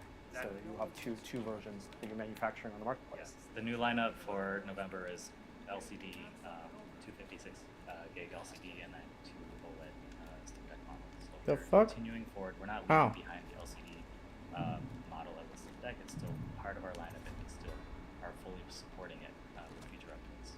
I want to talk a little more at the screen, the OLED screen.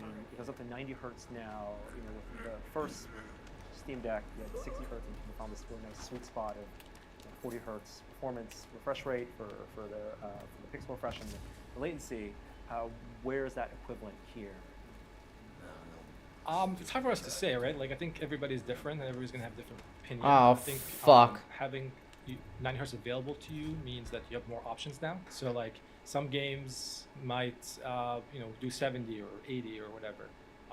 One thing that's interesting though is that the possibility of pixel doubling. So if there are games that you really like at 40 FPS, now you can do 40 FPS and pixel double to 80. So you get the battery life and the performance, but also the lower latency on the input. But again, that's the beauty of Steam Deck. I think you can play around with it and figure out for yourself what makes the most sense for you or your play style. Are there performance benefits in addition to just the visuals, but from the OLED, faster response times? Yes. So the display itself is a much faster response time. It's less than 0.1 milliseconds, and the 90 hertz obviously means that there's less latency between input and the display. I think that's definitely, in addition to the visual fidelity, I think you're going to notice that during gameplay. Yeah, and also while we were looking at the display, we improved the touchscreen capabilities as well. So it's like a way, just vastly improved touchscreen. Much more responsive, much better, responsive and reliable, and just like typing on it is way better than LCD. Obviously changing from a LCD to OLED and the whole backlighting system not needing to be there, you're getting improvements in battery life there, but also it sounds like you're using a different version of the chip you had in SoC you had in the first Steam Deck. Tell me about working with AMD and how you got to this version, a new process chip. Sure. I think the biggest change really was porting the processor from 7 nanometer process to a 6 nanometer process. The CPU and the GPU architecture are still the same number of CUs, still the same number of cores, but being on a lower node means that it's more efficient overall. We did actually also increase the memory speed. So on Steam Deck, original Steam Deck, it's 5500 megahertz. Now it's 6400 megahertz. I do want to emphasize though that the primary reason we did that is actually for battery life. Having the lower latency of 6400 megahertz means that your CPU can go to idle faster, so that gives you better battery life. The increased bandwidth, while great, does not change the performance much. So being able to go to 6 nanometers, increase the speed of the memory, and actually the memory ICs themselves are also on a lower node, so they're more efficient. Is that why we have faster wake? The faster wake is actually most of the software optimizations. Vanished. So we do have the ability to wake faster. Nice. Resume faster now. So working with AMD was great. I think while we ported over the process to 6 nanometers, we kind of optimized some of the IP blocks as well to be more compatible with Steam Deck, just from the things we learned and the things we realized that worked better. And it was great. I know you have a new Wi-Fi chip in here, and that's how some of the certification stuff got out there.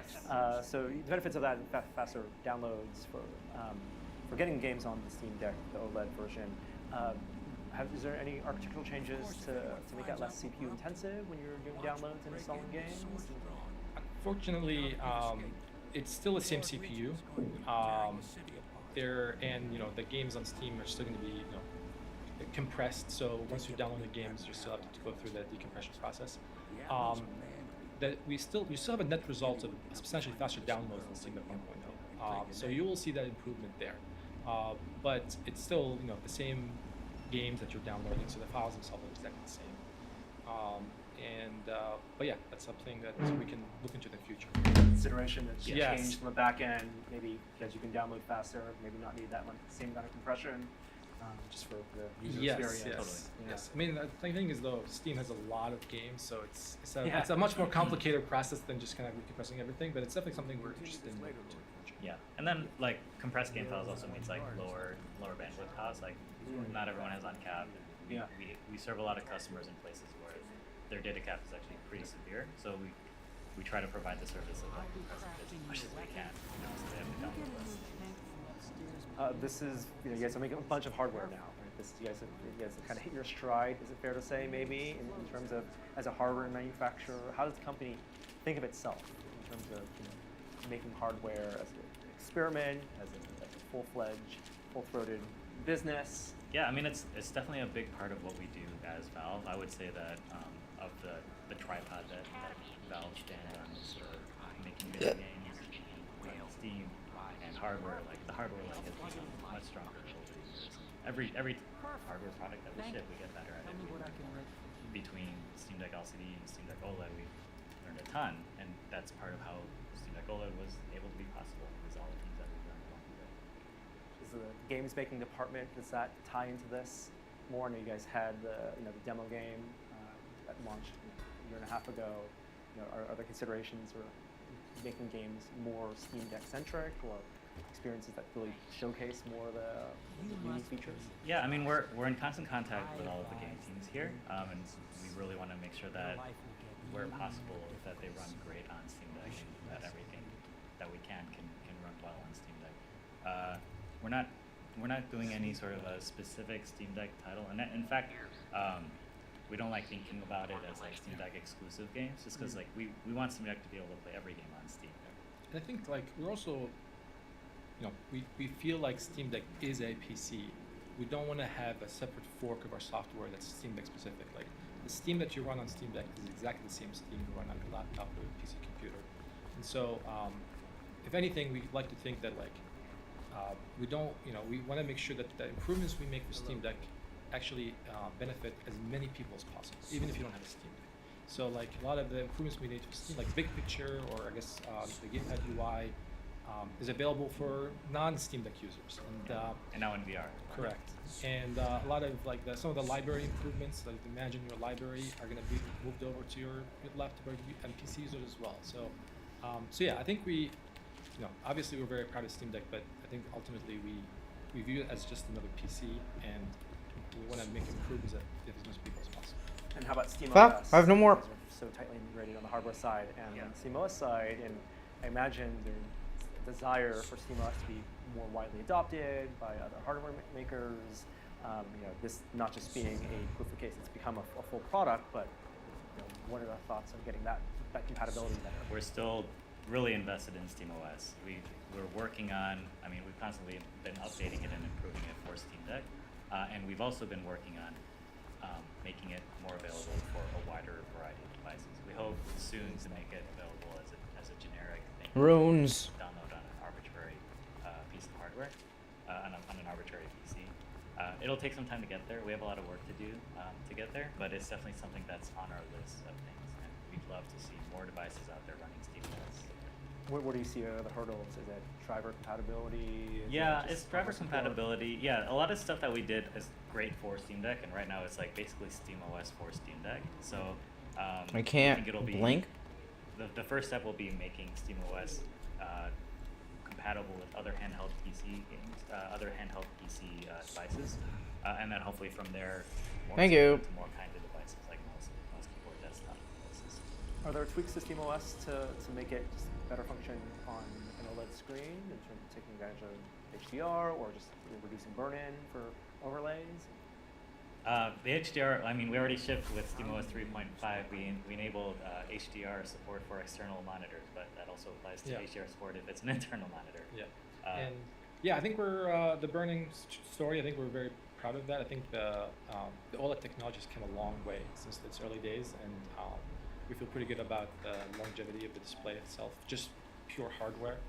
And I think there's maybe some UI tweaks to just make the blacks pop a little bit more, but like we were actually really surprised how OLED is just a natural fit for gaming. It's just kind of the best display technology we believe is for gaming. So yeah, it just makes everything look better. Yeah. We have other features and updates in the wings that we're working on currently, and we'll continue shipping those.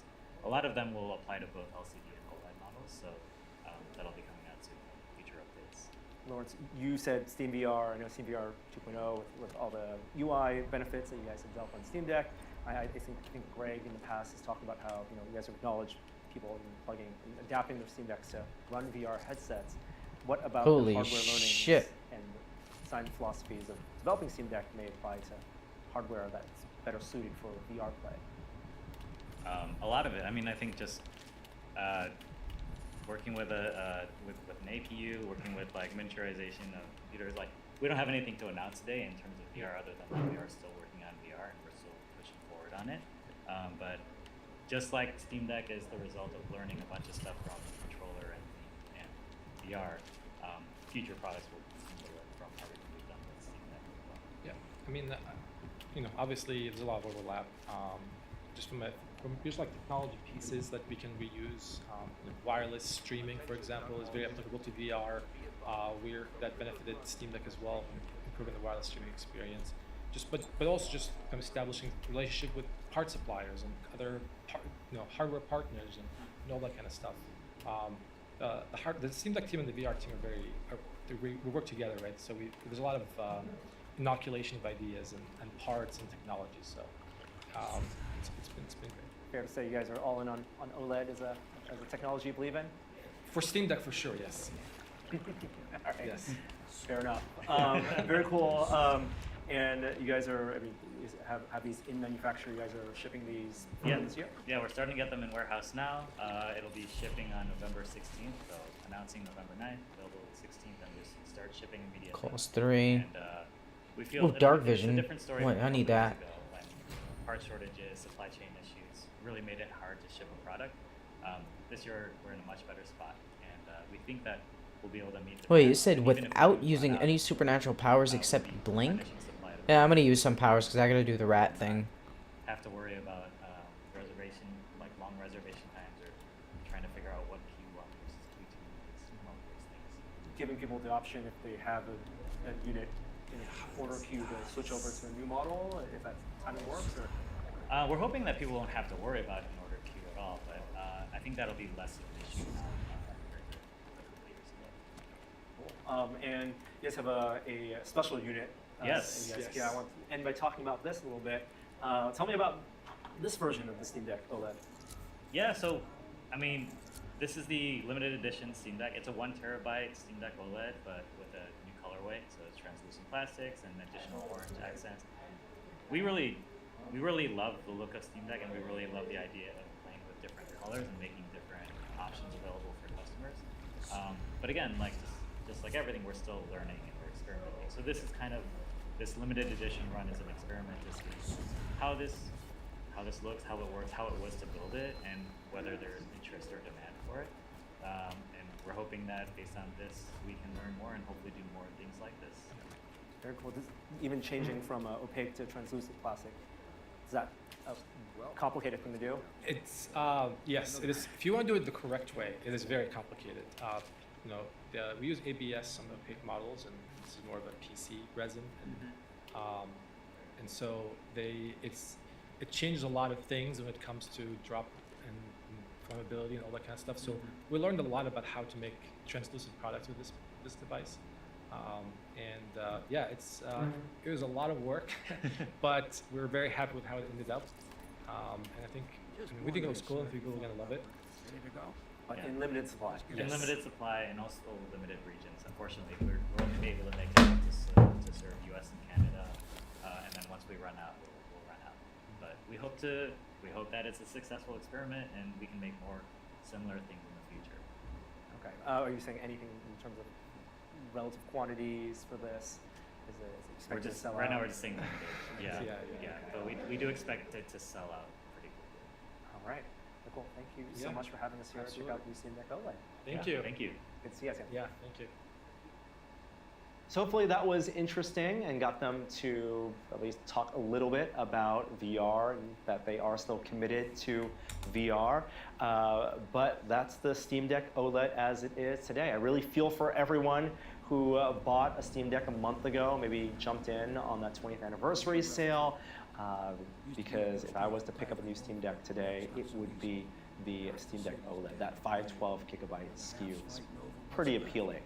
We're going to wrap this up. I want to thank Bill Duran of Punish Props for helping me out film my trip to Valve up in Seattle. And while I was there, we did something fun. Valve actually created this rig out of 45 Steam Deck OLEDs. They call it the Orb, and they use Steam Decks to illuminate and actually light up the hero model they have in the trailer, the launch trailer that they announced today. So checking that out was pretty neat.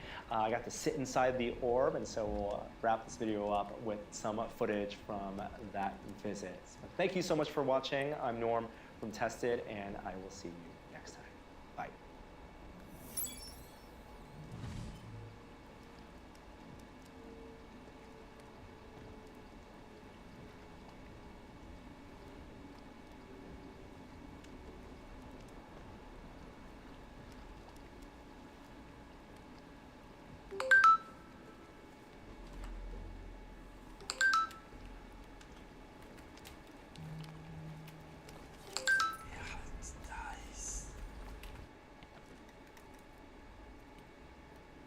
I'm gonna get the rat possession one next.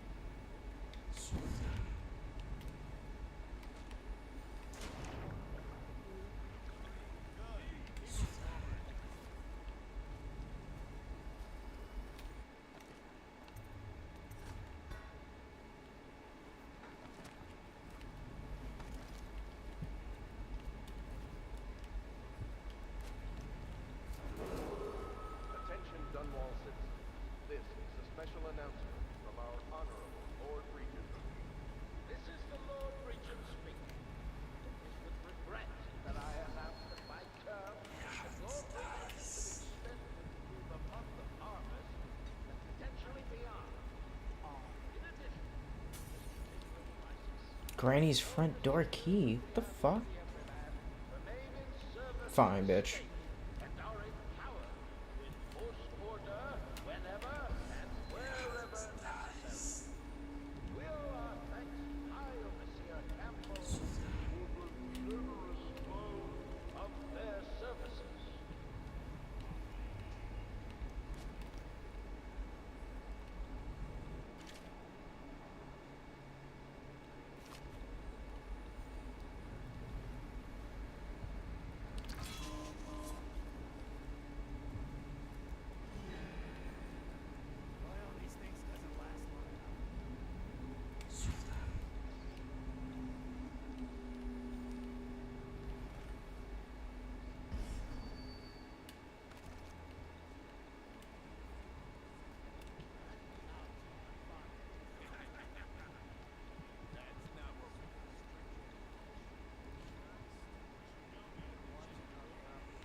Alright, let's just do the complete 5 missions without alerting anybody. We can do that.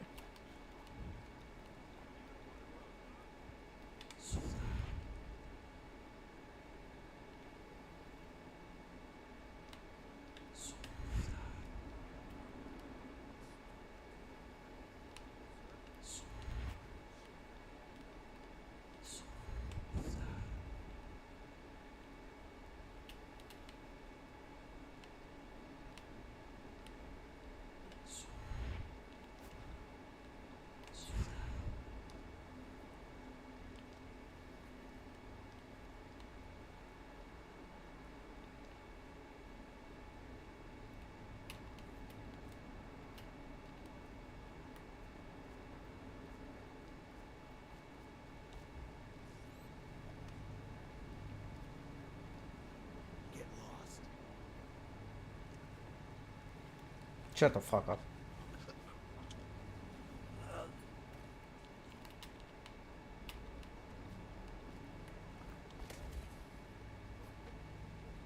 Cold as a whaler's gaff. 50 years old. Forget his old. I can't even remember.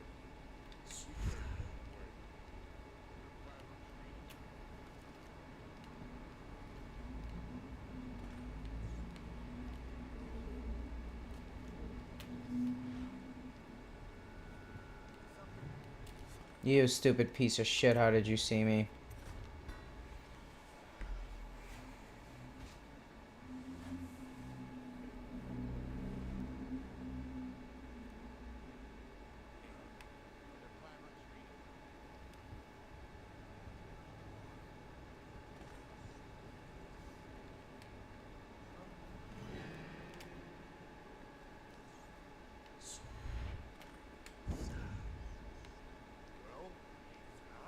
What's it look like?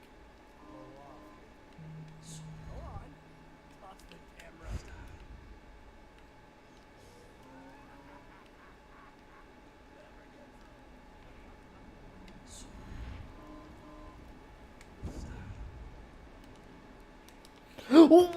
Why, bro? What? Corvo? What the fuck was that?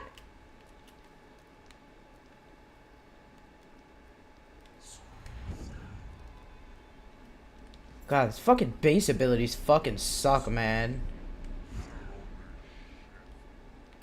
Jump. Please grab. What the f- Corvo, what the fuck? Goddamn Butterfingers. What the fuck is that, man? Literally right in front of you. What the fuck? Jump! You stupid bitch! I gotta fucking spam X? What the fuck?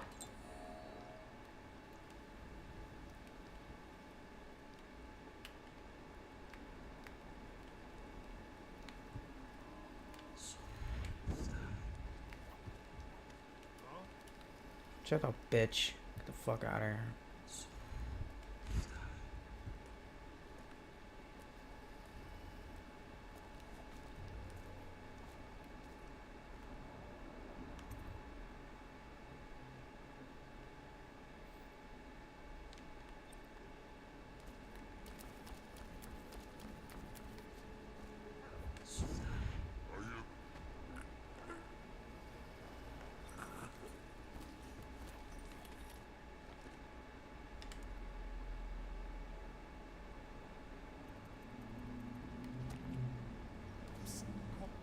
What a sight you are, guys.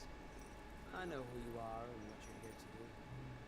I can help. Unlock me and I'll buy you a drink in a couple of days. By the void, I'll buy you 100.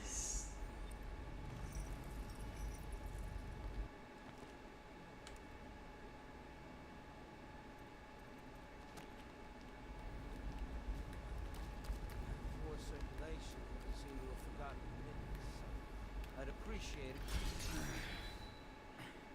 Alright, I won't be of any help here, so I'll make my own way back to the Hound.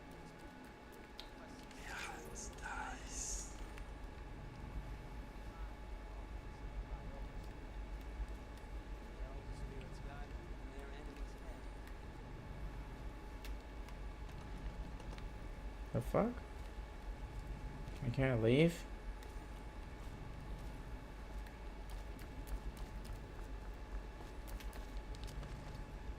Grenade.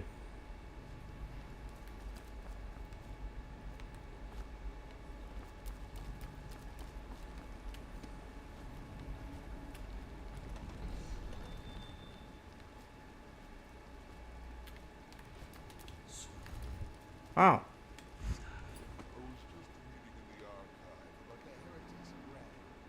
It sounds painful. Have you ever seen the witches? I've never seen the heretics brand used. No, it's a rare occurrence. But I did spy. Oh my god, Corvo. You fucking bitch. Atop. Atop. That's all that's where I need you to go. Not the floor. The brand is reserved for an overseer, or even the high overseer himself, who violates our codes. Damn, that shit went far. What the fuck? Remember the 7 restrictions.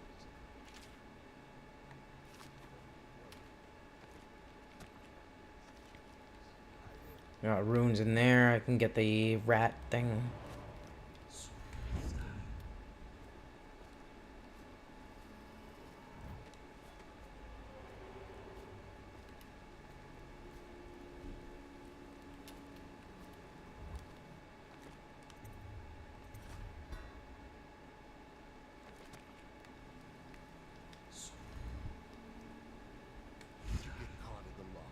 I knew it. 6 hours. Search the place top to bottom, and nothing to do. The swill we hand out free. Of course we didn't find it. Did I ever tell you? One time, one of the second floor Shutters got stuck open, and I could slip out. I couldn't find a way down. By the time I got back, the snap shut.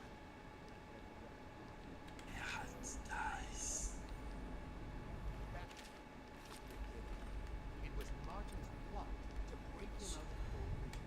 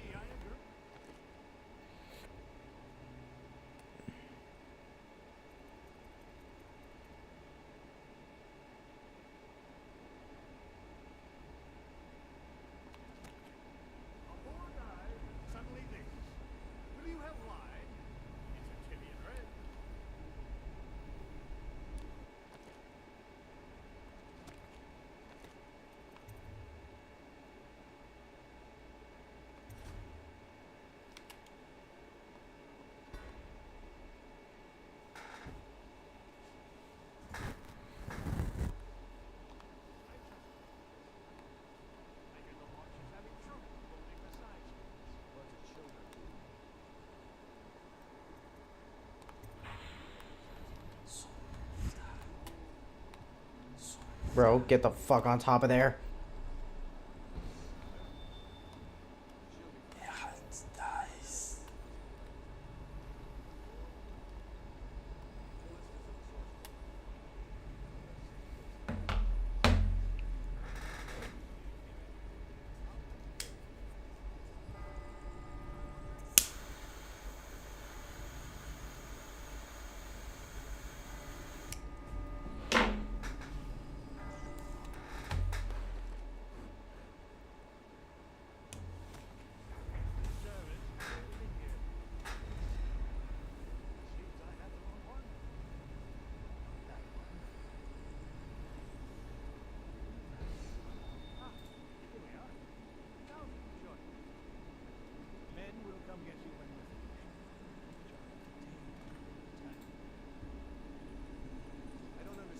I have spent a lot of money on things that I probably never should have, but one of the worst purchases I've ever made in my entire career is buying Call of Duty Modern Warfare 3. Now, at the minute, this game is priced at around $70, which is, you know, a basic AAA game. You're going to get a very long, worthwhile experience. Hopefully. I mean, to be fair, at the minute, the AAA gaming industry is kind of on its last legs. Like, for example, we can all remember how amazing Starfield was.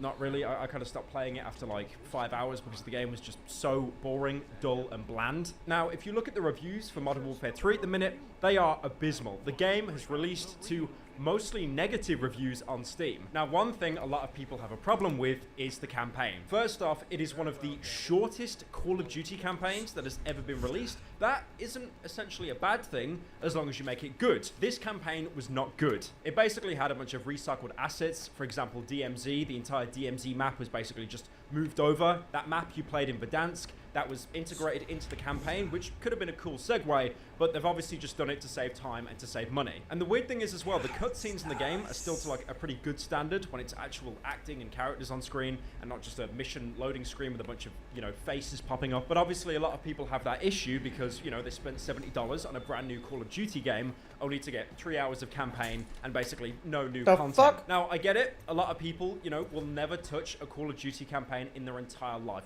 I'm pretty sure whenever a Call of Duty gets announced, the top comment will be someone saying, yeah, it's going to be about 6 months until I even try the campaign. Oh I'm my jumping God. straight into multiplayer, which is totally fair. But me, I'm the complete opposite because the first thing I want to do when I boot up a game is play through the campaign. I even remember when I was much younger and like every Christmas a Call of Duty would come out. That'd be like Black Ops 1, Black Ops 2, Call of Duty Modern Warfare 1 and 2, and playing through the campaign on Christmas Day was, it was insane. There's a reason why so many Call of Duty moments are still so memed on or talked about today. For example, the No Russian mission. That mission is actually in the new Call of Duty Modern Warfare 3, and for comparison, like, you can't even compare. If you don't know the No Russian mission from Modern Warfare 2, you do. I really don't need to explain it. But basically, it's a scene in an airport where you play as a good guy masquerading as a bad guy to get in with the bad guy group, and you end up doing some pretty deplorable things, like, for example, going into an airport and gunning a lot of people down. The thing is, though, you don't actually have to take part in that. I think later on in the mission, you actually have to fight the police because they're going to kill you.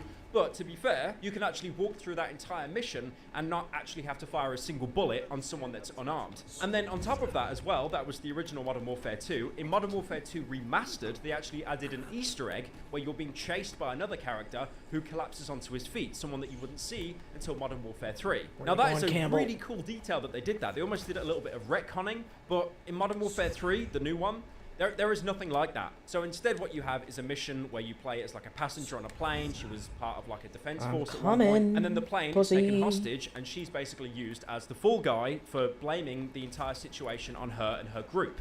Now, again, it does try to bring up the whole kind of moral consequence because there's one point, for example, where a bunch of passengers are trying to like push you around because there's a bomb on a phone and you need to get hold of that phone.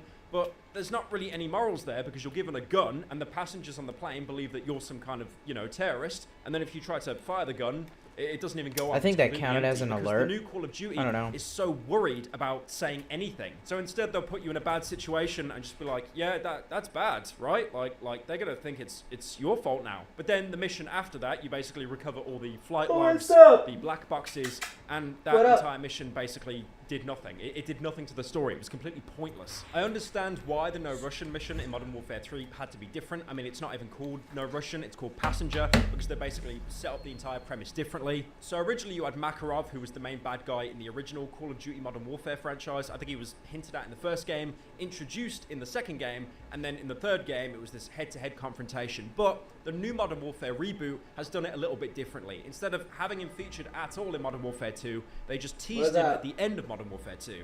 And then Modern Warfare 3, he's kind of introduced, but he doesn't really do anything. The entire game feels like a Looney Tunes episode where you're running around trying to like thwart his plans. And when you do, he'll just come up with 2 more plans. And then, you know, you hit them on the head like whack-a-mole with a mallet. And it doesn't do anything. I can't even say that the campaign for Modern Warfare 3 ends on a climax, because it doesn't. There's a very important character, part of the main trio, that dies.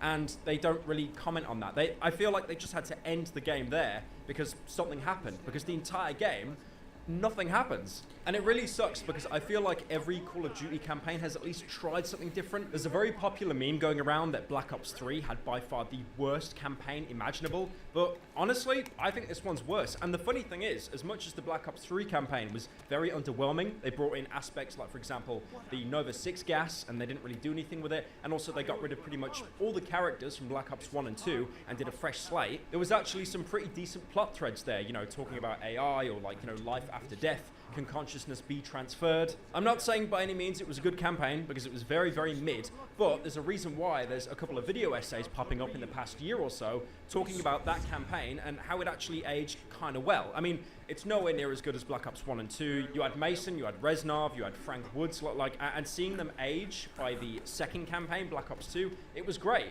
And that's why those characters, he still as runs? scary as it sounds, have almost became nostalgic now and like, you know, intrinsic Yeah? in the whole Call What of Duty up? pop scene. Man, I'm playing some game. I'm on a computer, man. What are you doing? Troy, what are you doing? You digging? You're not digging. Looking for diamonds? What up? Troy? I owe you an apology, Captain. This is hardly the hospitality. Digs the bed and then lies down. Dog moment. But then also the new Modern Warfare is a reboot of the original, and honestly, I don't think anyone can say that the new Makarov is better than the old one. The old one had this like gravelly, almost soft-spoken voice. Remember, no Russian. You and I both know you won't last a week. And neither will you. Makarov, you ever hear the old saying, the enemy of my enemy is my friend? Christ, one day you're going to find that cuts both ways. But then the new Makarov, he just looks like an AI-generated human. Like he just looks perpetually angry all the time. All stations, this is your commander, Vladimir Makarov. Call sign SAR 90 actual. Now, one of the reasons why the game wasn't very Oh, good this was the is guy that because got of me. There's crunch two of time. you. That Oh, amazing wait, work no, that it's just caused one of probably you. more mental breakdowns in the video game industry than working as a public sector worker. Now, Modern Warfare 3 was only made in around 16 months. And then the developers had to do, you know, the crunch time thing where they're working on weekdays, weekends, working overtime, probably unpaid. So usually they'd end up having to work like an 80-hour week. And I think one thing they've done in Modern Warfare 3 for the multiplayer, which is pretty slimy, is how they have repackaged old maps, but they haven't really added anything new to them. They've basically just stolen the original Modern Warfare 2 and Modern Warfare 3 multiplayer maps and then just said, yep, that'll be $70 because it's the same thing, but it's on like a slightly better engine. I mean, at least when Counter-Strike went to Counter-Strike 2, that was like a free upgrade. I mean, there was some bad aspects as well, like for example, all the achievements got wiped for the 3 people that actually cared about achievements. But still, having to pay $70 for basically just nostalgia bait, it's stupid. If you really want to experience old Call of Duty, play it yourself or go watch Jay Schlatt's channel where he like reads fan mail and stuff because he's always playing Modern Warfare 3 in those videos. So I figured, hey, why not bust out the old COD commentary microphone and turn back the clock even more. Now, all the way back in February of this year, Activision actually said that Modern Warfare 3 will be a full annual premium release in the COD franchise launching in fall. So it was meant to be released as a standalone game, but what we got instead was basically just DLC. DLC that was meant to be originally for Modern Warfare 2, but just been repackaged into a $70 game. And then as well, one thing I noticed, because I got access to the Call of Duty campaign early because I was stupid enough to pay the extra amount of money. I know, very hypocritical, but I'm happy to say that the money generated from the Pyro Live channel, the slot channel, can be used to giving Activision more money. Yeah, I gotta rethink that. So when you boot up Call of Duty, you know, to play the campaign, you instead need to install like COD HQ, and then you need to boot up the single player campaign separately. So you're booting up like 3 different programs just to play a campaign that's like 3 hours long. Also, there's some really stupid aspects about the multiplayer as well, apart from all the reused maps. For example, it's basically logging in every day to do daily challenges, like it's some kind of mobile game like Clash of Clans, instead of actually, you know, ranking up your guns by getting kills and XP, you know, playing the game. You know what? I think I've cried enough about this game, so I'm going to set myself a challenge. The next time I stream, which will probably be tomorrow, I'm going to play through the entirety of the Modern Warfare 3 campaign on veteran difficulty. I did this 2 years ago with Modern Warfare 2, and it was absolute hell. So I'm hoping that by playing it on a harder difficulty, the hardest difficulty, I can immerse myself and actually maybe enjoy it. Probably not. So yeah, long story short, I'm going to be playing through the Modern Warfare 3 campaign on veteran. We'll see how it goes. It won't be good. Believe me, it will not be good.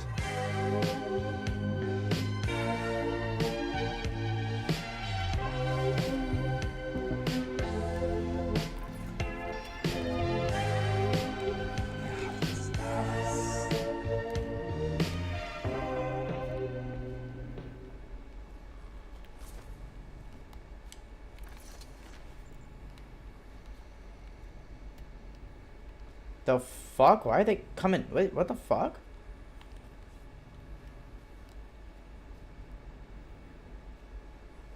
Why are they running around? Captain Colonel, Campbell. Where's Campbell going to the interrogation chair?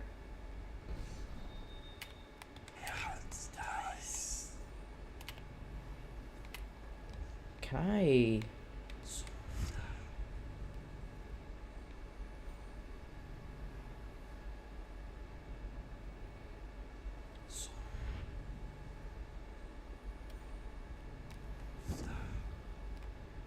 Oh, okay. I can take them all the way with me. Interrogation chair.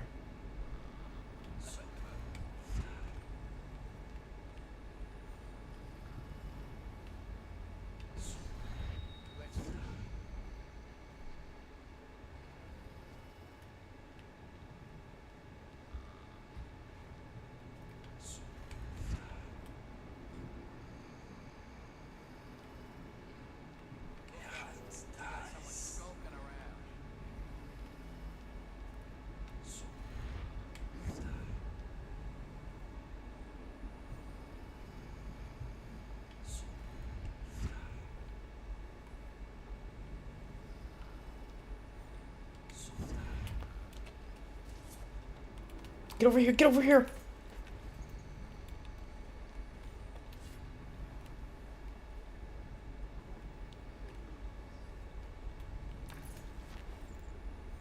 Shit, we got another door.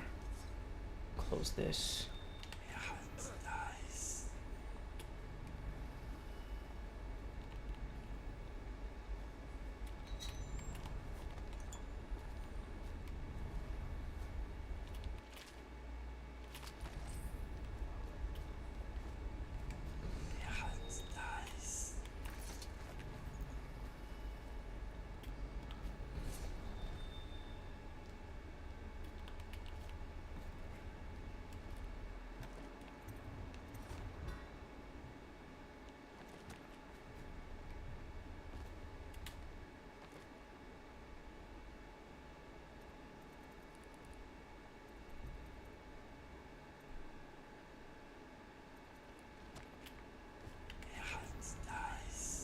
Where's the brand?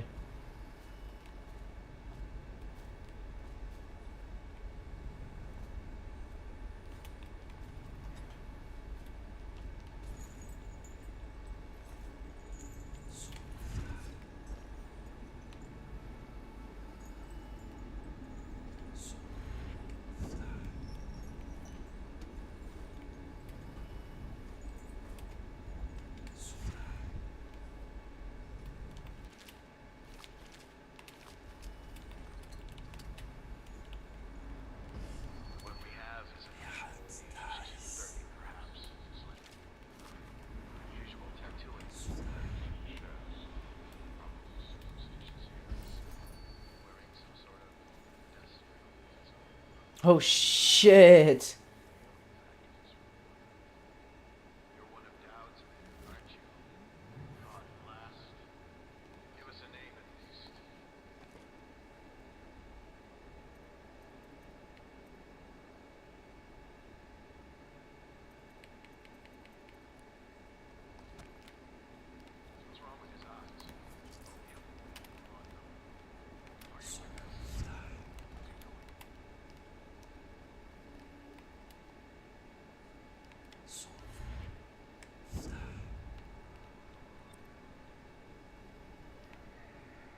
Uh-huh. Yes, Kitty. Ma. I set off the alarm. What the fuck? How did I do that? What up? What happened?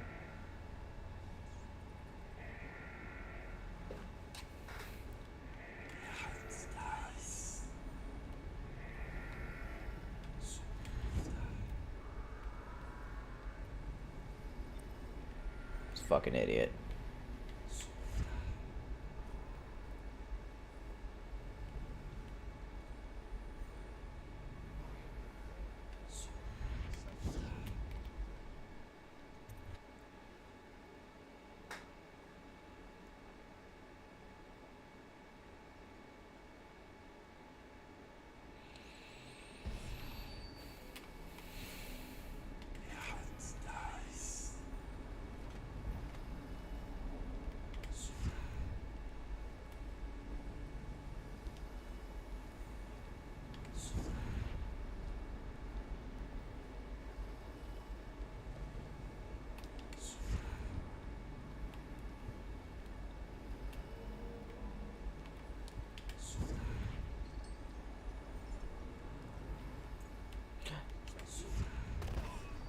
fuck me. Goddamn blink couldn't save me.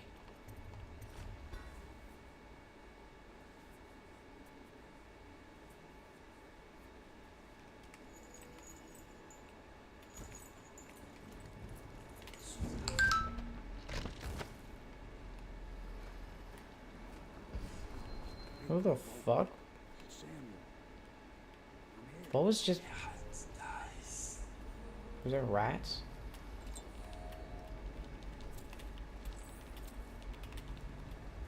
Why am I so fucking short? The barrel's almost as tall as I am. From the way I hear it, Campbell lived a pretty posh life. Maybe it's not what to say. Men of the faith shouldn't live like barons. You ready to go? The fuck? Already?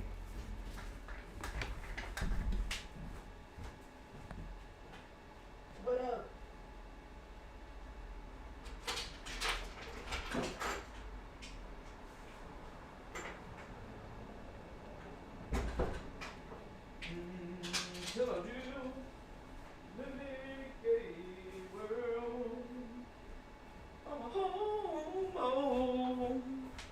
These gay men, all the gay men, Lord knows they all just wanna have their way with my hoe. Bussy clean and don't stink. Wanna blow on some dudes. Where is that?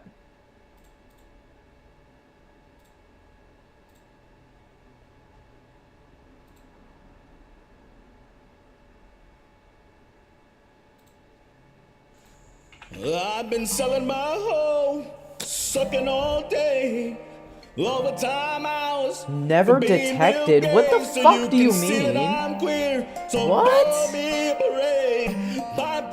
How the fuck? I guess it must have been a dead body I left around or something. Goddamn, you gotta be super precise. Villages. Villages. Living in the gay world. Man, fuck you, Sam. I'll try it tomorrow. These gay men are from gay men. Lord knows they all just wanna have the way with my hoe. Bussy clean and don't stink. Wanna blow on some dudes till the cream starts to flow. And I don't want some boobs, cause the pussy ain't shit. Come and grab my rear end. I love man's ass. I love man's ass. I love the song. This is my kind of music. I can listen to this sort of stuff all day. Just a guy with a beard standing